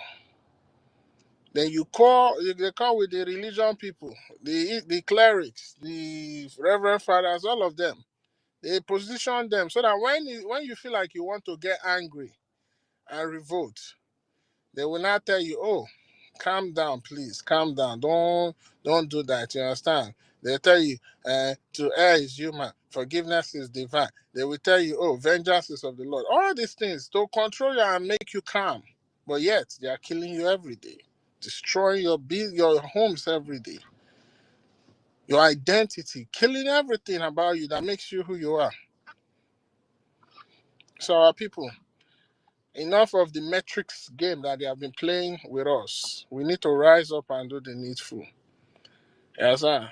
I don't care about whether you're Muslim, whether you are a Christian, whether you are even traditionalist. I don't care about all this thing. What I care about is one thing that connects us, which is that ancestry and the Biafran values we have as a people. And that's why we need to rise up and do the needful, because whether you like it or not, nobody will come and save us. We will save ourselves. So it's left for us to decide. Do we want this freedom to come by the end of this year, or we want it to come in another 5 years? It's in our hands. But one thing I know is, as for the zoo is gone. The only thing they are trying to do is play delay tactics to see if they can slow us down. So now we that have the control button, is we that will determine whether we want it to come fast or we want it to continue to drag on. So like I say, my people, your freedom is in your hand. And an oppressor will not give you your freedom freely. You have to take it by force. Because the sole existence of your oppressor is as a result of them oppressing you. And finally, to those who are being oppressed and they refuse to rise up and do the needful. Therefore, they deserve no pity because they see their oppressor oppressing them and they decide, or instead of fighting, they decide to remain in that, to continue in that status quo. The only solution is for us to rise up and do the needful. And with our effort, with our unity of purpose, with our determination, trust me, the Most High Chukwokike will help us and we will get our freedom. So thank you all Lord, for this opportunity. I greet each and every one of you. Ndewo. Thank you.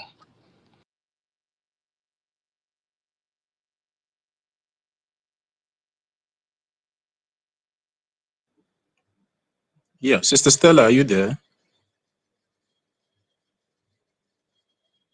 Yeah, can anyone hear me? 1 million Simon Ekpa, are you there? It's like no one is hearing me. We can hear you. You're coming out clear. Okay. So maybe Okay. Thank you very much, Mazi Quincy. Yeah, 1 million Simon Ekpa, are you there? If you're there, you can have the mic because your hand was up before. Yeah, you know that. Yeah, Ben Owabo, are you there? Ben Owabo. Yes, I'm Totivad. I'm here. Sorry, I'm just doing a little thing, but no problem. I'll just speak later on. Just go to the listening side. In fact, thank you, the host Stella, who has been hosting the space on this very day, and our chief COS, Mr. Snow, for being the co-host, and Totivad for being our second co-host. All the speakers that have spoken earlier on, and that will also speak later on, maybe after mine. All the listeners, those who are listening anonymously, you are welcome. If your spirit says you need to listen anonymously so that to hide your shamefacedness in sobriety, let it be so. And our ministers that will be listening to us anonymously, they absolutely are greatly welcome because they need to know what we are doing and to guide us through if there's any mistake we are doing here. I can also see our Betty Ford. You're welcome. Helen Peters, 1 million. Shimon, Biafra Free Energy Tech, Emeka Socrates. In fact, all those the knowledge you are just passing on to us here is absolutely very, very authentic at the same time to the point, without missing any word. And that is making us to also stand firm and making all those who think they know to make sure that they're absolutely very foolish because they don't know what they are doing. They don't know the meaning of either government or government in exile, or a lot of things. Meanwhile, I can also see our Emeka here. You are welcome for listening. Rage and Fury, Mazi Ekwesi, you don't even enter here because I think say whether we offend you, that is why they want to come up again. Anyway, you are welcome, and thank you for being one of the speakers too. Absolutely, we say that can Christians and Biafrans defend themselves from Fulani? The question is absolutely well asked. And I can also, I was very, very happy when our COS, Mr. Snow, answered that question. Part of it, anyway, if we don't have to join to say I'm a Christian, I'm a Buddhist, I'm a Catholic, I'm a this. And Sister Stella also said, if we say through churches, in fact, there will be no unity because this one will say I'm Anglican, this one will say I'm a Protestant, the other one will say I'm a Catholic, the other one will say I am whether new generation church or Christ has risen church. In fact, they gave them different name. What did they do? Why did they do that? Anyway, if I want to just delve a little bit, no, but not much, it's just for them to make their company. Who is the name? Is it not company they make? Like the way we form company here in UK. If I want to form company today, I can do it. If I want to cancel it, I just say that I'm no longer working. Because when they form the churches, which name they there? Not be the person who form the church and the wife and the children you put there as all these things. In fact, let our government, let our Biafra come first so that all those things will be regulated. Definitely, we should put Christianity and religiosity aside. Let's unite as a people, like as Biafrans. As Biafrans, how we were before all these things come to divide us. If we stand firm with that, God knows, Chukwu Okiaba know that we will defeat the enemy hands down. Hands down. Although they are coming, but Chukwu Okiabiama is answering our prayers. But remember, a Jema is very, very, very, very important. And a few days ago, or if not yesterday, I said, look, all those our elders who have not compromised, the power of the ancients that make them not. There are some areas. By the time they meet at the council of elders meeting, they'll just touch something. In fact, no matter how that enemies want to come to invade, they'll just, the moment they just step into that boundary, they'll just, all of them, let it be thousands, they'll just sit down there, bam. They cannot move forward, they cannot move go backward. And that is where the community will just meet them and kill them off and destroy them because their plan is to come and take over our land. But I'm sure that that power still remains. It still remains in some area. Like in my area, it still remains. I remember the history when they say my great grandfather warrior, just him and his wife. They say he just shouts. When he shout, if I shout the name now, they will know where I come from. He shout. He said, "War has entered the land." Do you know what the wife did? He just put pot on the fire. You know what I mean? Not ordinary pot anyway. Clay pot, not ordinary. Put stone and fire and water on it. Tie it with a piece of cloth. I know the piece of cloth anyway. And the mortar, the husband just carry mortar. And no, the husband took a cutlass and the wife carried mortar. By the time they went further, you see that all of them, all the enemies who want to come and kill, bring fire to our land to kill us, they sat down in that same place. That is where they cannot move hand, they cannot even, they just stay like Dundee, bang, bang, bang, bang, their head, boom, cut off. I'm telling you the truth. That history still remains. So that's what I'm saying. I spoke yesterday. If you know what we need to do it because the hour has come. These people, like what our Stella showed today, one guy who's a Fulani, whether it's in America, he was showing all this talisman or all the skin, something he tie in his waist. And if that type of person enter my land, those people will be useless. I'm telling you, he will not move an inch. He will be useless. And that is where they will just tie him. Wearing that type to work in America or in Europe. Now, for those people, anyway, because the Oyibo people, they welcome any goddamn thing. That is why we have the Sikh temple, we have the Hindu temple, we have all the temples, Guru Maharaji or Gata. In fact, whenever I go forward, I just see temple, because they allow it. We were not going to allow anything in our Biafra land. Those three religions. That is what we are going to practice. At the same time, they are going to work and see. If you tell lies, you tell me miracle will happen, you know happen. And now you go to jail now. That's it. Not bamboozling people. We should unite as Biafrans. Put your religiosity aside. But your tradition, that you wake up in the morning, you put a dry gin for your mouth, you pray to our ancestors. Get your kola nut, three or four piece kola nut, to call their names, the names of all our ancestors in the respective place you come from. Call their name. Let there be peace in this land. Anybody that want to bring war, give us strength to destroy them. Pam, you do everything. Every morning, in the night. In those days when I was very small, when my father want to eat, he will first cut. He will not swallow first. He will first cut, pray, bam, just throw it outside. When I was growing up, I said, Dad, why did I said because his ancestors have to eat. We are forgetting those things today. And those things, the ancestors, they are watching us. Many of them are crying in their grave because we have gone astray. Let's go back to whom we are. They will stand as people and defeat our enemies. Thank you very much for giving me the opportunity to speak. I hit my mic.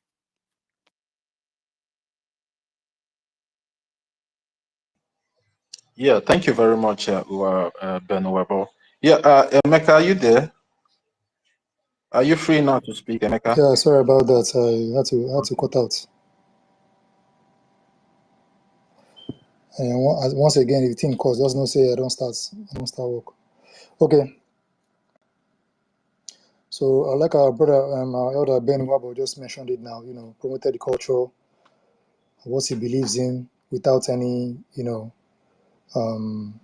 negative feedback. Now our brother Onyeka, as I noticed him again, he has started ranting, even though I sort of like commended him. What we need is for us to focus on what our enemies, and deal with them once and for all.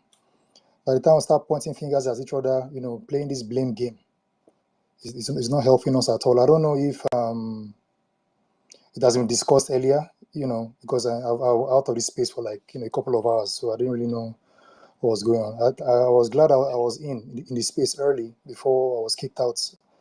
I wanted to just really contribute. Christians need to fight back. Some pastors have been doing that, thankfully. Make sure no they or the remaining of us where they canvas for self-defense. There's nothing wrong with self-defense as a Christian. If anyone tries to come and kill you, better defend yourself. Kill the person before the person kills you. I believe in that. I'm a Christian and I believe in that. That has been happening a couple of times, even back home in the zoo, in Biafra land. I remember when was this Suleiman? Then I was still, working with the zoo. This Suleiman that talked about Christians defending themselves. And the whole Northerners, there was a frenzy in the whole place. Like, why should the pastor say that? And I'm not sure if he got arrested. I don't know if you remember any of us remember the story. They have this notion that Christians cannot fight themselves. While living in America as a Christian nation, England they don't fall hand. They've been taken over by Islam. Most of us that are living in diaspora are living in Christian nations. I believe very minute of us live in Islamic world. If you are living in Islamic nation right now, you're in this space, please indicate. But just for wisdom's sake, is a common sense thing. This is not something I believe we should be talking to our people so many times about. We need to focus on the real enemy. We do not have time to talk nonsense about or truths or so-called truths or whatever about what we don't believe in. We don't have time. Our focus now is against Islam. So Mazi Onyeka, if you're in the listener section, wherever you are, I can't find you here. I was hoping to talk to you again, this time in public, because I've spoken to you in secret. You know the hear word. Chukwumeze, the man with the forward tongue. You said you did there. You did on my timeline. I see they watch you as usual. We all need to work with each other. We'll settle this fight once and for all against the Islamic kingdom. You can see they're causing wahala as usual everywhere in Europe, in the zoo, everywhere they find themselves. Even in Poland. Poland, I even managed to have a secure border. The other day, one Islamic guy threw a spear or a stick through their fence and he hit a soldier. They now switched to the Polish soldiers. Now switched to what do you call it? Guns. They now have guns. The border patrol now have guns at the Polish borders. So they're no longer joking like before. They know it's a serious thing. So we do not want any distraction. We do not want any distraction. Leave emotions aside. I know our brother, lost his sister to one of these fake men of God. Don't allow that to hate everybody or, hate the religion or belief itself. It was a fake person, a fake pastor. You don't see us coming up here to talk about DBS killing people or using people for rituals. We don't do that because we know they are fake ones, we know they are good ones. It's a very smart and intelligent thing to do to focus on the enemy. Please. By the way, I was going through our bylaws because of our people. They hear what on see when they begin quotes law. Please check under our bylaws, check 2.8. That's a good start. Because they talked about misconduct and they talked about retaliation of misconduct. So I'm not here to retaliate. Thankfully, I read that thing very well, so I have to mind what I say. Um, our bylaws regarding to 2.8, the title is Prohibited Conducts and Consequences. So please, if you have time, go and study it. Our website is open, it's live in public. We need to conduct ourselves maturely in the public. We have one enemy, and we need to take them out as quickly as possible. Fulani, 100% of them in our land are Islamists. Nobody's changing it. ISIS, Islamists. Boko Haram, Islamists.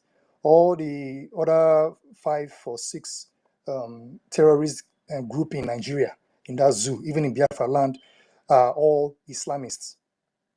So I don't see any sense in us pointing finger at each other, pointing against pastors, pointing against denominations of churches. Like it's as if you are just sleeping and we are looking for something to say against Christianity because of the unfortunate incidents. We don't do that, please. All right. Thank you very much, my people. One love. Thank you. Thank you, Emeka. Honorable and doctor and professor and engineer. Hey, I salute you. I salute you. Okay. So, guys, I think we'll be winding down now so that at least another person can open the space while I go to cook my tortoise. Chukwuma, I have your mic. Please don't bring people up anymore. We are going home. I will bring it down the Emeka, you need to calm down. Be calming down. Yeah, son. That's all I want to see. Be calming down. Okay. Thank Yeah, you. in a cool, let me not talk. Say more age history in Aka, I will bring it out for you. And at the end of the day, I will still Okay. win you. But let's leave it. Uh-huh. Okay. So Okay. Yeah. anyway, Uh, Sister Stella, sir. I just want to say because I know I've been watching so many videos. I'm sure we have seen those videos. Yes, those videos of some people now in our land, they have Fulani blood running in them, and you can't even tell because they have lived in our land for so long. That's why I guess that's I was. Like Bau Bau, no? Like Yeah, Bau Bau. this one is because Bao is even worse. I think the father and mother is Fulani. So the thing is, because I recently I started watching a guy on YouTube. So what this guy is doing is he goes to all the in Biafra land, different places, so-called organizations that say that they are doing things for their community and all that. And I come to realize that so many of the rich people in Biafra land, a lot of them are even Muslim. Even even in Enugu side, a lot of them are there. And I'm like, what is all these so-called elders and traditional You are so-called being Ethiopians? infiltrated. You have been What are they infiltrated doing? deeply. And when you look at our people will say, oh, they're worshiping those people like they are gods because they have impoverished the people, they're feeding them with common rice and all these things. See, as a man, a tree don't make a forest. If it was in those days, as a rich man, what do you need to do? You have the money, right? You don't become a good person by going around and you buy food stuff, bag of rice, trailer of rice. You come and call your people. You share to them. You build houses and put them in houses. You understand? All those things, to me, all those things is rubbish. You know why I say it's rubbish? Because you want to make yourself God in the midst of poor people. A wise man, as the economics will call it, they call it economic of scale. I will create an innovation that will benefit the people, that will create more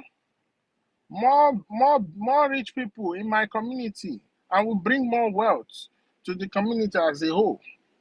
So all these so-called idiot billionaires say they are doing philanthropic work, say they are building roads, say they are building schools.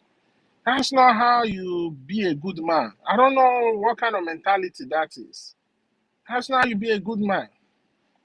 If I was a rich man, if I was in Biafra land as one of these idiots that call themselves billionaires, what I will do is I will create a loan with condition for the people in my community. You want to start business? Okay, fine. Come and take this loan from me. Start your business. The contract of this loan is that when you take this loan and when you eventually make it in business, you are obligated to help one more person. By so doing, you spread a branch of trees everywhere. But these idiots, all they do is to create peasants that will be worshiping them like gods.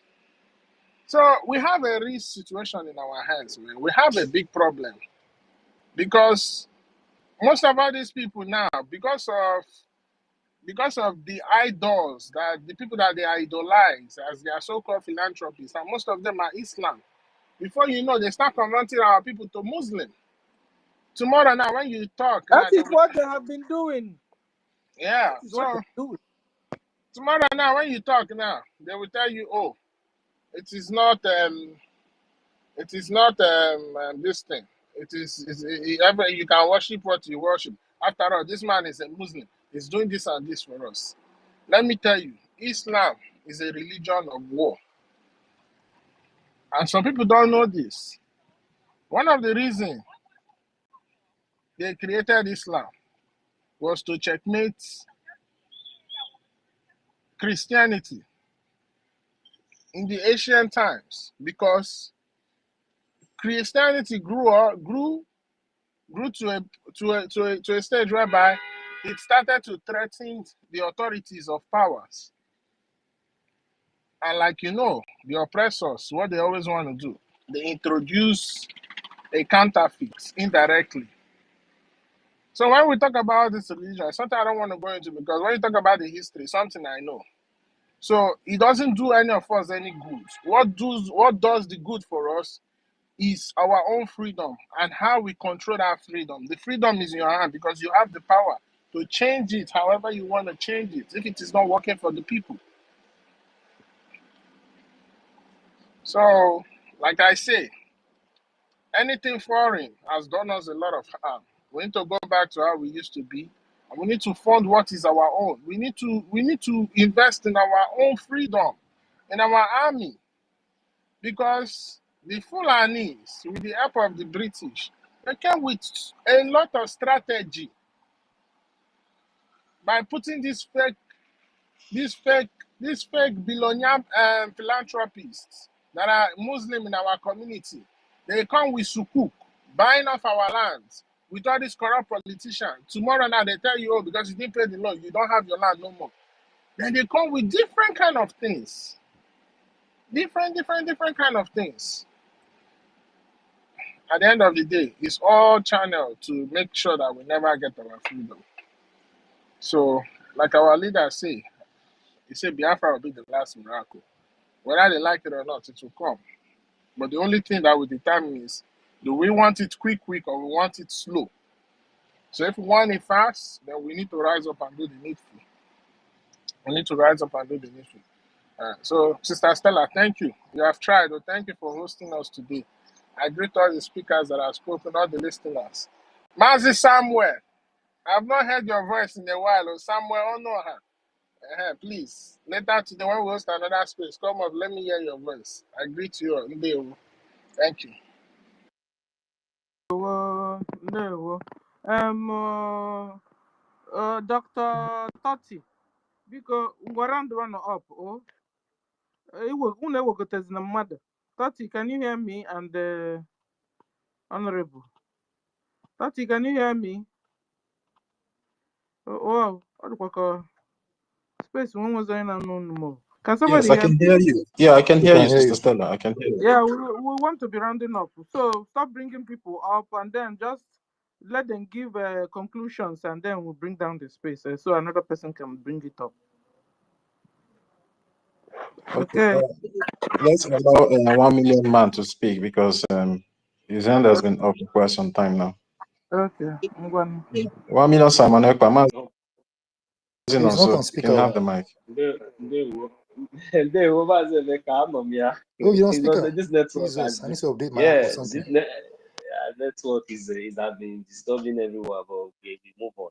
So, just quick one. Thank you very much, my brother Mazi Ekwesu. I'm very happy to hear from you. Thank God. Those of us that we've not heard from, it's very, very important that at least we pass the message across. At least we should know that we all are okay, we're fine. Well, very, very good. Now, for the question you asked, that you see, after all, these people, there's no law in the land. You understand? So the only law that was valid has been, they have been taken away. But we know that our law naturally it exists too, but the people that are supposed to enforce it are no longer there. They are not, they have already taken the money has already overshadowed everything. So even when they were supposed to speak, they will not speak, because at least if they look back, so that one is number one. So, and the second thing is that there's no way that those kind of things that you said, that if you are among those criminals in the zoo, that this is what you would have done, this is what you would have done. My brother, let me tell you, if I was one of all those criminals in the zoo, the only good thing that I would have done, haven't seen everything that has happened, that is happening to today, even from beginning to the ending, no matter any, maybe you just sleep and wake up and you find yourself living in what is the meaning of that? When you watch from your window and you see your people, your brothers, your kindreds, your brothers, they are suffering. You cannot even afford the kind of lifestyle, or maybe the just normal basic things that you yourself, you can afford. They can't even, and you want to feel happy. No, the only thing that I would have done for them is not even building school, is not building road, is not doing anything. It's what Mazi Nnamdi Kanu is doing. It is what our prime minister is doing. That is the only thing I would have pursued to get for them, because I know that if I get this freedom for my people, me myself, I will have peace. What am I doing in all those mansions and all those? What is the meaning? What am I going to use all those relevance to do? What is it now? It will not even make sense anymore again. Bless your people, help your people. This is the only gift that is what Mazi Nnamdi Kanu and our prime minister has sacrificed, and every other person that is here and every other member. This is what we are doing.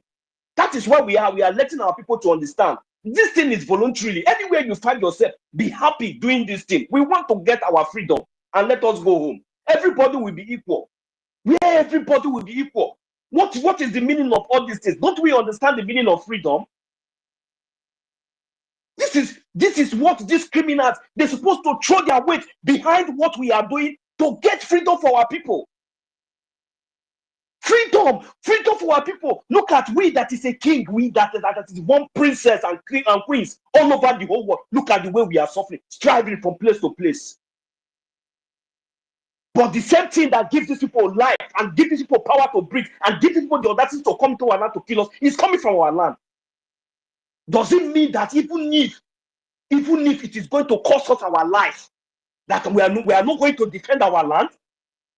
Does it mean that today now that this Fulani Janja with this criminal, they have the audacity to stand on Biafra land to make any pin?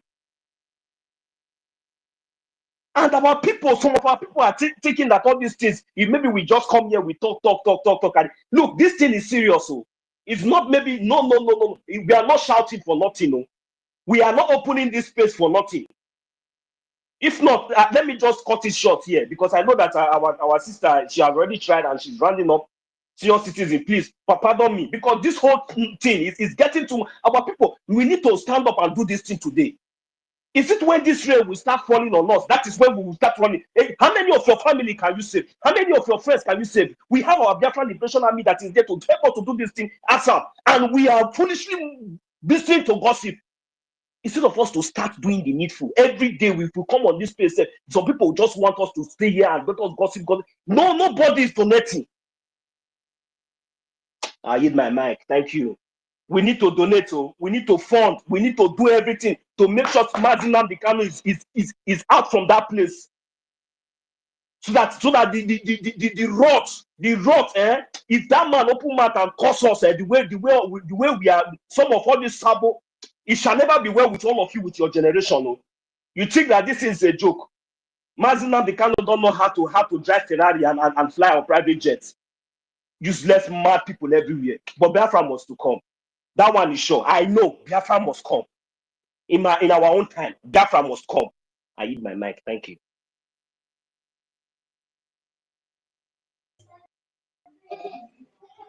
Yeah, thank you very much, 1 million Simon Ekpa. Mazi Chibike, you can have the mic.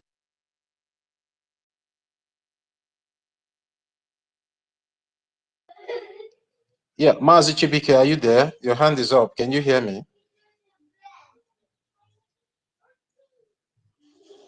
Yeah. Please, can anyone hear me? Yes, I can hear you. Onye Ghana, QBK, pick up the mic. Okay, I was not hearing him well. Okay, I greet you, everyone. Mr. Stella, I greet you. My own brother Toti, I greet you. Mr. Snow and the Ekwensu, I greet everyone. Rage and Fury. See, although I didn't start earlier with you guys, but I came within. I'm listening. You see, just like what 1 million is saying at the last. Yeah, Mazi Emeka, is Mazi Chibike speaking? Yes, I'm speaking. Toti, I think your network. I think you're having network problem. Let him go. Okay, Chibike, if you go down and come back, Sister Stella, I don't know whether I don't say you won't close. Is it? No, I was suggesting if you can go and come back. Yeah, but if everyone can hear him, no problem. Let him go ahead. Okay, Chibike, go ahead, please. Okay, so I have two things to say here. Number one, the rain that 1 million is speaking, it shall surely fall. And I am matter a lot of our people. What means is that some of our people will go down. This thing, and when this thing start happening, we should not be more of emotional. You see the way they kill our people at Hemafu, Enugu, the way they ransack the place, and the terrorist police have come out and said there is nothing like that. Until our people get sense, protest cannot do anything. Until they take it, like until you tell yourself, like, hey, there is no help coming. Front, no help, back, no help. I have to do something. If not, I'm dying. My children will die. Until we start having that mentality as a people, as a Biafran, that is when Biafra will come. But for now, we still have some of our people who are still hoping that they have future. We still have people like my own family people who are still thinking of getting married, giving birth to children, growing their children, sending them to school, becoming great in Nigeria. There are people that are still thinking that way. We still have people who are still thinking that there is hope for them in that country. They don't know that we are in a secret war. There is a war going on. And 10 years ago from now, when our leader Nnamdi Kanu was teaching the whole of Nigeria, telling them what is to come, a lot of people called him idiot. They insulted. In fact, they fought. Some of our people fought against him. Today, those Yorubas, those Benin people that insulted him, those Northerners, those Middle Belt that were so happy when they kidnapped him, today they are feeling it. They are hitting it. It's just like if Nnamdi Kanu is out now and start speaking now with what is happening, the way the whole Nigeria will accept him. But he was speaking it 10 years ago, 12 years ago. They were taking it as a joke. Now, this is what is coming to happen. Our people must be ready. You remember, Nnamdi Kanu say, if you like, they should empty the whole Biafra land. But that cannot change his mind. That cannot change the quest that Biafra will come. A lot of our people must go down. And we should not be emotional about this thing. We should start thinking this way. People will go down because most of our people has been hypnotized with foolishness and stupidity of the highest level. There is a war. People are dying. There is the Nigerian government, the terrorist Nigerian government has licensed the Fulanis to carry gun. People don't understand They don't understand the real threat. They have licensed them to carry gun. That means they have the license to shoot you, to kill you, and you must not talk. If you talk, the military will come and kill you more, the police will kill you more, and if you do anyhow, in fact, they have the license to kill you, take your body parts, sell them off, kidnap you, send you to North, sell them off. Anything that happened in Biafra land, once they catch a suspect, they take them to North. Is it at the North, at Abuja, that thing happened? The incident that happened at former Edo State, they caught some people and took them to Abuja. Is it in Abuja that the incident happened? Our people must wake up. Our people must, you see, it's 1 million, just expect more. People have to die more. When they die more, then the remaining one will wake up and fight. You see, because I'm telling you, this thing is also happening in my family, my own family. They don't want to easy here and here Biafra. Everybody's thinking of making money, having child, having family. They want to make money, you know. They want to open more businesses. You know, if you talk about Biafra, say get out here. You're not a man. You don't think well. And I tell them the danger that is coming. Yes, the attack has not started in my village. And I told them if they don't do anything, in the next few or 6 months, the attack will come in our village. And if you come in our village, they are going to get some of you. And if you die in that attack, I will never cry for you. I was telling them. So until our people get this mindset that we are in a war, there's a war going on. They have given these people license to kill, and they are coming into our land in hundreds. Every blessed day, they are surrounding the forest, they are surrounding the villages, they are surrounding the town, they are into your buildings, they are everywhere, just waiting for the day they will blow that trumpet. Go and strike. That rain will follow. 1 million, the rain will fall. But the only good news you must have, this take home you must have, is that we already have our defense. They are there. You can't expect them to fight now. Because, do you know why? Because there is no logistics. Even the Ukraine that is fighting war today, they have collected billions, hundreds of billions from America. Up to today, they are still sourcing for fund. The president is flying to different countries like tomorrow, no day. He's still searching for fund. And while we have one of the best military in the Africa, these guys have shown potential just within a little resource we gave them for how many months. They were able to secure. With nothing, with nothing. I'm coming. Yes, with yes. nothing, So, my brother. yes, so they were able to secure our territory. Just few months, just few little resource. Imagine Biafrans all over the world. Those billionaires. We are funding this our military men with. Let me just give example. 5 million a gemma. Imagine we are funding them 5 million a gemma consistently for 1 year. Nigeria will be a history in 2 years' time. We give them every resources here. We give them we don't have fighter jets so that we can launch attack. We don't have those tankers. We don't have those missiles. We are not afraid to say all these things here. That is what we need because we have our military. Now the only good news we have is that our forces will never be taken out. They will be there. After when these terrorists have entered our land and killed a lot of our people that are foolish, the remaining one who is wise will wake up. Those ones who doesn't care what is going on in our Biafra land, in America, in Europe, they will all wake up. Those their monies that they have been keeping, they will bring it out, and that is when the real fight will start. But for now, let our foolishness continue to be awailing. You see the techniques the Nigerian government are doing upon all this thing that is going on. You see some people that will come out in their Twitter, they will be tweeting rubbish, how this love is making this love, how this thing is just to put people, just to make Nigerians to forget what is going on and to start talking rubbish. Go to TikTok, they are just doing rubbish while your land is going. There is serious war on the ground.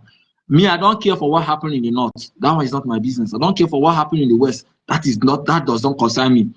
As a human being, I care for them because I have heart. But what I really care is my people. Because we have suffered a lot for years, and my people are still foolishly being deceived now. That is, and anytime I read news, I just try to look the land. If it's at Edo, it pains me because that is Biafran territory. This is Ebony, any place that they attack and they kill my people, it pains me.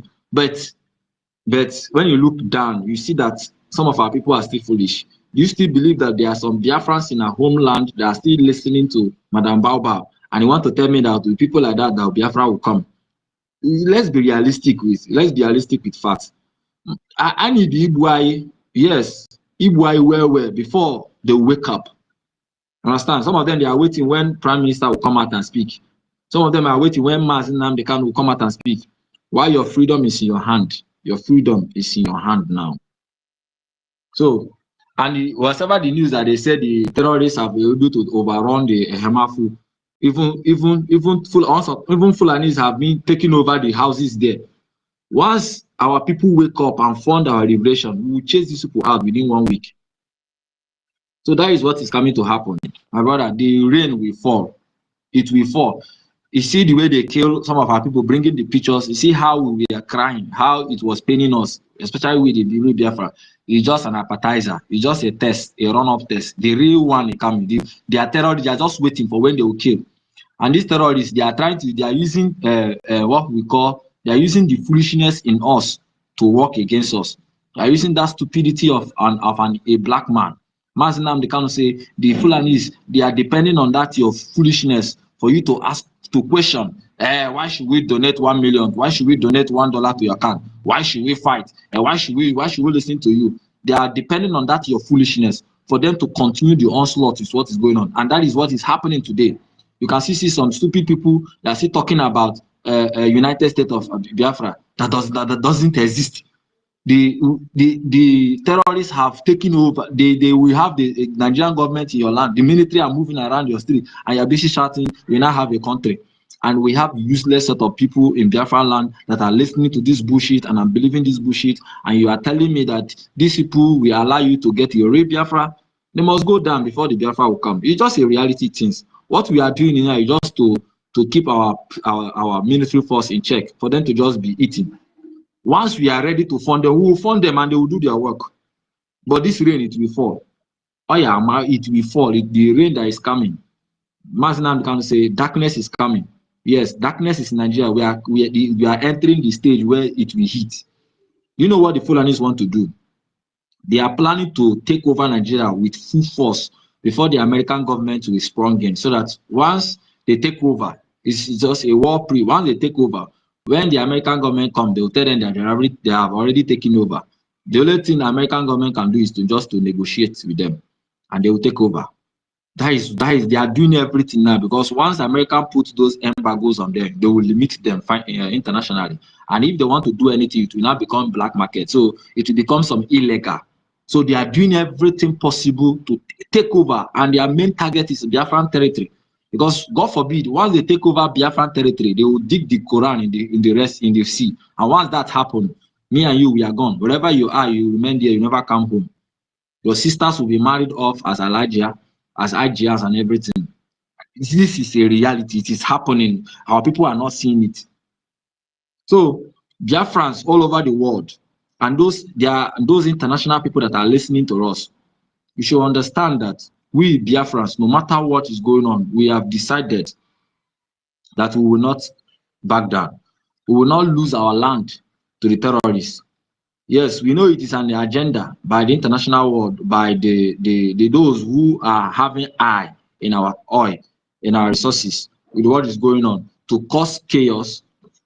They group terrorists to fight, to kill you people. You run away, they take over that land. They use it to enrich themselves. We know that is the agenda. But what we want to tell you people is that you will never succeed it. It's better you come direct and make deal with us directly. Is it gas? We are going to give you people gas. We have them in quantum. We have a lot of gas in quantum. Even the one we have not touched, we have them. We can feed the whole world with gas. We have the gas, we have the oil, we have all the natural resources on this earth per none.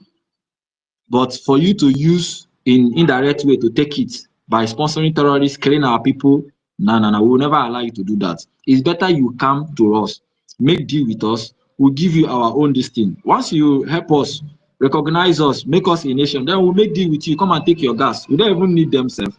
We'll use our brain to develop ourselves. We want to become like you, the way you value your fellow self. Mazi Chibike, sorry for interjecting, but please just use a minute to, because Sister Stella wants to go do something, so she can bring down the space. Maybe we'll continue while we bring up another one. Thank you. Yeah, so my Biafrans, let us send this message to all the whole Biafran land. The time is now for us to rise up and fund our liberation. We now have a military. We have our military that will fight for us. We have our lobbies that are working for us in United States, and we also have a lot of them that will be working for us all over international world. It's just it is we that is holding ourselves. So I encourage whoever that is doing anything for Biafran freedom, genuinely, you should continue. No matter what, just continue. Just the truth is that you will never go down. Those of us who knows the danger ahead will always survive. But those who does not know the danger, the rain will carry them along. I rest my case here. Thank you.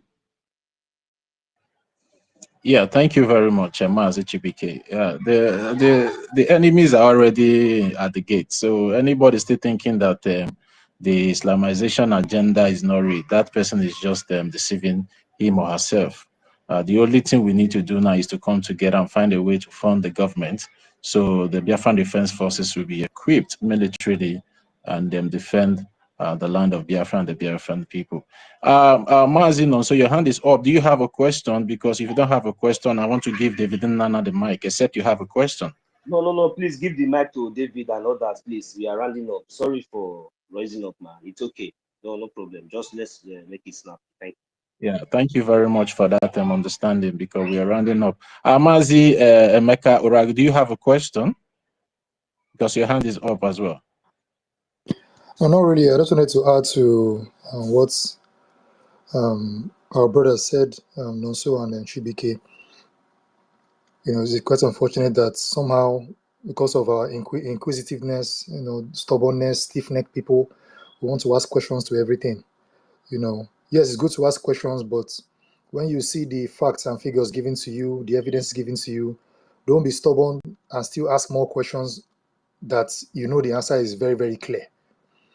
Mazi Nnamdi Kanu has said it over 10 years ago that they are coming, and they are coming to they're trying to come take over our land, and what we need is to fund our men.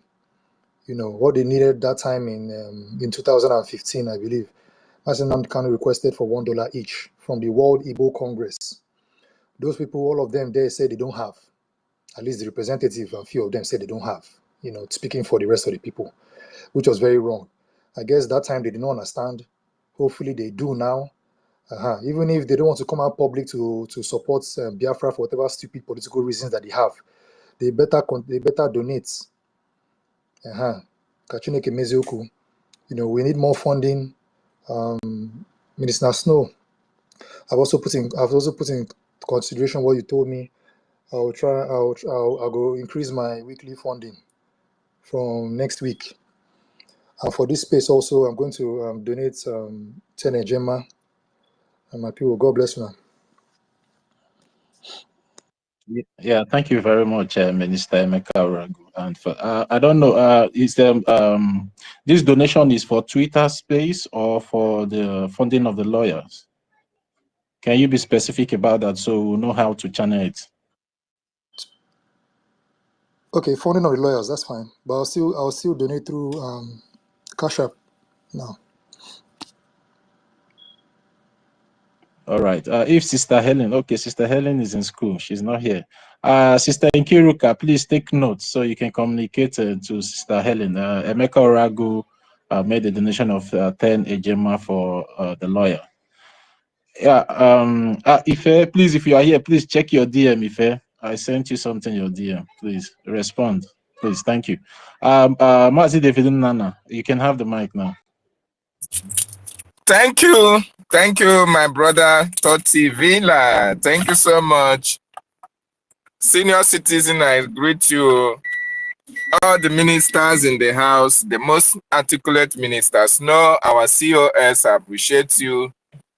Nonso Ife, the archive of Biafra. Ife, I appreciate you. All the ministers, Minister Emeka Oragu, thank you so much. I appreciate every one of you. Most importantly, our gallant sisters. Sister Stella, Sister Nkiru, Alex, Obi Chicago, Mary Tekamp, and Sister Mercy 334, the institution herself, and MID Briggs, the Minister of Military Language and Linguistics, Reg and Fury, all protocols duly observed. 1 million. I see you. Equens, where have you been? So I want to appreciate everybody. All the submissions are wonderful. I just picked up the mic because while Chibike was speaking, you know, something really touched my mind. And he was actually speaking my mind, you know. There is no two ways about it. What Chibike said is the sad reality about this, our liberation. Unless things start happening, our people will not be woken up. Just like he said, people need to be quiet. People need to die for Biafra to come. People need to go for that. That's consciousness of who they are to come back to their senses. And it's like when things are happening simultaneously, when the Fulani attack is happening simultaneously, that is when our people will wake up to the realization that they need to stand up and fight for their freedom. It happened in Edo State, Uromi, and people may be in Anambra, in Olu State or Owerri State. Oh, it did not happen. It's not happening in our community, so therefore, it doesn't matter. It happened in Hamufu. Oh, because it is not in our village. To them, they can go to their businesses, go to their farms. It doesn't matter. So for those of our people who have what it takes to donate to the Biafran Defense Forces or to donate to this government for our freedom to come faster, how many people do you need to die? How many communities do you need to be raised down? How many families will need to go before you can realize that your money is needed for your people to be free? That is the sad reality that most of our people don't understand. In freedom fighting, these people are fighting for their, they say Nigeria is their inheritance, right? So give it to them. They are fighting for their inheritance. You that is the owners of the land, you have to fight for the preservation and the protection of your land. If you don't fight to protect your land, these people who are fighting for their inheritance will take over your land and displace you, the original owners of the land. That is actually what is playing out. And they are using every mechanism. They are capitalizing on the foolishness of most of our people who are still sitting on the fence. They are capitalizing on the foolishness of those who think that, oh, we should come and kneel them and beg them before they can donate to the freedom of their people. They are capitalizing on the foolishness of those who call themselves kings and queens in Biafran territory. They are capitalizing on these people's inability to rise up to the challenges of the time of Islamization, to commit this havoc that you see they are wreaking on the indigenous populations. So they are still praying that you remain foolish till they finish the conquering of the indigenous population and take it over, so that you can wake up to the realization that your communities, your families, and your villages are gone. So how many people do you need the Fulanis to take out before you can come and support the liberation of your people? It is very, very sad. The world knows what is happening. The world knows that the Fulanis want to take over everywhere. They want to convert the whole world to Islam. It is happening even in Europe and America. But unfortunately, there are people who have woken up, who have made sure that the laws of their land are sacrosanct, and they cannot allow Islam to come and dictate how their governments are run. Unfortunately, our people are still sleeping. Our people are still snoring. Our people are still focused on their stomach infrastructure. Our people are still focused on properties. Our people are still focused on positions, ignoring the fact that their lives are in danger, ignoring the fact that their hereditary, their inheritance is in danger, ignoring the fact that the Fulanis can never stop until they achieve their aims and objectives. That is the sad reality that our people have to wake up and understand that Mazi Nnamdi Kanu was sent to refuel the plans of the enemies against our people. The plans against Biafra. Mazi Nnamdi Kanu was sent to review the plan that the enemy have against us, and as well to prepare us for a time like this. But unfortunately, a lot of our people refuse to accept the fact that Mazi Nnamdi Kanu was a messenger that have passed his message. It is left for each and every one of us to capitalize on that message and stand very strong and defend our land in a time like this. How many people need to die before you can contribute your 10 Gemma to the Biafran Defense Forces? How many people need to die before you can understand that OGOJA, that Uromi, that Ijo, that Izon, Isoko Urobo is Biafra land? How many people need to die to wake you up for you to know that if you don't defend your land, if you don't protect your women and children, these Fulanis, they don't value life. Like you had one of their video telling you that they value their cows more than you. So when you see Fulani macheting people, you feel the pain. You feel the pain of what others are going through, right? The Fulanis don't feel that pain. They only feel the pain when they kill their cow. They only feel the pain of their cow. As long as you are a Biafra, you are an infidel before them. They don't feel the pain when they machete you. They don't feel the pain when they shoot you at close range. Your life do not matter to them. It is only you that can make them understand that your life matters and the life of your people matters. And the only way you can demonstrate that is to support the freedom of your people, is to support the Biafran Defense Forces. These men and women have proven that they are ready and eager to evict these terrorists from our land.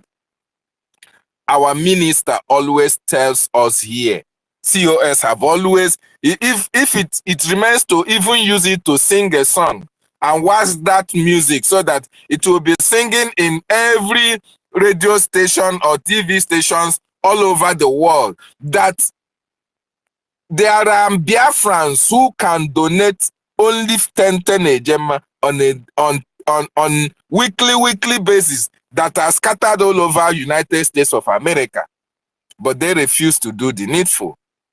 It is very, very sad that we can boast of the most progressive race on this planet Earth, yet we cannot see people that can come and fund our liberation, our freedom very, very vigorously. It is very, very unfortunate. So Biafrans all over the world, if you are listening and you have not been contributing, you have not been supporting this government, it means you want your people to be killed. It means you want the women and children to be killed by the Fulani terrorists. It means that the freedom of your people is not important to you. If you are a Biafran and you have seen the atrocities, you have seen the killing that is happening in Biafra land, in other communities in that contraction called Nigeria, you should rise up and fight. Rise up and support this freedom so that your people will no longer be killed. Otherwise, the Fulanis can never stop until they succeed in their plans to total Islamization of that contraction called Nigeria. Everybody can understand that the Nigerian government, where in any community, in any state, can you see a Fulani man that have killed and killed and killed, and they are incarcerated in any of the prisons all over Nigeria? You can never see them. Rather, they can use them to make a video, say that they are arrested. The next 30 minutes, all of them are released to go back to their various communities. But you had one Edo man that was saying yesterday in I think it's Arise Television, that when you come to so many police stations in Edo State, you can see where youth who came out in order to defend their various communities. When Fulani attack various communities, the youth will go out in order to repel this attack. The police will come and arrest all these youths and put them in detention in all around the local governments, police stations. But you cannot go to those police stations and see any Fulani, those who were arrested before that have committed such heinous crimes. You cannot see them in any of the police stations all around those states. You can only see the youth who have come to repel them being arrested by the same security forces that are supposed to protect these indigenous communities that these Fulani herdsmen are killing their population. That is to tell you. Then, David, what can the Edo people do now? What can they do? We can't hear David again. Is he speaking? The Edo people. Can you hear me, Sister Stella? Yeah, Mazi David, 1 minute, please. Rage and Fury, you can go down and request for the mic again. David Nana is still speaking. The Edo people should continue their fight against these Fulani herders, against these Fulani terrorists. They should not fold their hands. They should not, because of the security forces arresting them, then allow the Fulanis to come and overrun their communities. The good people of Edo State, there are some of them who have the interests of the masses at heart. They can join forces with the youths who are also against all these Fulani invasions in their various communities and help and fight against all these marauders. That is the only thing they can do. They can't stop, because stopping means that you have given in, and it gives these Fulanis the opportunities to come kill our people and take over the various communities in our land. This is what is expected of each and every one of us who are Biafrans in our various communities. In fact, in our communities in Biafra land, most of our people are still sleeping. The youths are still sleeping. What happened in Uromi should be an eye-opener to our people in our homelands. Very, very important. It is bravery that led this youth to accost all these terrorists who are coming to kill their people, and was able to subdue them and buy all of them. It is bravery. And it is expected in Biafra land, in our communities. This is what is expected of each and every one of us. But you know what? Unfortunately, I may say, the governors in the southeastern states are part and parcel of all these terrorists in our land. They are not helping matters at all. The governors are not helping matters at all. But even at that, the youths should understand that they are the leaders of today, not even tomorrow. Because if you make yourself leader of tomorrow, those who were supposed to be leaders yesterday will continue to be the leaders of today. You should make yourself the leaders of today and take that responsibility of protecting your various communities, your women and your children, and moreover, your future, because the future is in our hands. It is our responsibility to protect our future from all these terrorists and all these people who call themselves governors in our various states. All these political players in our various communities, they are in with the terrorists. against our people. And that is why when the youth rise up to even speak against all these Fulani invasions in our communities, you see the governors coming out to make massive arrests on all these youths in our various communities.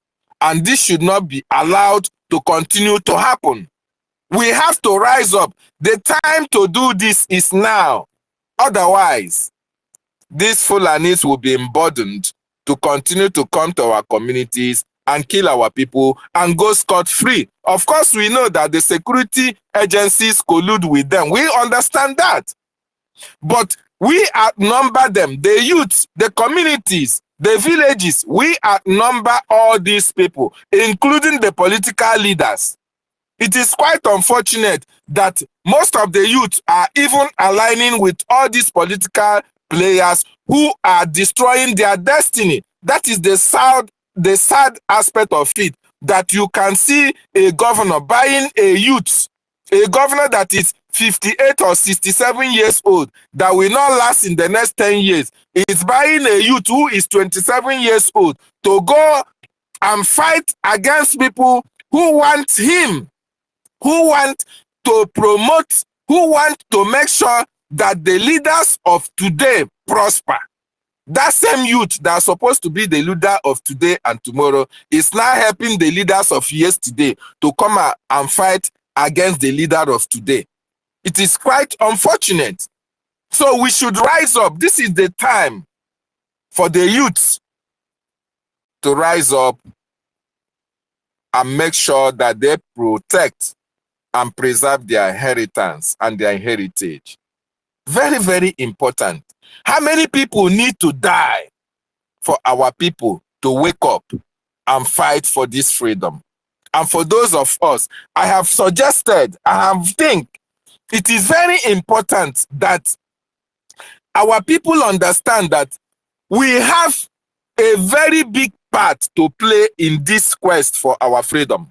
Mazi Nnamdi Kanu have performed his feat. Our Prime Minister have done more than enough. It is now the responsibility of everybody. It's not even acting Prime Minister. It's not even Simon Ekpa. It is not even Mazi Nnamdi Kanu. It is now the responsibility of each and every one of us to know that the ball is now in our court, to contribute our own quota, to make sure that we liberate ourselves and liberate our people. Otherwise, the world will not come to our rescue. The world will not help us. For them to help us, we have to help ourselves. For the world to speak about the atrocities that is happening in our land, we have to start to show them that we need such help. And that help can only come when all of us collectively and vigorously contribute to the liberation of our freedom. The men are there, over 100,000 men on arms. They are waiting to have the logistics. They are waiting for the materials to execute their work. And we need to give it to them so that this freedom, we can get it once and for all. So thank you so much. And as I yield my mic. Yeah, thank you very much, Dr. David Nnana, for that wonderful submission. Yeah, thank you very much. Vincent, okay, Vincent, you can have the mic. Good evening, everyone in the space. Good evening, Mazi Toti. Good evening, Sister Stella. Good evening,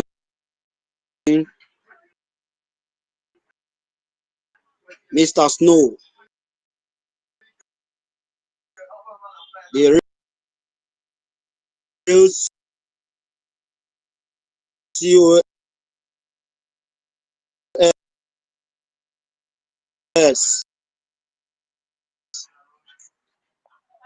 Thank you all for the good work you are doing for us. The topic says, if you defend your disciples of Jesus Christ, They are not going empty-handed. That is why you see Peter use cutlass and cut off somebody's ear. If he can't use empty hand to cut off somebody's ear, but he used machete to cut off somebody's ear. Everybody have to defend himself, even the Christians too, because they don't spare anybody's life. They don't want to know if you are a Christian or you are not Christian, when they come to kill.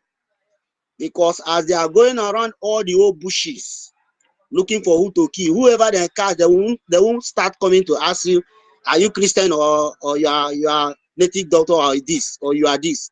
They don't ask such questions. Anybody that gets, they kill you. They don't care, because their mission is to kill and their mission is to conquer. And how can they conquer if not to kill? They will kill to reduce people in order for them to conquer. But if you stand to defend yourself, they can't be able to conquer anybody.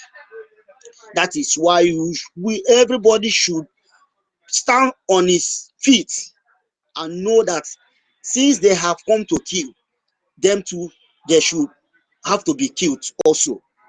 Because if you say, you want to make your enemy your friend, your life is at stake.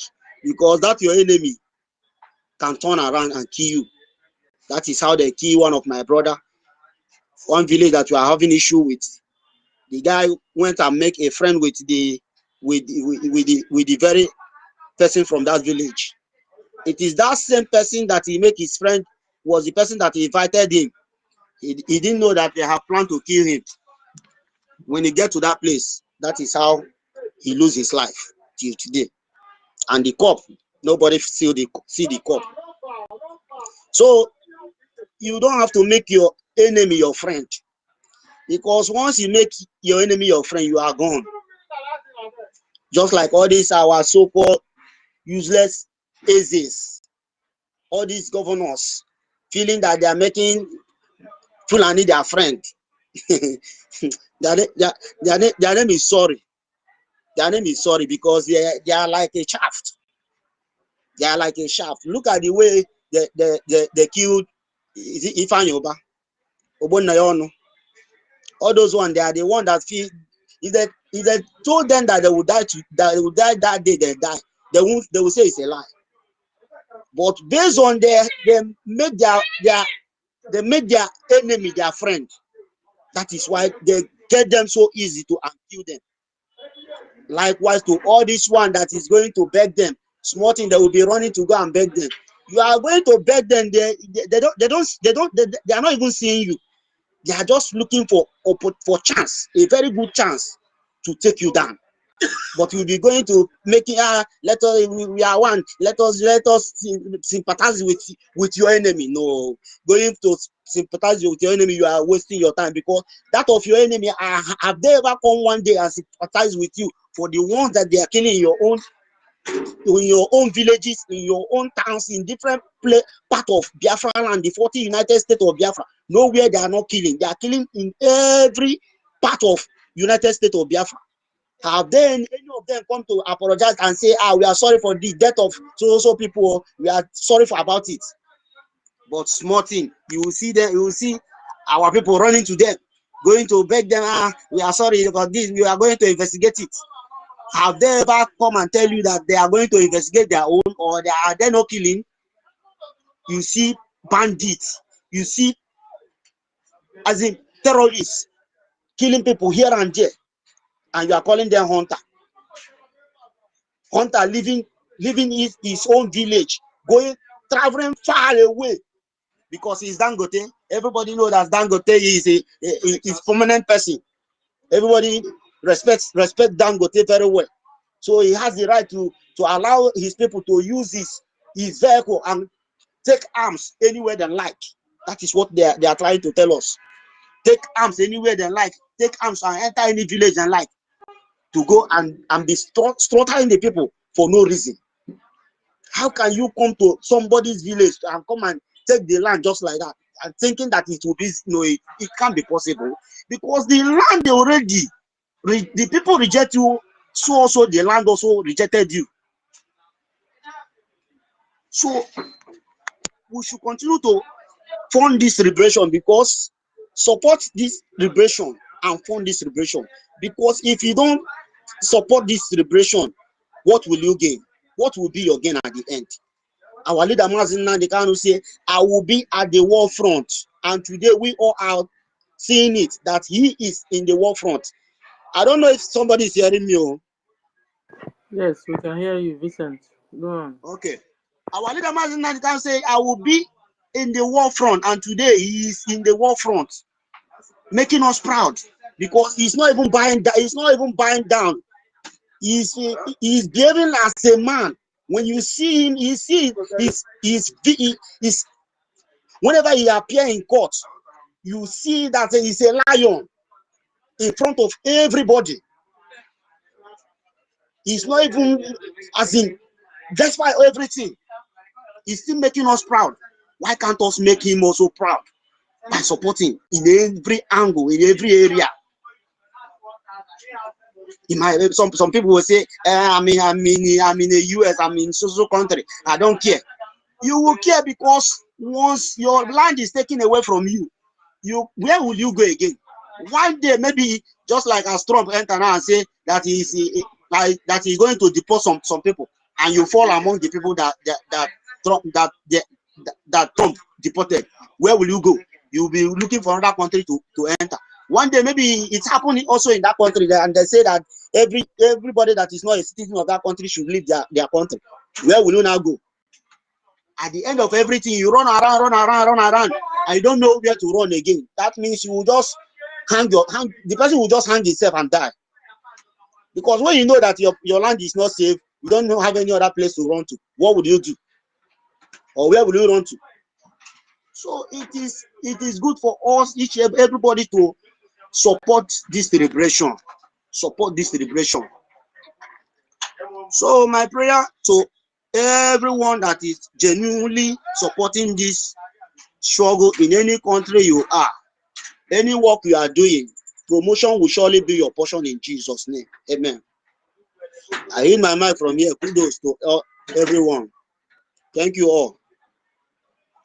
Thank you, Dr. Vincent.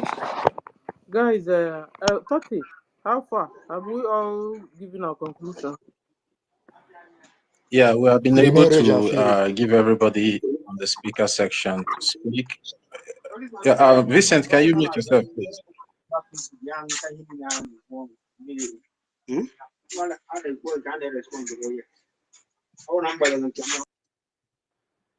Yeah, Sister Stella, everybody on the speaker section on the mic have spoken, so I don't know. Do you want to bring down the space now? Yeah, because I would have loved to leave it on, but there's nobody anymore. No? We want to continue because I want to do some shopping and I'm back, so we can continue if it's possible.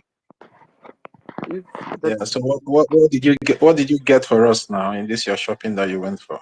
I get hot pepper for the tortoise I want to cook. It's not that akara for us. No akara here. You can't get. That's why we want to go home, so we can be eating akara. You can't get akara here. We continue dreaming. So until we get to Biafra land, we see akara. All right. We can continue then. If you know you want to make because so many people have been on the request section just because you said that we shouldn't bring anybody in. They started dropping. So if you want to make your submission, you can request for the mic now, and you will give in the mic to speak. Yeah, Mazin also. if I enter inside the supermarket, maybe it is true. So I cook myself. Thank you very much. It is true that you just said it's not possible that we get Ogba and Akara here. This is the reason why. At least when I get home, at least if I did not eat for Mama Chinelo, at least I go to senior citizen side. You eat original Ogba. It is well. We will all get there. So the only thing we will all get there. The only thing we must get there. That is this what these people are trying to take away from. We'll get there. So the only thing I'm going to chip in here is that Mazife and Sister Kiruka, please, the donations for the lawyers, By the grace of God, tomorrow I will make sure I meet up. And even though that we still need more, please, if you don't hesitate to come up here and let's continue to do it. If that is the only way, maybe at least some of us can be doing whatever we can do. And those that are doing anonymously, we say thank you very much. But we really encourage others to really support that channel so that without no distant time, I'm really assuring each and every one of us that this little efforts definitely can never be there. We get results. Thank you very much.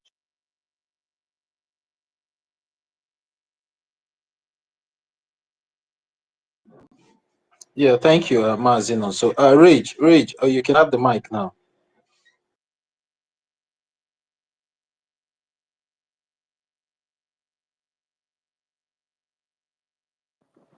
Rage, is it there? Rage and Fury, are you there? Maybe he can hear. I don't engage now. Okay. Even your mic is not also clear. So, guys, you understand today what we've been able to achieve? We've been able to, tell our people, Christians in Nigeria and in Biafra land, to prepare themselves, and Biafrans also to prepare themselves. You understand? Self-defense is not a crime. You guys can be in a community and their Boko Haram Nigeria police came in your own community to kidnap your sister, your brother. You guys just fold your hands and watch. Those guys, Musa have told you guys, they are repented Boko Haram. So when they are repented Boko Haram, you know what it means? Because Boko Haram can't repent. They are all terrorists. They are all Boko Haram terrorists. So when you see them, they are your enemies. Defend yourselves. Fight. Collect your sister back from them. Collect your brother. Others will make a call and connect our military to come on the ground. Meanwhile, whilst the one is calling our BLA to come to the venue, others are blocking them and finding a way to relieve your sisters. Am I wrong? David and Nana, you have the mic. You are not wrong, my sister. You are not wrong. We should be proactive this time around. The Biafran people should be proactive. We should plan. When somebody come to your community and you gave them a place to stay, and these people, they wake up in the morning, they be going around, sketching how the community looks like, all the nooks and crannies of that community. They go out and come back in the night. When these people go to your farm, the same people that came to your community and you gave them a place to stay, thinking that these people came for business, thinking that these people, they don't have any ulterior motive. These people, when you give 2 people a house, the next 1 week they are 3, the next 2 weeks they are 10 in that same 1-room apartment. You think that these people, our people take them to be megad, gatekeepers, gatemen, some are shining shoe. Our people, we don't take them serious that these people have come to kill us. Then when you go to your farm, you see these same people that you gave a place to stay in your various communities. You see them carrying their cows, go to your farm, they take out the crop that you planted and feed it on their animals. The same people that you are giving opportunity to stay in your village, they are preventing you from farming in your own land. What do you think that these people came to do in that community? What do you think was the essence of these people coming to your community? And the other aspect of it is that these people do not just leave North or they leave Sahel to come to your community without having a mission. Before they even leave to come to your various communities, they have already had some people who are sponsoring them. They already have their record with the state government.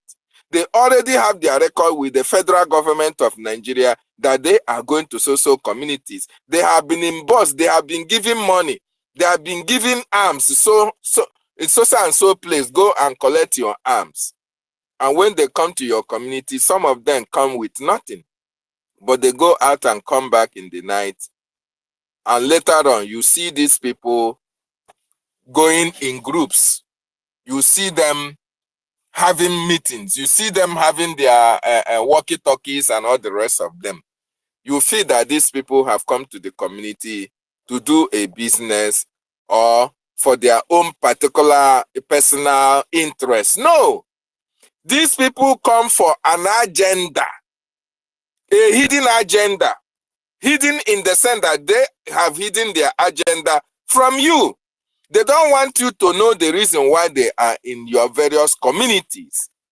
That is why you cannot dictate what they have come to do to your community unless you see them committing atrocities in your communities. Then that's the only time you will know that these people have an ulterior motive for staying in your communities.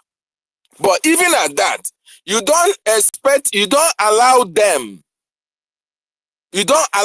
to show you the reason why they come to your communities first, because you have to learn from what has happened to others. You have to learn from other communities who these people have been ravaging, other communities who these people have been killing. If you don't know the reason why these people are in your various communities, check what is happening in Ehamufun. Check what Ozojo Kalo used them to do in where he gave them ranching in Abia State. I've forgotten that name. This is the reason why they have come to your communities. They came for a mission. Oh, Lord Banta, thank you so much. Lord Banta was a no-go area. Lord Banta was a no-go area. They came with 1. They became 10, 20, 100.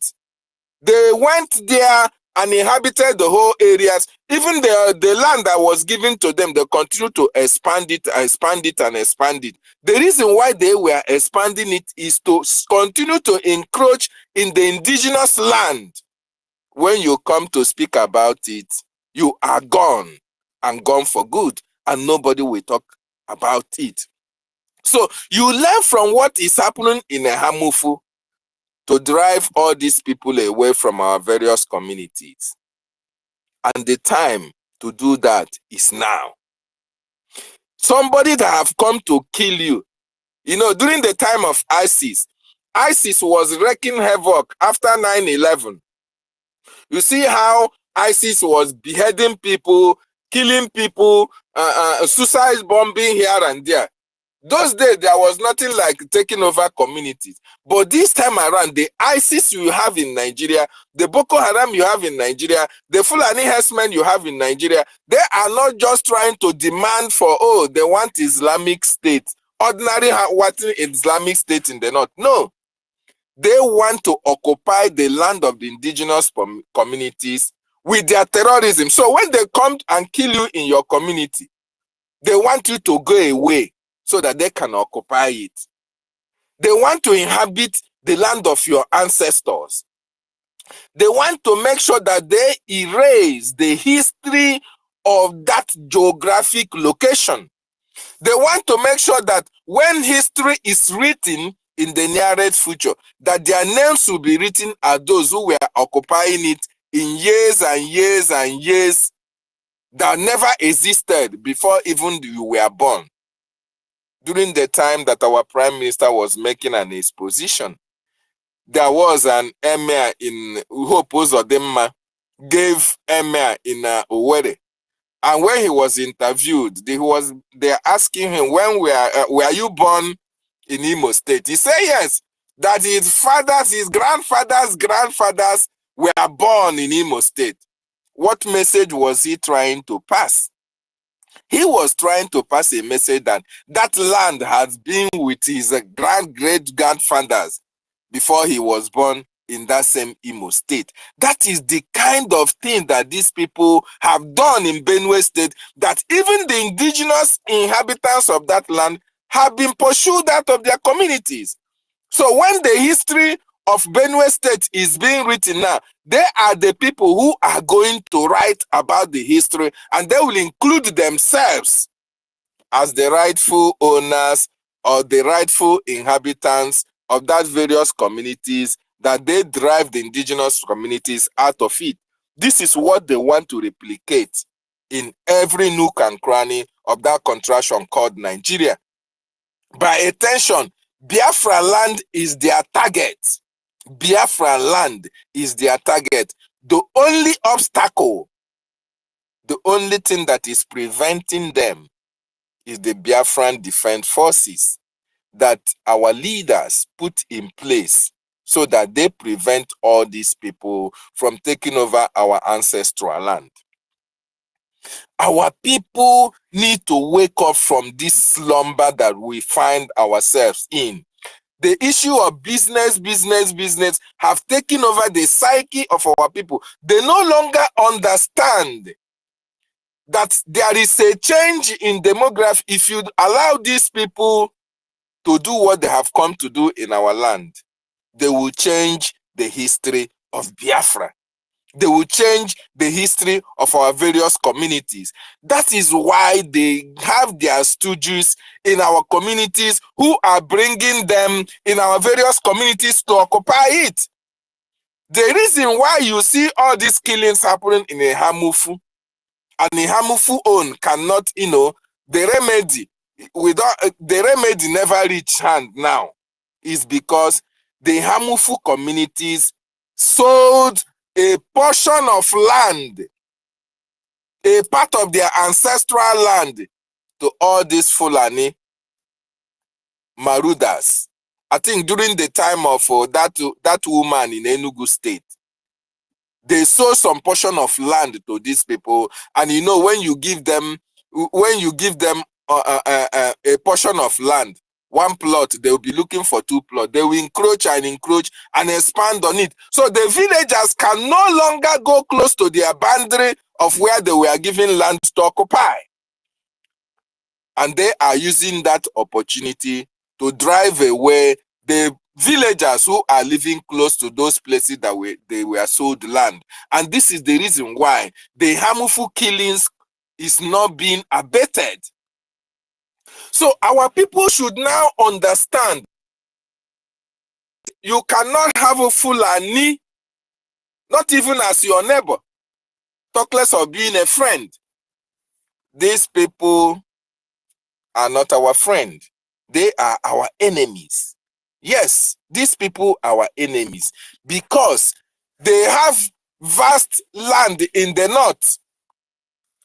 I think they say they have the land mass in the north that we are dot in a circle. Yet they left the area that is full of land. They came to the dot in a circle to occupy our land because they have an ulterior motive. They have a plan, and that plan is to take over our ancestral land. Quite unfortunate that our people don't understand this. Quite unfortunate that the governors, the political player that we have in the southeast are their stooges from A to Z. None is speaking against all these atrocities that is happening in our land. Check since 2021, or let's say 2024, that our prime minister, since he was taken, before our prime minister was called for questioning, you heard them saying, oh, Mazi Nnamdi Kanu should be released and all the rest of them. Since that time up to this moment, there is no attack that has happened in Biafran territory that have been condemned by all these people who call themselves the political players from the southeast. And that is the reason why the youths must rise up to challenge all these people who call themselves political leaders in our land. They are the reason why these Fulani headers, these Boko Harams, these ISWAP are ravaging our various communities unabated, and we must stop it. The time to stop them is now, and the Biafran Defense Forces are ready. Yes. You can hear me? Okay. So I wanted yes, to I say can hear you. Okay. Like even when they now see all these one Nigerianist Biafrans, even when they see even the kind of mineral resources we have on our land, and you would think that one will even move them to really join forces together with us and fight and get our land, because when we get our land, we have a whole lot to profit underground. Yeah, I don't know if you understand what I'm trying to say. You would think, Yes, I I do. mean, the richness of our land will move our brothers and sisters to join the liberation fight. That's what I'm saying.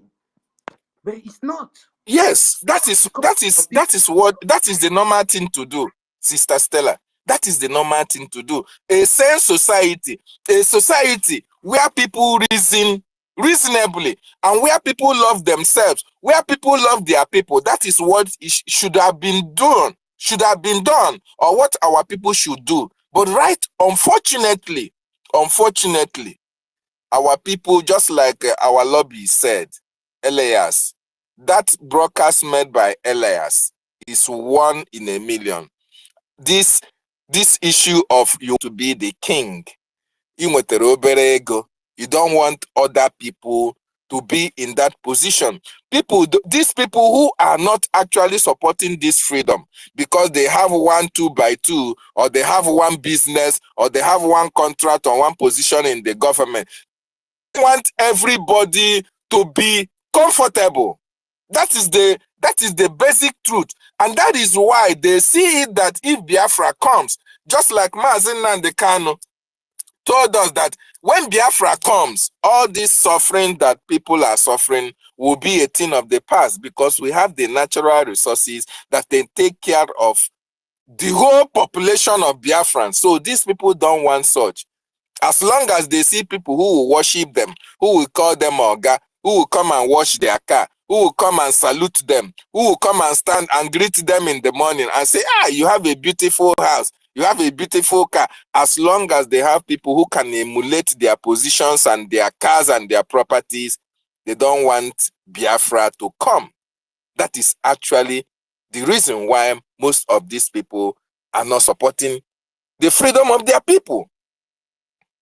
But in a normal sense, if these people understand that Biafra will even make them more richer, if they really understand that, they should stand up and fight for the freedom of their land. And another thing, they don't understand. These people don't understand that when this invasion happens the way the Fulanis want it to happen, they themselves are not even safe. That is the irony of it, that they cannot even see beyond their nose. They can't see beyond their nose, which is very, very David, unfortunate. So, David, yes, David, let me give you a short I can story hear you. because of what you're saying. Yeah, because of what you're saying. I know a lady. The family, they are so rich, and she used to stay abroad. And suddenly, you know what? She just packed all her things and went back to Nigeria. And then I asked her why. She said, because at least in Nigeria, that she has a cook, she has a gardener, she has a driver, she has a gate man. You understand? But abroad, that she does the whole job by herself. You understand? And so because of Exactly. that, because of that, she can't cope in abroad. And so she came back to now. You think such a person, when you're discussing about your liberation, she will join you in the liberation fight? No, because she Never. knows everywhere Never. everybody is Capital continuing to no, worship her. capital no. Look at this Obi Kubana, them, KC, them, E-Money, all of them. You see, when they are walking around, they wear the finest shoes, they wear the finest, they envy people looking at them, they buy cars and all these people. When you talk about Biafra to them, Biafra do not exist. They can never in their life want Biafra to come, because they want people to serve them. Just like the example you just gave now. These people want to be worshipped. They want people to look up to them, to to adore them, to to appreciate them, to to worship them like gods because of the position that they have, because of the money that they have. So when you now want a situation whereby this person that's supposed to be her gardener is even having the same thing that she has, she will not support such thing. She will not support such movement. She will not support Biafra to come because she knows that when Biafra comes, she will be equal with the gardener. The gardener will have what she have. As long as you are a Biafran, when Biafra is restored, nobody will be poor in Biafra because we have all the necessary minerals all around Biafran territory to take care of our generations, children's children, even yet unborn. Everybody, nobody will be poor in Biafra. And that is why these people who are privileged at this particular time to enjoy affluence, to enjoy prosperity, will not support the emergence of a Biafran nation. But no matter what they do, it is only going to take time.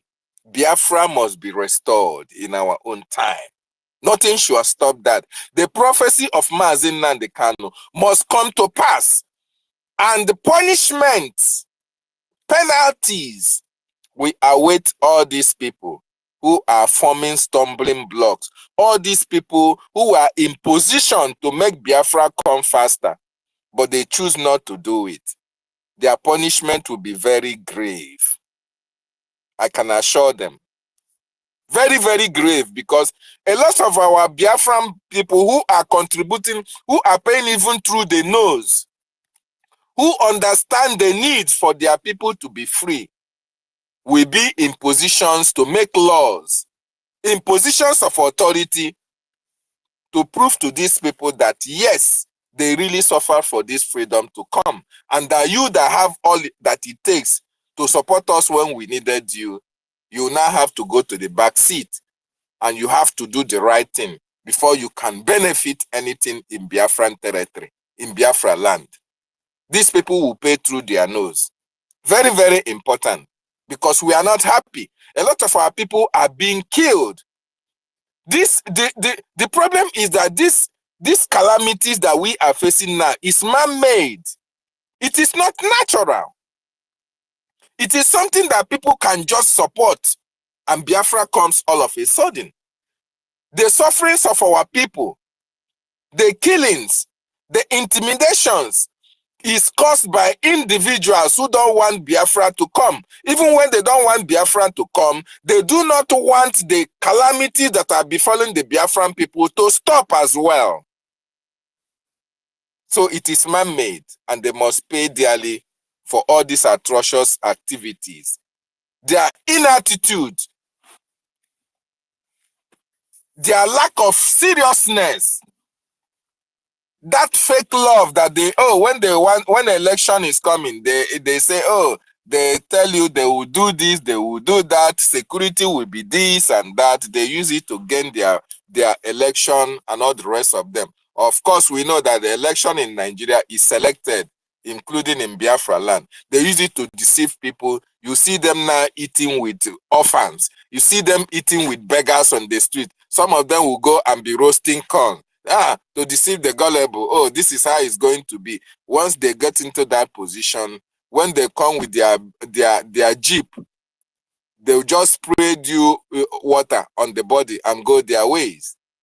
They will not act for the benefit of the same masses that they made promises to.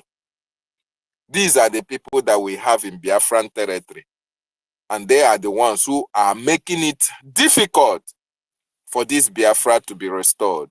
They are the reason why our people are being killed, because these Fulanis know that these people cannot speak on our behalf.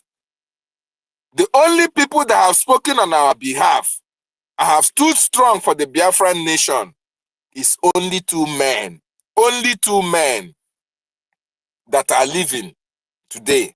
These are the people that we can beat our chest and see that upon all that they have, they remember that their people are suffering, and they can do and go at any length to make sure that the freedom of their people come. These are the only people that we regard in that contraction called Biafra land. In that Biafra land, these are the only people that can speak for us. These are the only people that have stood their ground and said that they want Biafra to be restored so that their people can be. David, I call you Yes, bro in sister. normal. What do you say to one Nigerianist Biafrans or Biafrans one Nigerianist? But there are these ones, honestly, David, let's be real. There are these ones that are quite afraid of joining what we're doing. Is there any way they can join secretly? Advise them. Yes. You see, when Mazen Nandekano said it earlier, if you want, even if you are in government, you want to support this Biafran movement, you don't want your name, you don't want your information to be known out there. Our government is capable. Our government will protect and give you the necessary privacy that you need. All that we need is your donation. Our Prime Minister also reiterated this fact. Our government have promised Biafrans, those who are in government and those who are doing business, we understand that you have properties in Nigeria. We understand you have in Sokoto, you have in Kaduna, you have in Abuja. We understand that. But we want you to show that concern that you have the interests of your people at heart. The men and women in Biafran Republic government in exile are men of integrity that you can trust with your information. You can support the government without being known. It is a promise that the government of Biafra have made times without number. Mazen Nnamdi Kanu made it. Our Prime Minister made it. The government also, our APM have already reiterated that fact to tell you that you can support the government any way you can. You can support the liberation of your people and still remain whatever you are, doing whatever you are doing in that contraction called Nigeria, and nobody will call you out. Very, very important. So my advice to them is that your information is safe with the government of Biafra. You can support the government. You can support the freedom of your people anonymously. You can donate any amount of money and nobody will know about you until Biafra is restored. That is a promise that the government can guarantee 100%. So if you are a Biafran listening, you have an opportunity of joining this fight, even while you are still in that contraction called Nigeria, and nobody will have any information about you, about your support to the government. So yes, that is what I can tell them.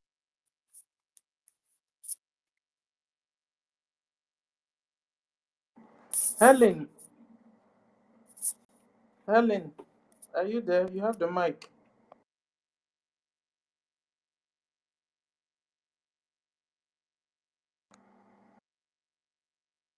Helen is not there. Guys, I think we'll be rounding up since nobody else is speaking or wants to have a mic. 1 million, you want to say something?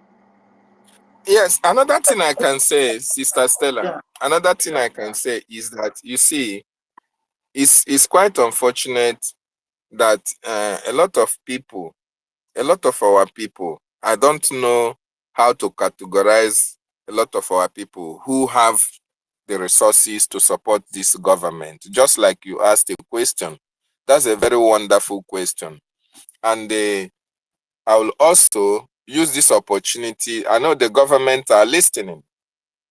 All these people are scattered all over the world. In America, anywhere all around the world, you have them in quantum. Like somebody said yesterday, 3 people can even fund this liberation till its conclusion. What is required of them? is only commitment if they love their people. Unless you don't love your people, that is why you cannot put your money to support the freedom of your people. Tell me, what do you get to gain when you build mansions of billions, $300 million, $500 million, this and that, in a place that you don't have a drainage system, in a place that you don't have light, in a place that you don't have good road, in a place that you don't have pipe-borne water, you don't have any security. More importantly, what have you to gain? I can see them building mansions in Abuja, all the rest of our other cities. What have you got to gain for doing all those things while your land is still under occupation? So this is a wake-up call for all these Biafran billionaires all around the world. If there is any way we can tag them, we can bring them, bring their names, bring their account, send them messages, let them understand that we know who they are, we know their capacity, we know what they can do, and we want them to support the freedom of their people. They need to support the freedom of their people. Otherwise, this freedom will come. And when it does, they will be relegated to the background. They will be relegated to the gutter because they did not meet the demands of their people when we needed them most. The likes of E-Money, them, Zenko, KC, Kubana Chiefry, I understand. Most of them are killers. Most of them are into organ harvesting. All these people, in fact, they should not bring the money they gain through killing our people to come and support our liberation. They should not bring it. When you kill our brothers, like this guy in Owerri that was selling our brothers' organs in order to make more money. We don't need such money in our liberation. All those who made their money genuinely, and the way you make your money outside the spilling of the blood of the innocent. Support the liberation of your people. In fact, even if you don't give us, you don't support us, give us that IOU loan. Give us IOU loan. Billions and billions of dollars in IOU loan. The government will pay you back when Biafra is restored. And your information will still remain private and secret until Biafra is restored. So that is what I want to tell all these people. If they have their PAs, if they have their spies who may be here with listening anonymously.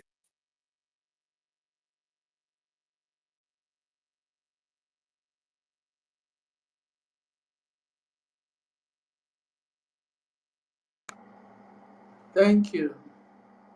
They knocked him out. Hey, yeah. Okay. Thank you. Toti, I brought you up again, please. I was looking for you everywhere. Okay, we go to Chibike before 1 million. Chibike, are you there now? Yes, You have the mic. yes. Thank you, Ministella. So what I want to say is the bylaws that the government has put in. I think although I'm studying it, but the majority of us Biafrans, we don't know what is in there. So I think we should start learning it, knowing it, because what I discovered in that bylaws is that what happened within Mazi Nnamdi Kanu and ESN and IPOB bring us backward. And what happened again within our prime minister? We have this issue. I wish that bylaws has been there and Biafrans were aware. Nothing like that could have happened now. We could have marched forward. So with that bylaws now, things like sabotage, trying to change the system and other things will not happen again. In fact, anything that happen now, the laws is there. We'll just follow it. So that is what I'm like thinking. Biafran should be more equipped with that. So the freedom, our freedom is more. Just like what our brother is saying, Dr. Nnenna. The freedom of Biafra is in our hand. That IOU, I've been thinking, Every day I've been thinking, how can we get these men, these Biafran genuine billionaires, millionaires who are scattered over the world? How can we get them? How can we get them? So this the IOU loans, if we can maybe we can have people who can be able to scout, and at least we get maybe 20 in America and others country, then we start emailing them. You know, at least let's some of them, I don't know whether they have been hearing about Biafra, some are hearing but they don't take it serious, some they just want to make their money, some of them have decided not to even come back to Nigeria, to Biafran land, or even look for their home. Some of them they have decided to be there, because citizens there die and everything. So with the way the freedom is going now, just like the way Israelites they funded their freedom, all of them in the whole world they contributed. They are set of rich Israeli who funded their freedom, that they bought weapons. So I think Biafrans have to start going this way.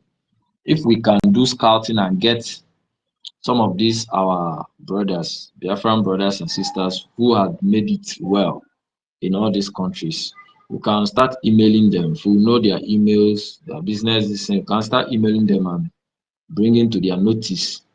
Email them, give them videos of the atrocities that is going on in Biafran land, and trying to tell them the reason why they needed to support us and what they will gain if they do that. So that was I was just thinking a lot, and Dr. David was bringing something like this. So it's also a good initiative if we can employ it, because the more we delay, we keep on waiting for our destiny, the more our freedom will be delaying more. Imagine this kind of people. We have like 10 people, 10 rich Biafran wealthy men that are even supporting us with just always, let's say, 500,000 a Jima. And they are doing it just every month consistently for 1 year. We will level Nigeria down. We will level it. Nigeria will become history. In fact, we will save other indigenous people in the Middle Belt. We will save them. We even go to and save the Duduwa people. We will save them. I even save the Northerners. We will save them. I'm telling you.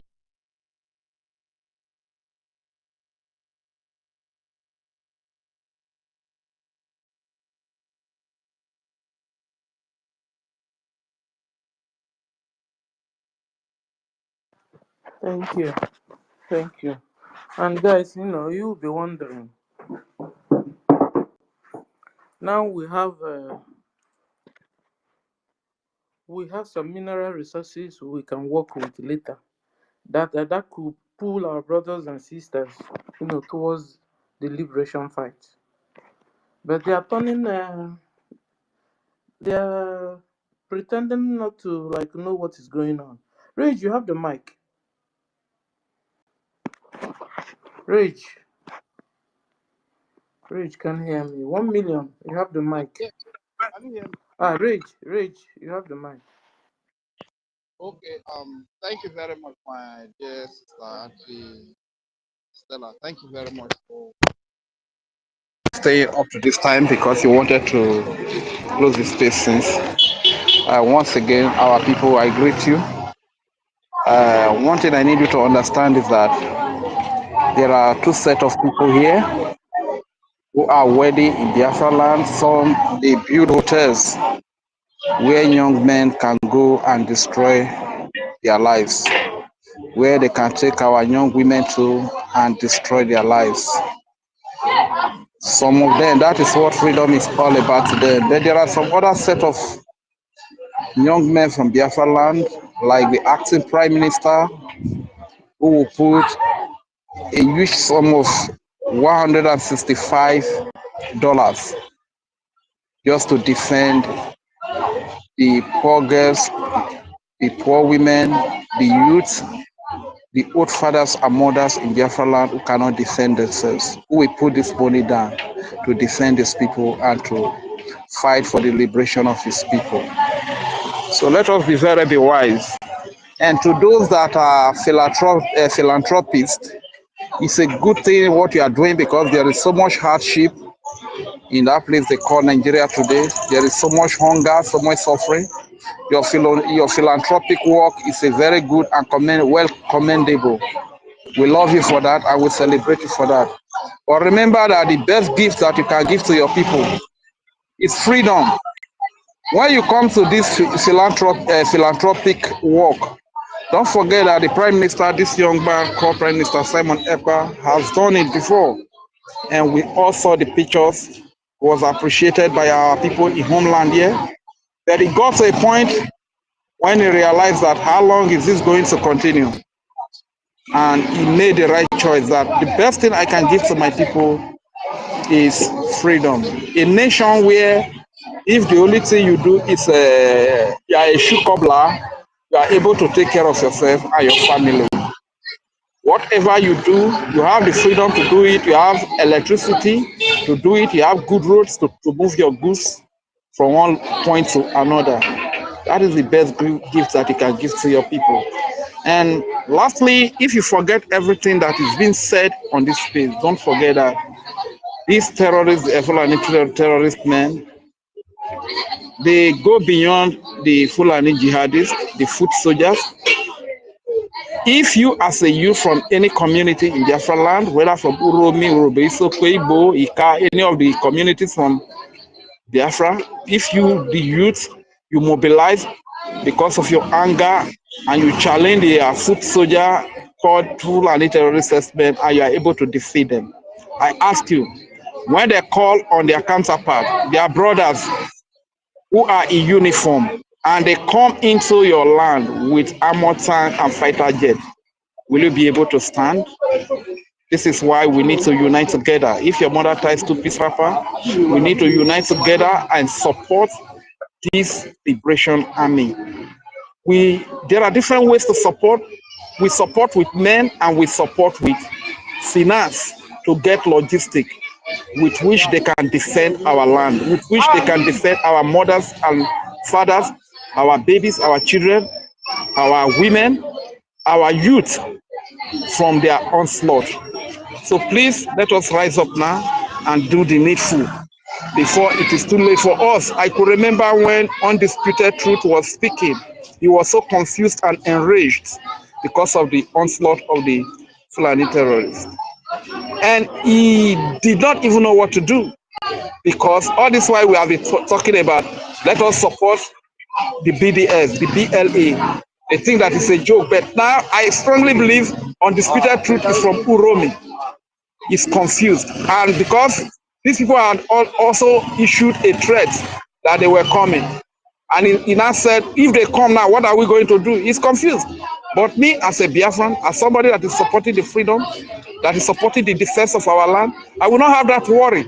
All we need to do is to encourage our people to fund the BLA. If you are the type that is doing your philanthropic work, it's beautiful. But a part of the money, direct it to the security of your brother and sisters. You might have a military, mobile police that are defending you. What about your poor sister and your poor mother or your relation in the village who don't have anything to defend them? Please, our people, for their sake, direct a little of your wealth to the security of Biafra land. Fund the Biafra Liberation Army. That way, we all can be safe. Thank you very much. I yield the mic. I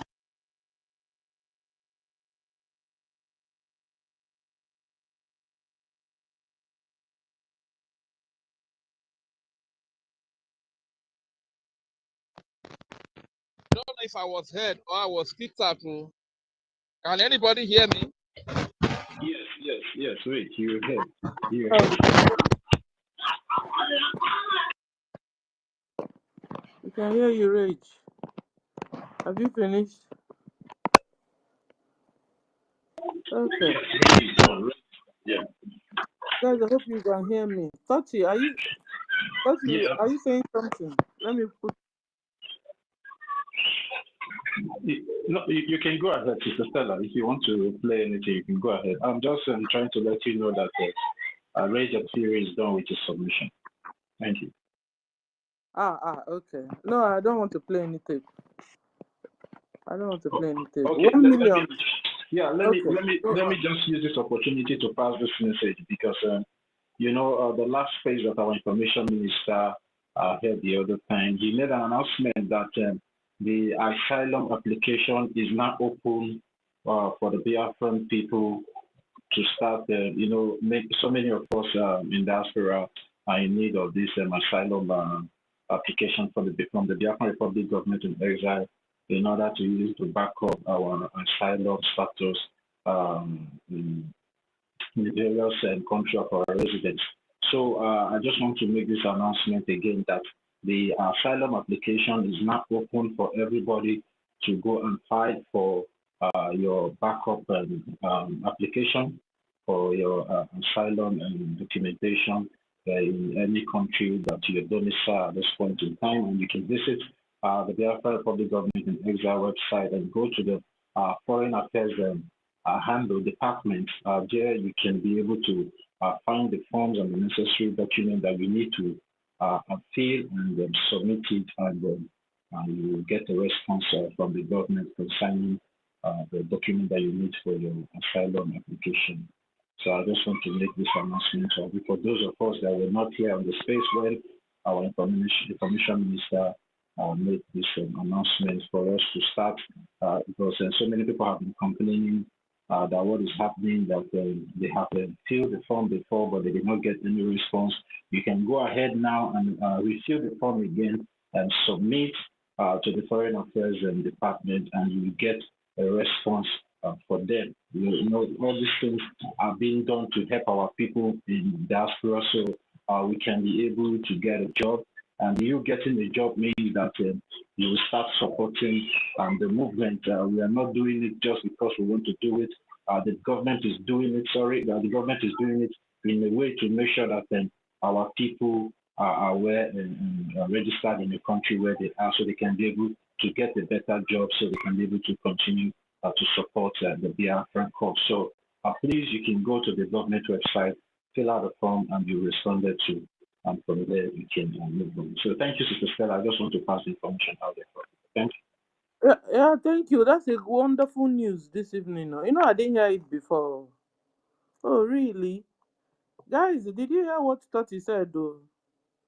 Asylum application. At least, guy, document. Is it not? Yes, yes, if you don't have documents, you can request for the asylum in this thing from the government. Yeah, and then it will help you to prepare for one in where you're staying, right? Yes, Yeah. yes.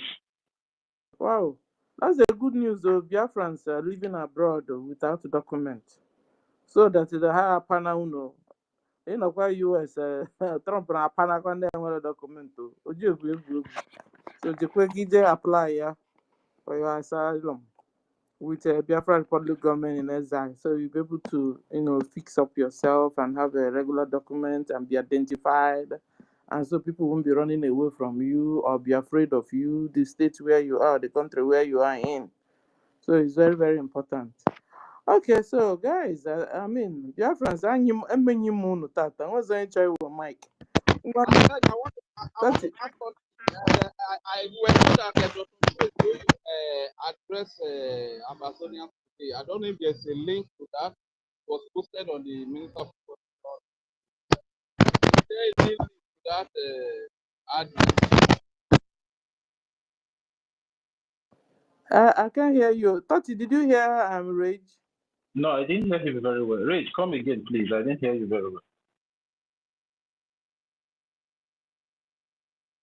On the Minister of Information airspace that Dr. Chue is going to address Amazonian people today. So I was asking if there is a link to that. That's what I'm asking. Actually, I don't really know any link, but you can go to any of their X accounts. Maybe you can be able to get that information that you're looking for. The Ambazonia and Government Council, they have so many X handle. I saw the publication on one of their X handle as well, but I did not look very well to see maybe if there's any link. But I know it will be televised through their various channels, so you can search for their various channels and you can get the information there. Thank you. Okay, thank you, 30 Ville. We call young money. Okay, young money, you have the mic, Doctor Young Money. You have the mic. Please, we need Thank this you. money. Oh. Thank you, ma. Good evening, great Biafrans. Mgbede ọma. I greet everybody. Our journey of restoration, it belongs to we, the genuine Biafrans. The Christians over there cannot survive without Biafrans. We all know how that zoological animal kingdom has been terrorized from the terrorists from the Sahel Desert. And these terrorists are being funded internationally. These terrorists are being France are being funding these terrorists. Britain are being funding them. US aid under the corrupt government of Obama are being funding these Boko Haram and Ice Whites. And the Fulani leaders in the north are taking these people to do conquering, to take people's land, to take people's land and to steal people's culture, which have happened all over the world, which have happened in Turkey and have happened in so many Africa countries. We don't need to measure them. Morocco, we don't need to, there are many. Ethiopia, there are many. Now they have come back, they have come down to the land of Chukwuokabiam, which is Biafra land. Those crying for we to meet those who have not been funding us. Are you telling me that they are not seeing what is going on all over the world? Or are they saying that all this killing, even though they don't believe in what happened in Turkey, because they are not in Turkey, or they don't believe in what happened in Morocco or Egypt, what of the one that have been happening in the zoological Nigeria, which the Hausa race and the Hausa people have been eliminated from their land. The Fulani have taken over all their land. The 10 states in the north, they have taken over, remaining the 7 states, which is the middle belt. And today, they have terrorized Kaduna, they have terrorized Abuja, and they have Taraba and come down to Benue. This thing is not a joke. It happened in my own eye. When I was in zoo in northern side, Nasarawa State, that was a year 2000. Those years, every 8 years, when the zoo are doing election, the Fulani people must cause a terrible war from the state. And what they are fighting is tribal cleansing. They call it tribal cleansing. It was happening religion. Then when they now conquer the religion, now they enter tribal cleansing. It don't matter if you're a Muslim and you're Hausa. If they come, once you're Hausa, they will be slaughtering them. It happened. And this thing have been happening.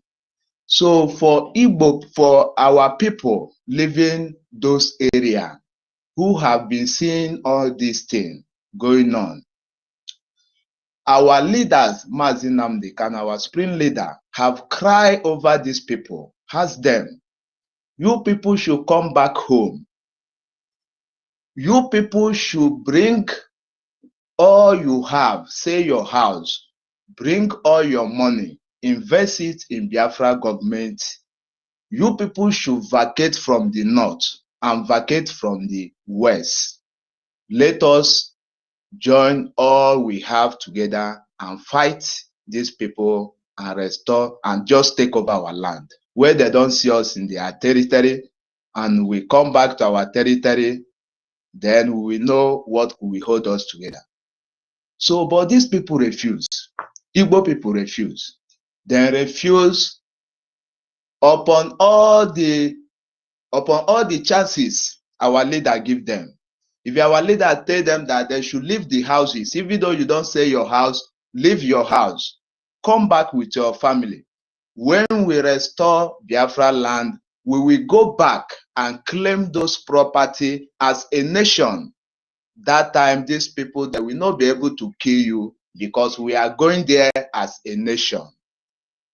Our spring leader, Mazi Nnamdi Kanu, he promised our people all these things, those living in the north and those living in the west. But they refuse. Okay, he has them fund the Biafra government financially. Let those who are willingly to restore and to protect our land carry the arms and defend the land. But Igbo people refuse.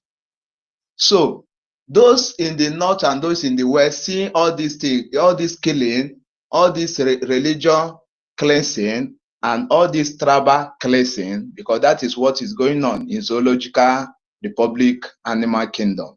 Tribal cleansing and religious cleansing. So all this cleansing that have been going on for centuries, is it that these people are not seeing it? They are seeing it. But okay, we, the Biafran people, we are fighting to restore ourselves. The world see that what we are doing is group contribution to fight for our freedom, but Zoological Animal Republic Kingdom tag us a terrorist.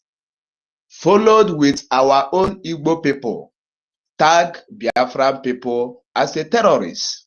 Today, many of them, they used to measure it. Zoo government tag us a terrorist. But the Boko Haram, which have been receiving their fund internationally, the world know that Boko Haram has what have been funded internationally. The Islamic world fund them. The France government fund them. The Britain government fund them. The world know. But did they tag them terrorists? No. So, who now is deceiving the people? For we to know that what is going on in the world is tribal cleansing and religious cleansing and selfish interest cleansing. The selfish interest cleansing, we have them in our midst in Biafra land. Selfish interest cleansing is the governors, the Igbo governors in Biafra land and the Igbo senators in Biafra land. These are the weapons that the Britain are using to harvest the organs of Biafra people. Whenever we are speaking that what they are doing to us, we don't like it, they will use the opportunity to hold our people and harvest their organ. But the world has seen all this, but they keep quiet. What I'm trying to tell the Biafran people is that our freedom is in our hand. As Dr. Cho Ayaba tell the people of Ambazonia that their freedom is in their hand, that we are going to restore it inch by inch, block by block, counting by counting, word by word, state by state. Our Biafrans, our hands, our freedom is in our hands.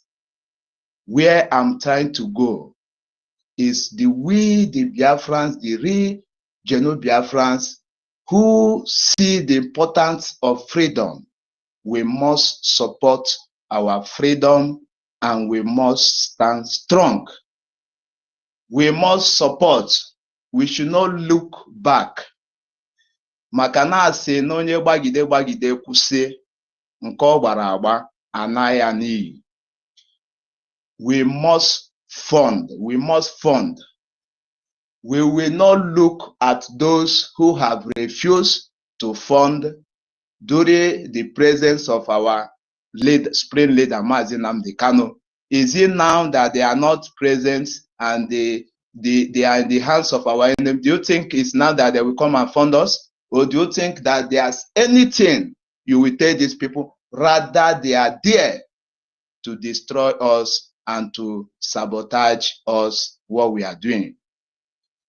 That is that word that the president of Ambazonia people tell the real citizens of Ambazonia that their freedom lay in their hand, and they must, I'm now speaking to Biafran people, we must restore it. We must take it word by word, counting by counting, state by state, till the federal, it lay in our hand.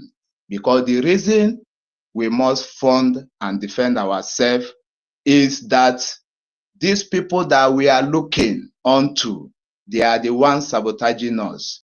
These celebrities, all these governors, or all these politicians, is open to us that even the northern leaders, the northern governors and the northern senators are funding the Boko Haram and funding the Ice Whites. Have any personers in Nigeria come out and condemn it? The answer is no. Rather, they tell the world and they tell people of Nigeria that these people are their vigilante, that they are protecting their forests. But come down to Biafra land, our own Igbo people will open their mouth, like DOS have said that the Biafra government are terrorists. These are the same people that call themselves Igbo people. Do you think that these people, there is anything you will tell them for them to fund, they will agree? No, they will not agree. But I encourage those who have been funding. Freedom is so expensive. Freedom, you must invest. We must invest. We have been investing and we must invest. And we consult Chukwu Kabiama one day. Ofumbosi, Obie, Ofumbosi, a country will recognize us and bunyani all we need to protect our land. That day, then all those people who take what we are doing today, the cry we are crying to them, our supreme leader cried to Igbo people, prophesies to them, tell them everything that have not happened. But today, all those prophets, all those prophecy that our supreme leader Mazi Nnamdi Kanu told them, all of them have come to fulfillment. None of these Igbo people have recognized all those prophecy. It's only the northern, I saw one northern lady who came out to speak about the prophecy that our leader Mazi Nnamdi Kanu had been given. But these Igbo people, all these celebrity that have interest, or all these zoological governors and senators that have interest, they are seeing the tribal cleansing and the religious cleansing going on everywhere. Rather, what they will do is to tag the Biafra people terrorists and start killing the Biafran people and harvest the organ. Biafrans, this is the time we have to let them know that they will leave our land. If you don't fund us, it's either you leave our land and stop sabotaging us. That is the meaning of our freedom lay in our hand, word by word, county by county, state by state. Because the reason our own is so difficult, the Igbo people race, our freedom is so difficult. But I'm encouraging Biafran people that we must remain strong and pray to Chukwu Okabiam. He must lead us to that promised land. The Israelite today, the people the family who fund their restoration was Ruth Chad family. If you browse about it, you will see this family, which our spring leader have met all these people. Ruth Chad family. These are the people who fund the freedom of Israel today. But the Biafran people, our spring leader, our daddy, the general, Odumegwu Ojukwu, come out second-handedly and fund the freedom of Biafran people. But Igbo people betray him. Igbo people betray him. So who now is the problem? Is still the people that are occupying the land of the Biafra. This is the reason our own have been so difficult to us. Ojukwu funded it second-handedly, which those years Israel at war, we are in the war that time, but Israel defended themselves, in which if that the money that Ojukwu sent for weapon came to him too will restore Biafra, and today we will be reaping like the Israeli are reaping today. But here we are still fighting, but still the Igbo people will still be coming and be sabotaging what we are doing. Look at our government, how we have been moving so smoothly and everything is going. NGOZI Fulani came out from nowhere, and this is where we are today, begging and pleading for people to be funding us. But we must remain strong. We must remain strong, because if we give up, I believe you, it's not gonna be easy. So we must remain strong and fund. Victory is our own. We believe that our matter have been on the world table. And believe me, one day, a nation, a country will talk to us. Which budget do we have?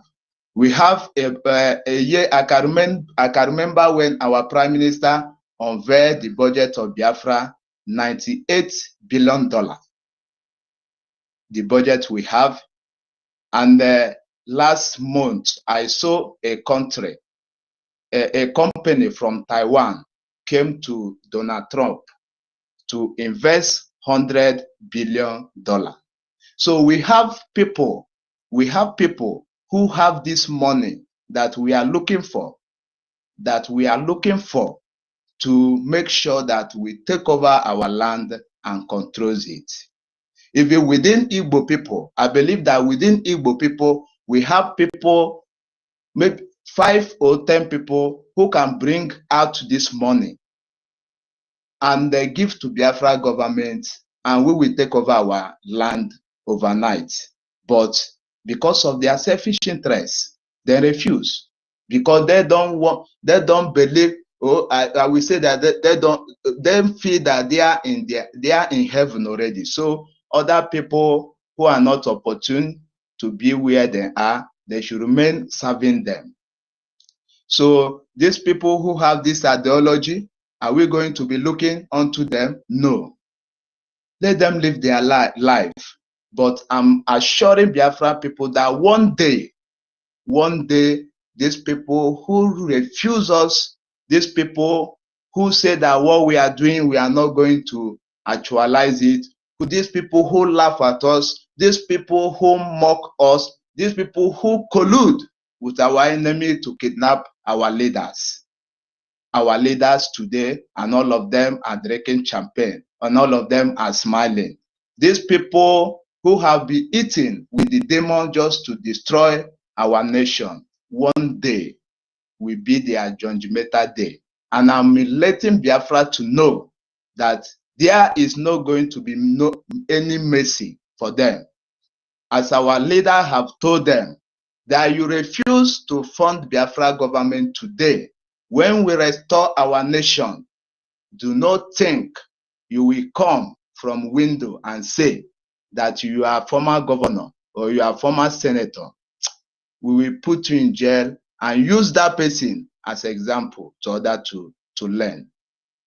So I must encourage Biafran people, we must keep on funding. We will never get tired. I believe we will never get tired, and the rent, everything, things is being destroyed in the zoological republic. Believe in me, Chukwuka Biama is on our side, and one day all this I beg fund us will end. Thank you, great Biafrans, and we move on.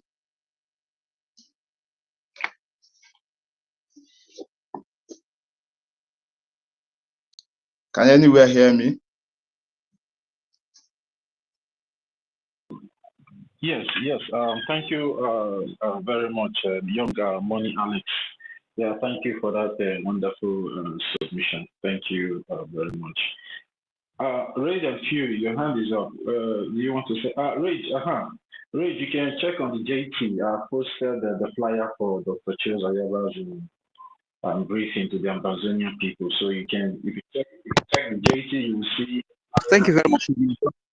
My brother, thank you. I'll check it out.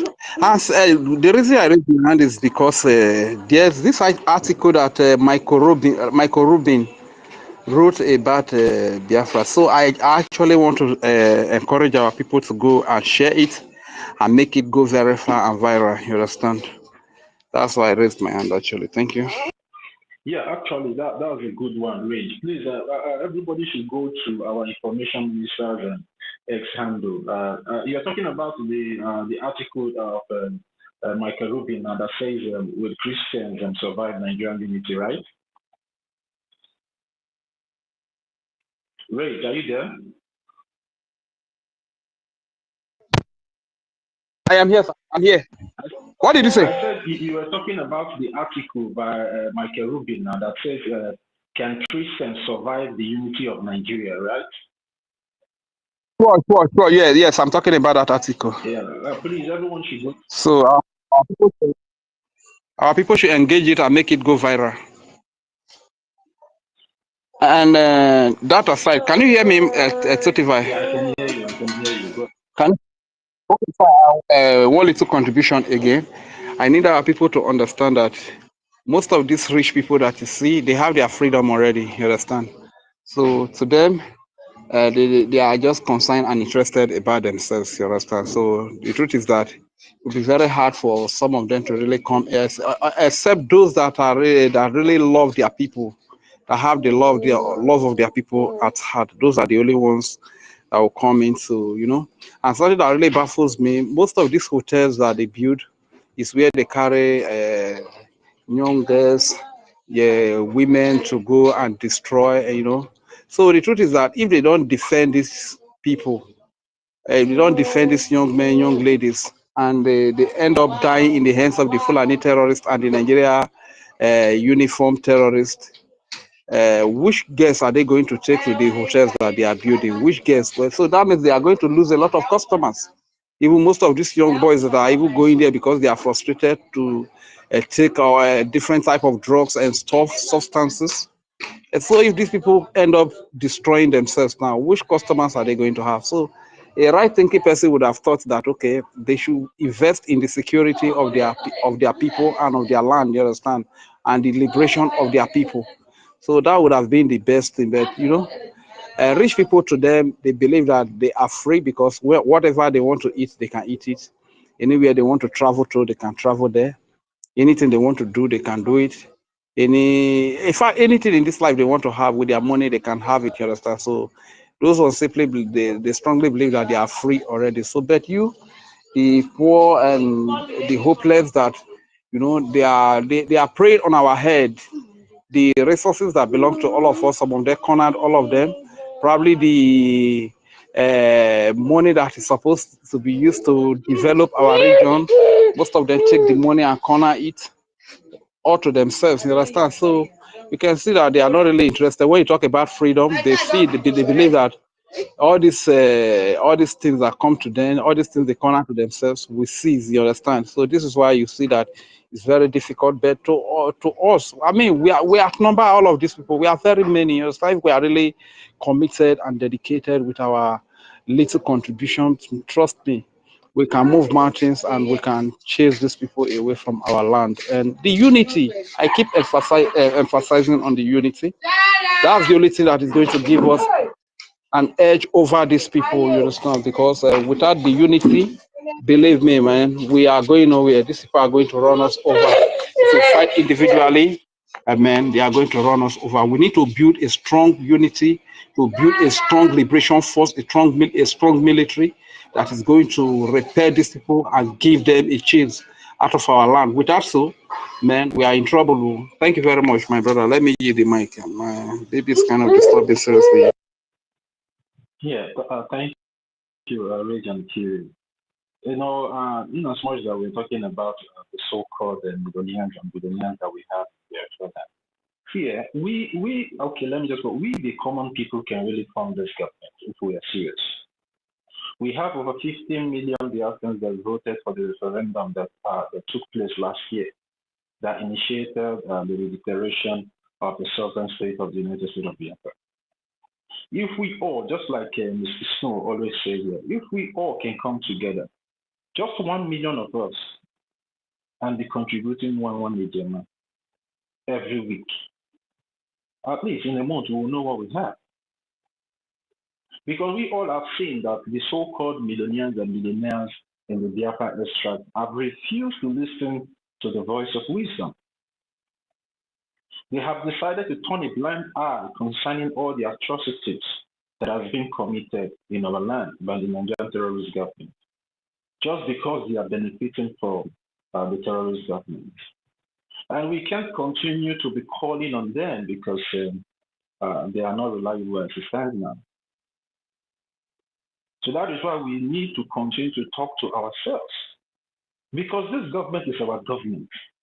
This government is not for one billionaire in the Biafra extract. This government is not the government of any millionaire. This government is not the government for P2B, so don't wait for P2B to come and support this movement. They understand what this government will bring about when it is fully liberated and restored. And that is why many of them are just, keeping blind eye on what is happening, because they know at the end of the day, if we succeed in making sure that Biafra is fully liberated and restored, then we have no say. We, the common men and women, we have to say, we will have the power to decide how we want our country to be. And we are going to be the highest beneficiaries of whatever resources that is in our land. So they know all those things, and they don't want to live or be in that kind of environment where they will be equal with common men like me and you. So that is why they don't want to support the movement. But we have to prove them wrong. That is what we are preaching here. We have to prove all these high and mighty that think that they are high and mighty. We have to prove them wrong, that yes, we are the multitude. They are just few of them. They are not even up to 1% of our population as the Biafran people. So why will 99.9% be waiting for just 1% to come in before we can be able to liberate our land? Why? In as much many of us will say we tax P2B or we tax I don't know, Actor Izzy or something like that. I don't really know their names. I don't even want to know their names because they are not even. I don't even see them like people that are reasonable or even reliable. to the Biafran people. So why would we be waiting for them? If 1 million Biafran comes up today and puts in one ejema, I don't think in the next 2 or 3 months that the money that this so-called era after is or something can be able to match our strength. If 1 million Biafra comes together and starts putting one ejema or two ejema, I don't think the strength of P2B can match the strength of 1 million Biafrans. But we all need to realize that is our war against them. That's just the fact. It is our war against their own world. Because they feel they have everything. They feel they have a right. They feel they are on top of the world. That they can be able to buy whatever they need. They can be able to get whatever they want. Because they feel they have that illegitimate power to ride over our collective efforts and desires. So the more, like some of us, because I've really had some kind of conversation with some of our people from different areas in Biafra land, they always tell me, why is your governor not speaking? Why is this one's not speaking? And I always said that these people cannot speak for you. There is a reason for them being in that position. And they have to fulfill the reason that makes them to be in that position because somebody put them there. And who is the person that put them there? Is the slave masters. We all know this. So you don't expect them to leave the work that their slave masters have put them there to do and start doing your bidding. It's not possible. They don't have the balls. They are afraid of death. And our leader, our supreme leader, Mazen Mandekano, are proving to them that they are all cowards. Just because they are afraid to die, they don't want all their brethren to die. Our leader, Mazen Mandekano, has put his life on the line for the Biafran people. That should be our focus. Our Prime Minister, Mazen Simon Ekpa, are putting all for the freedom of his people, which is the Biafran people. Those are the kind of sacrifices where the Biafran people need to be looking up to and also be doing the needful. Those are the kind of sacrifices that we need to make sure it doesn't go in vain. Let those sacrifices be our challenge, not the pockets that have already sold their soul for a pot of porridge. But we should be looking up to the sacrifices that have been made in time past by our internal leader, Ojukwu. We should also be looking at the sacrifices being made up to today by our supreme leader and our Prime Minister, Mazi Simon Ekpa. We can do this, guys. We can do this. If only we can be focused. If only we can put deaf ears and all the lies and propaganda flying all over the places. Nobody can give you Biafra because Biafra is in your own hands. And the platform and the way this Biafra will be actualized at the end of the day have been put in place by our Supreme Leader, Mazi Namdekan, and also our Prime Minister, Mazi Simon Ekpa. It's just for us to take advantage of that platform and the template that has been put in them for us to follow. And how can we take advantage of this template and platform being put in place by our Supreme Leader and our Prime Minister? And also through our own collective efforts, through the referendum votes that happened from 1st of February 2024 till the 29th of November 2024. By funding the Biafra Republic government in exile. So the Biafra Republic government in exile can be able to fund the defense forces, fund the lobbyists, fund the lawyers, so they can be able to make sure the work is done. But if we keep waiting that tomorrow somebody like P2B we repent and come and support your cause. We are dreaming. If we are still waiting and hoping that somebody like an actor or the or something, whatever they call him, will repent and come to support this your cause. If we are still waiting that tomorrow somebody like all these Cubana and Cubana chief priests and so will repent and come and support this cause, we are only dreaming. The reality is before us, and we have to accept the reality that we are on our own. Our freedom is in our hands. We have come a long way. We have made tremendous progress to be at this point in time where we are now. And we can't start now in going back, because if we all decide to leave this course without funding this course, we are going to regret it. It's a fact. It's already happening. The Islamic jihadist terrorists, they are now intensifying their attacks, not only in Biafra land, but also in other zones in the Zoological Republic of Nigeria. We all can see what has been happening in the Oduduwa land, in places like Osun, Ogun State, and the rest of them. Or are we going to talk about what is happening up there in the north, in the Middle Belt? They have already run over those places. They have taken over the lands of the indigenous people all over those places. The facts are all over the places. They are not hiding it. So you're thinking maybe there's a miracle coming from somewhere. The only miracle that can happen, it is you and me and every one of us, the genuine Biafrans. That is the only miracle that we have now. And that miracle is when we start doing the needful by supporting the Biafran cause through the Biafran Republic government in exile. So we should jettison the idea that maybe there is something coming out from somewhere. And our Prime Minister, Mazi Samonekwa, said something sometime. That a time will come when there will be no need for us funding this government. Yes, a time will come.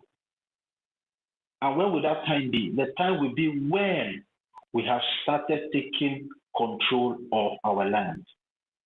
Like, for example, tomorrow we will be able to fund the government to equip the defense forces to take over old Imo State. The resources over there in Imo State now belongs to us, the Biafran people. If we can be able to fund the government to equip the Biafran defense forces to take over old Anambra State, whatever resources in Anambra State now belongs to us, the Biafran people. From there, we can be able to negotiate with the foreign interests. That if you need this thing, give us this thing. It's not about trade by barter. But as it stands now, we have nothing to negotiate with.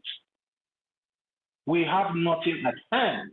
The only thing we have now is ourselves to come together and see how we can be able to raise this fund, because we have talked a lot about this thing, but it's like some of our people are still waiting. Maybe there's a miracle coming out from somewhere. Even if our Prime Minister comes out today, without you funding this cause, there's nothing our Prime Minister can be able to do.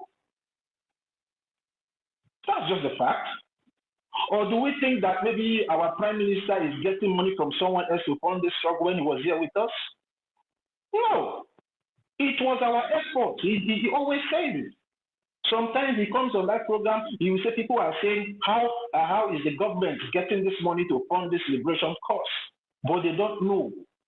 It's from the little penny that we have been contributing. That is how we have been able to make this tremendous progress all this while. So if we can be able to do this with the government when our Prime Minister was here with us, we can still do it. We can still make it happen. Our Prime Minister is not the one funding this movement. We, the Biafran people, are the ones that have been funding this movement. Our Prime Minister doesn't have the money to fund this movement. And our Prime Minister is not getting any money from any external pockets to fund this movement. He has said it countless times that it is we, the Biafran people, that have been contributing to make sure that we make this tremendous progress that we are all seeing today all over the place. We have the defense forces. We have the equipment to do this job, but we need to feed those equipment to do the job, because so many people will be asking, what about the equipment that was there when our Prime Minister was here with us? Yes, the equipment are there, but the equipment needs feeding. They need granules, so it will be active.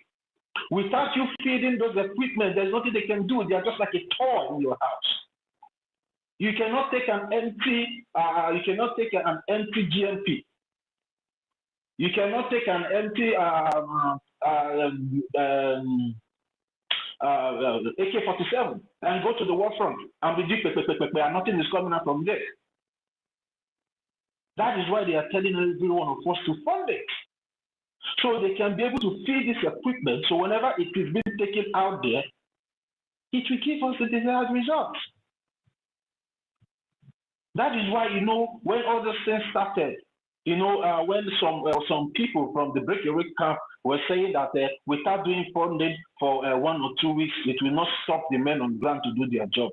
Do you think that maybe for them having those equipment is enough? Those equipment need feeding. We are fighting a war, not a riot. We should all understand this. Like some of us have made submission here. Even the Ukraine, that is an independent and sovereign nation that have the resources in their land, are still going now to look for funding, more or less of force. That doesn't even we have not even gotten hold of our land, talk less of the resources in our land. As in Igwe, over 50 million people that voted for the referendum can actually make a very big difference. And it's high time we all come out now. It's high time we all come out and start doing the needful.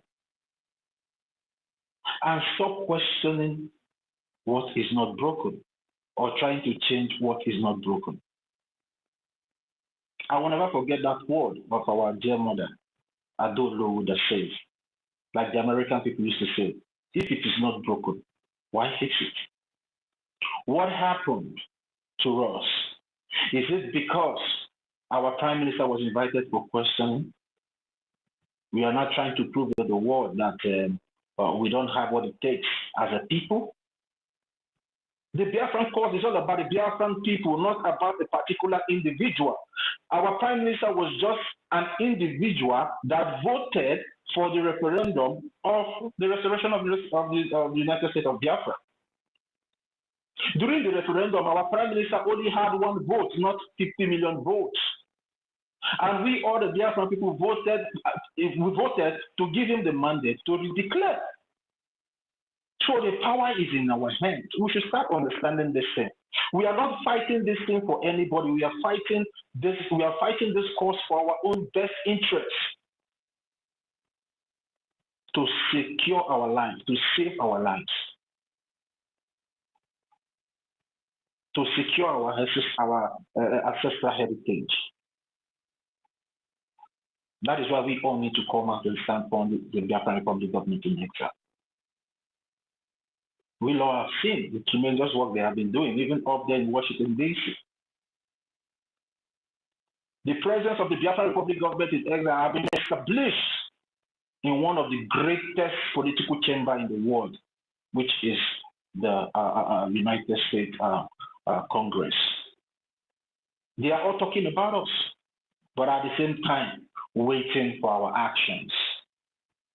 Yes, they have come to recognize that, yes, there's some certain group of people called Biafra that are fighting for their freedom. But now, they are looking, what are we doing to show or to prove that we are serious, that we really, really want the country of our own. And we all know what they are looking at for is to see everywhere boiling. They love it when it boils somewhere. then they can be able to come in and ask what is the problem. But if it is not boiling, nobody is talking to you. We have to keep the ground, we have to keep the ground running day and night to make sure that we give Musa a sleepless night and a restless day. To make sure that Tinubu, the terrorist president of the Nigerian terrorist government, starts running from one country to the other to beg for support. We all saw when he was running all over the places. He went to meet the Vice Chancellor of Germany. He went to meet Macron, the President of France.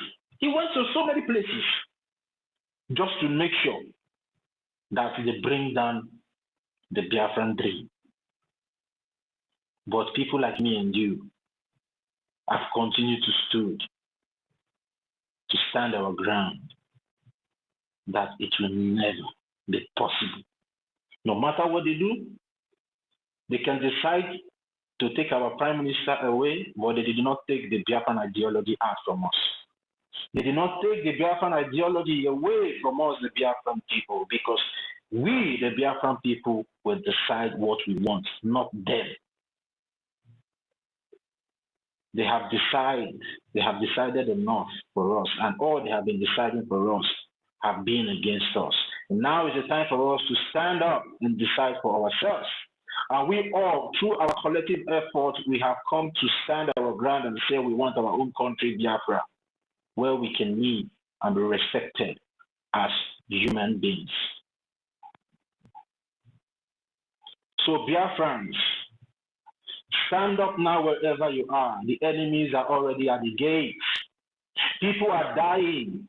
It's not because it has not got into your house, it has not got into your doorstep. You think that things are not happening. Things are happening. People are dying on a daily basis. These terrorist militias are ravaging our land. They are killing our women and our children, killing our parents, taking over our lands on a daily basis. And it's so disheartening that we failed our prime minister. And someone can ask, how did we fail our prime minister? When our prime minister was here with us, he said there will be no IDP camp in the Biafra land. But today, my heart bleeds that the people of El Hamufu are now living in IDP camps. Have we not failed our prime minister? Have we not failed our leader, Mazi Nnamdi Kanu, for allowing such things to happen? But we can still make amends. And how can we make amends? Is to stand up now aggressively and start funding the Biafra Republic government in exile. And make sure that our people, the people of the Hamufu that are living in IDP camps, return back to their ancestral land. That is what we're supposed to be doing as it stands now. Not listening to one charlatan that has nothing to offer, that only has social media presence. Let's start making amends by making sure that the people of Hamufu that have been driven away from their ancestral land return back to their ancestral land. We have done this before, and we can still do it again. I remember a time when the Fulani people were ravaging the people of the Hamufu. Our prime minister gave an order, and the Biafran Defense Forces went ahead to engage these people, and the people of Hamufu were returned back to their ancestral land. And that was when our prime minister vowed that there would be no IDP camp in the Biafra land. So what are we waiting for? You that is giving one Ejema, please, you can raise it up to a 2 Ejema. You that is giving 5 Ejema, please, you can raise it to 10 Ejema. You that is giving 100 Ejema, please, you can raise it up to 2 Ejema, and so on and so forth. Because the time is now. If we don't make it happen now, we will all regret it at the end of the day. Our people are dying. My heart is bleeding. So as the heart of so many of us here and all over the world is bleeding. We know some of us might not have the voice to speak, but we have the resources that will speak for us. That money in your pockets, that money in your bank account that you are programming for the next 10 to 20 years, bring that money out and fund your freedom. That money that you're budgeting for your retirement, bring that money out and fund your freedom. You can put it as an IOU. It's open. When the time comes, you will be paid back 100%, where you can be able to live your retirement life in your own land called Biafra. How can you be planning the retirement life in a foreign land? We, the Biafran people, are not known for that. We, the Biafran people, are known when we go for a sojourn, and when it is time for us to go back home, we go back home and retire. We don't retire abroad. So guys, please. I will say please. I know this is why I say please. Although I'm not supposed to be saying please, but I'm saying please. If we don't love ourselves, at least we should have love for our people back home. Because it's only we in diaspora that can be able to make this thing happen. We should have the love for our people that are dying back home, because their life also matters. It doesn't mean that maybe you're in abroad where the security is guaranteed 100% and you feel that the people back home life doesn't matter. Their life matters more than we abroad, because they are the ones looking after our land, where we can be able to retire tomorrow when we retire from abroad. What shall it profit us that tomorrow you decide to retire back home and you have no land to go back to? Those people back home, because if they decide that everybody wants to leave the land and go to diaspora, we will have no land to live in. So that is why they are very, very much important, because they are holding down and securing our ancestral land. And that is why we have to do everything possible to make sure they are well protected back home, so they can be able to continue to look over our land and our properties over there back home. Most of us in abroad have built mansions back home. Who are those taking care of those your mansions? It's not you. You did not put any security there. It's your relatives, the Biafran people back home, that are looking over those your mansions, looking over your farmlands. So why can't you stand up now and make sure that the people that have been doing this so much for you and continue to do this so much for you are well protected? Biafrans, let's fund the Biafran Republic government in exile and make sure our land is liberated and fully restored at the end of the day. Thank you very much. Sister Stella, you can have the mic then. Yeah, thank you. Thank you, Toti. Thank you for your conclusion. Appreciate you for the job you're doing for Biafrans. So God bless you. Honorable Snow, are you there? Your conclusion, sir? Honorable. Okay, Honorable is not there. Guys, I want to appreciate all of you for being around, and I hope all the things we preached today and the heart-to-heart talk we had today and everything we did today, that you guys assimilated it and it will bear fruits or yield fruits in our lives. We have today how we will be able to protect ourselves from our enemies, that we should not fold our hands and see some Boko Haram police or Boko Haram army come into our community, take our sister, kidnap our sister or kidnap our brother and go scot-free like that. Whilst you are trying to reinforce yourself or connect our brother and sister from them, you understand, another person is calling BLA, to come at that spot. Whilst you're doing something, do something, defend yourselves. It's a ruthless action that you defend yourselves. We have had T.Y. Danjuma told us that we have to defend ourselves. We have also had the DSS man told us we have to. No matter that of that DSS own self sounded, how come they are all, him himself is not saying it now, instead of saying it before, when they have finished collecting all the guns we have. You understand? They continue to but this one, Biafrans.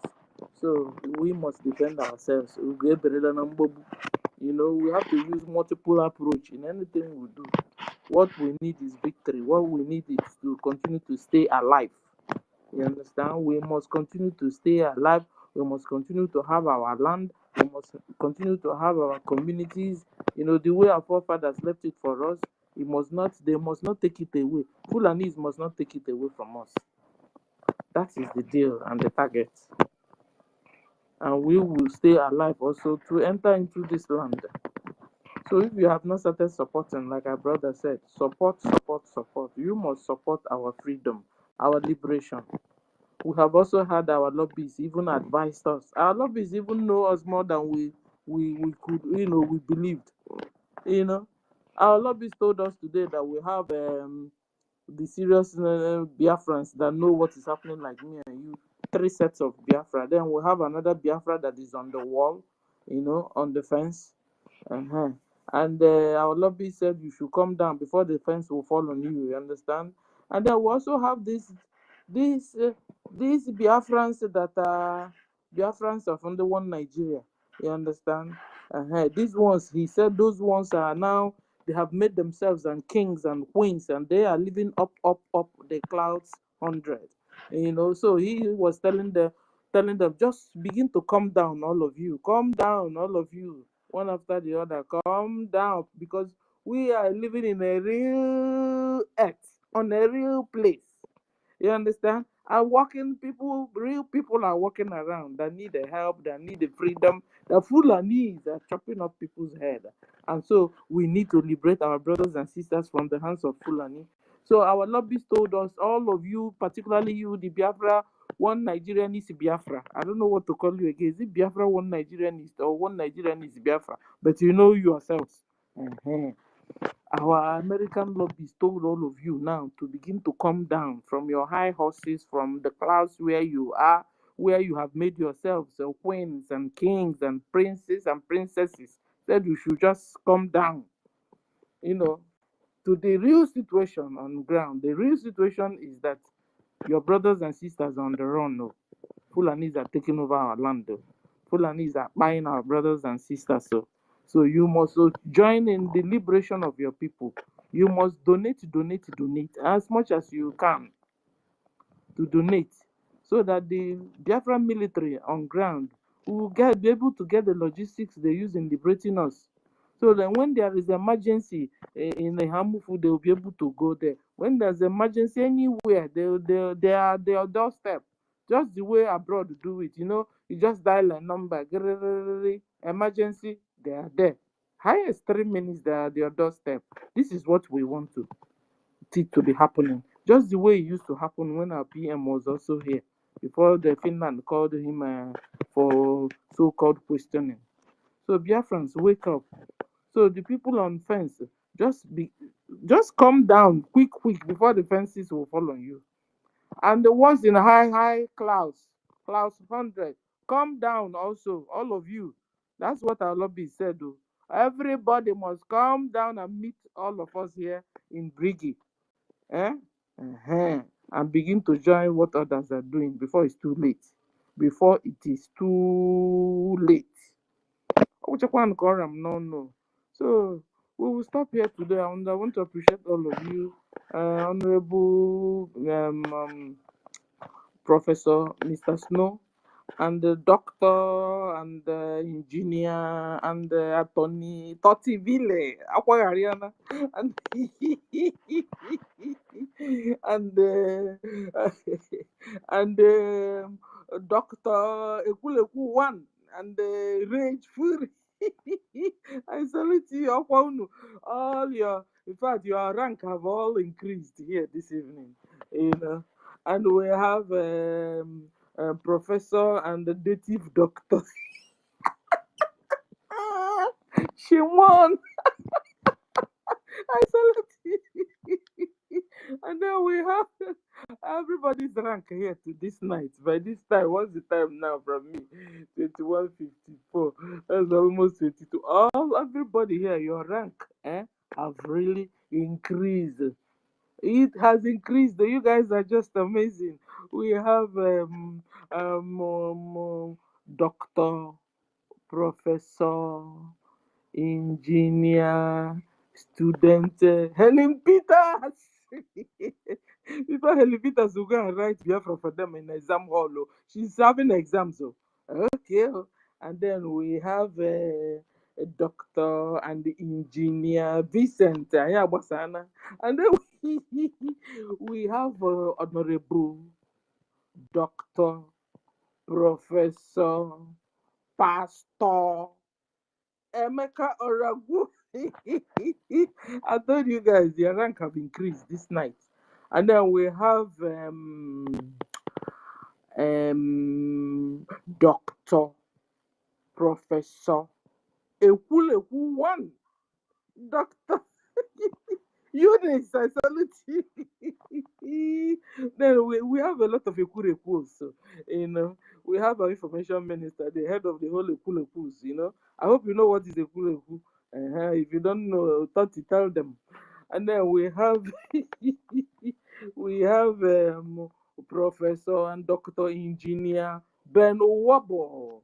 And who again? We have another Ekuleku is here. This one is a doctor and the professor and the Ekuleku. Seboneba Obi Chicago on the Kushege. Then we have everybody here. Then we have doctor and I think pastor and another one and the engineer Ata Ejike. We have another professor and the doctor and the Kureku and the Honorable Betty Ford. Guys, you guys are menu. Man. I salute everyone. Please. Oh, yeah, in fact, if you know all the ones they call you, just begin to collect all your rank. Collect it, take it. Ah! Take all of them. Because you guys are amazing. And I know all the people that hooked up to this space today, they must have learned one or two things and we learned a lot of things today and I'm excited about it. Even me, it's giving me joy. Me also, I learned a lot of things, you know.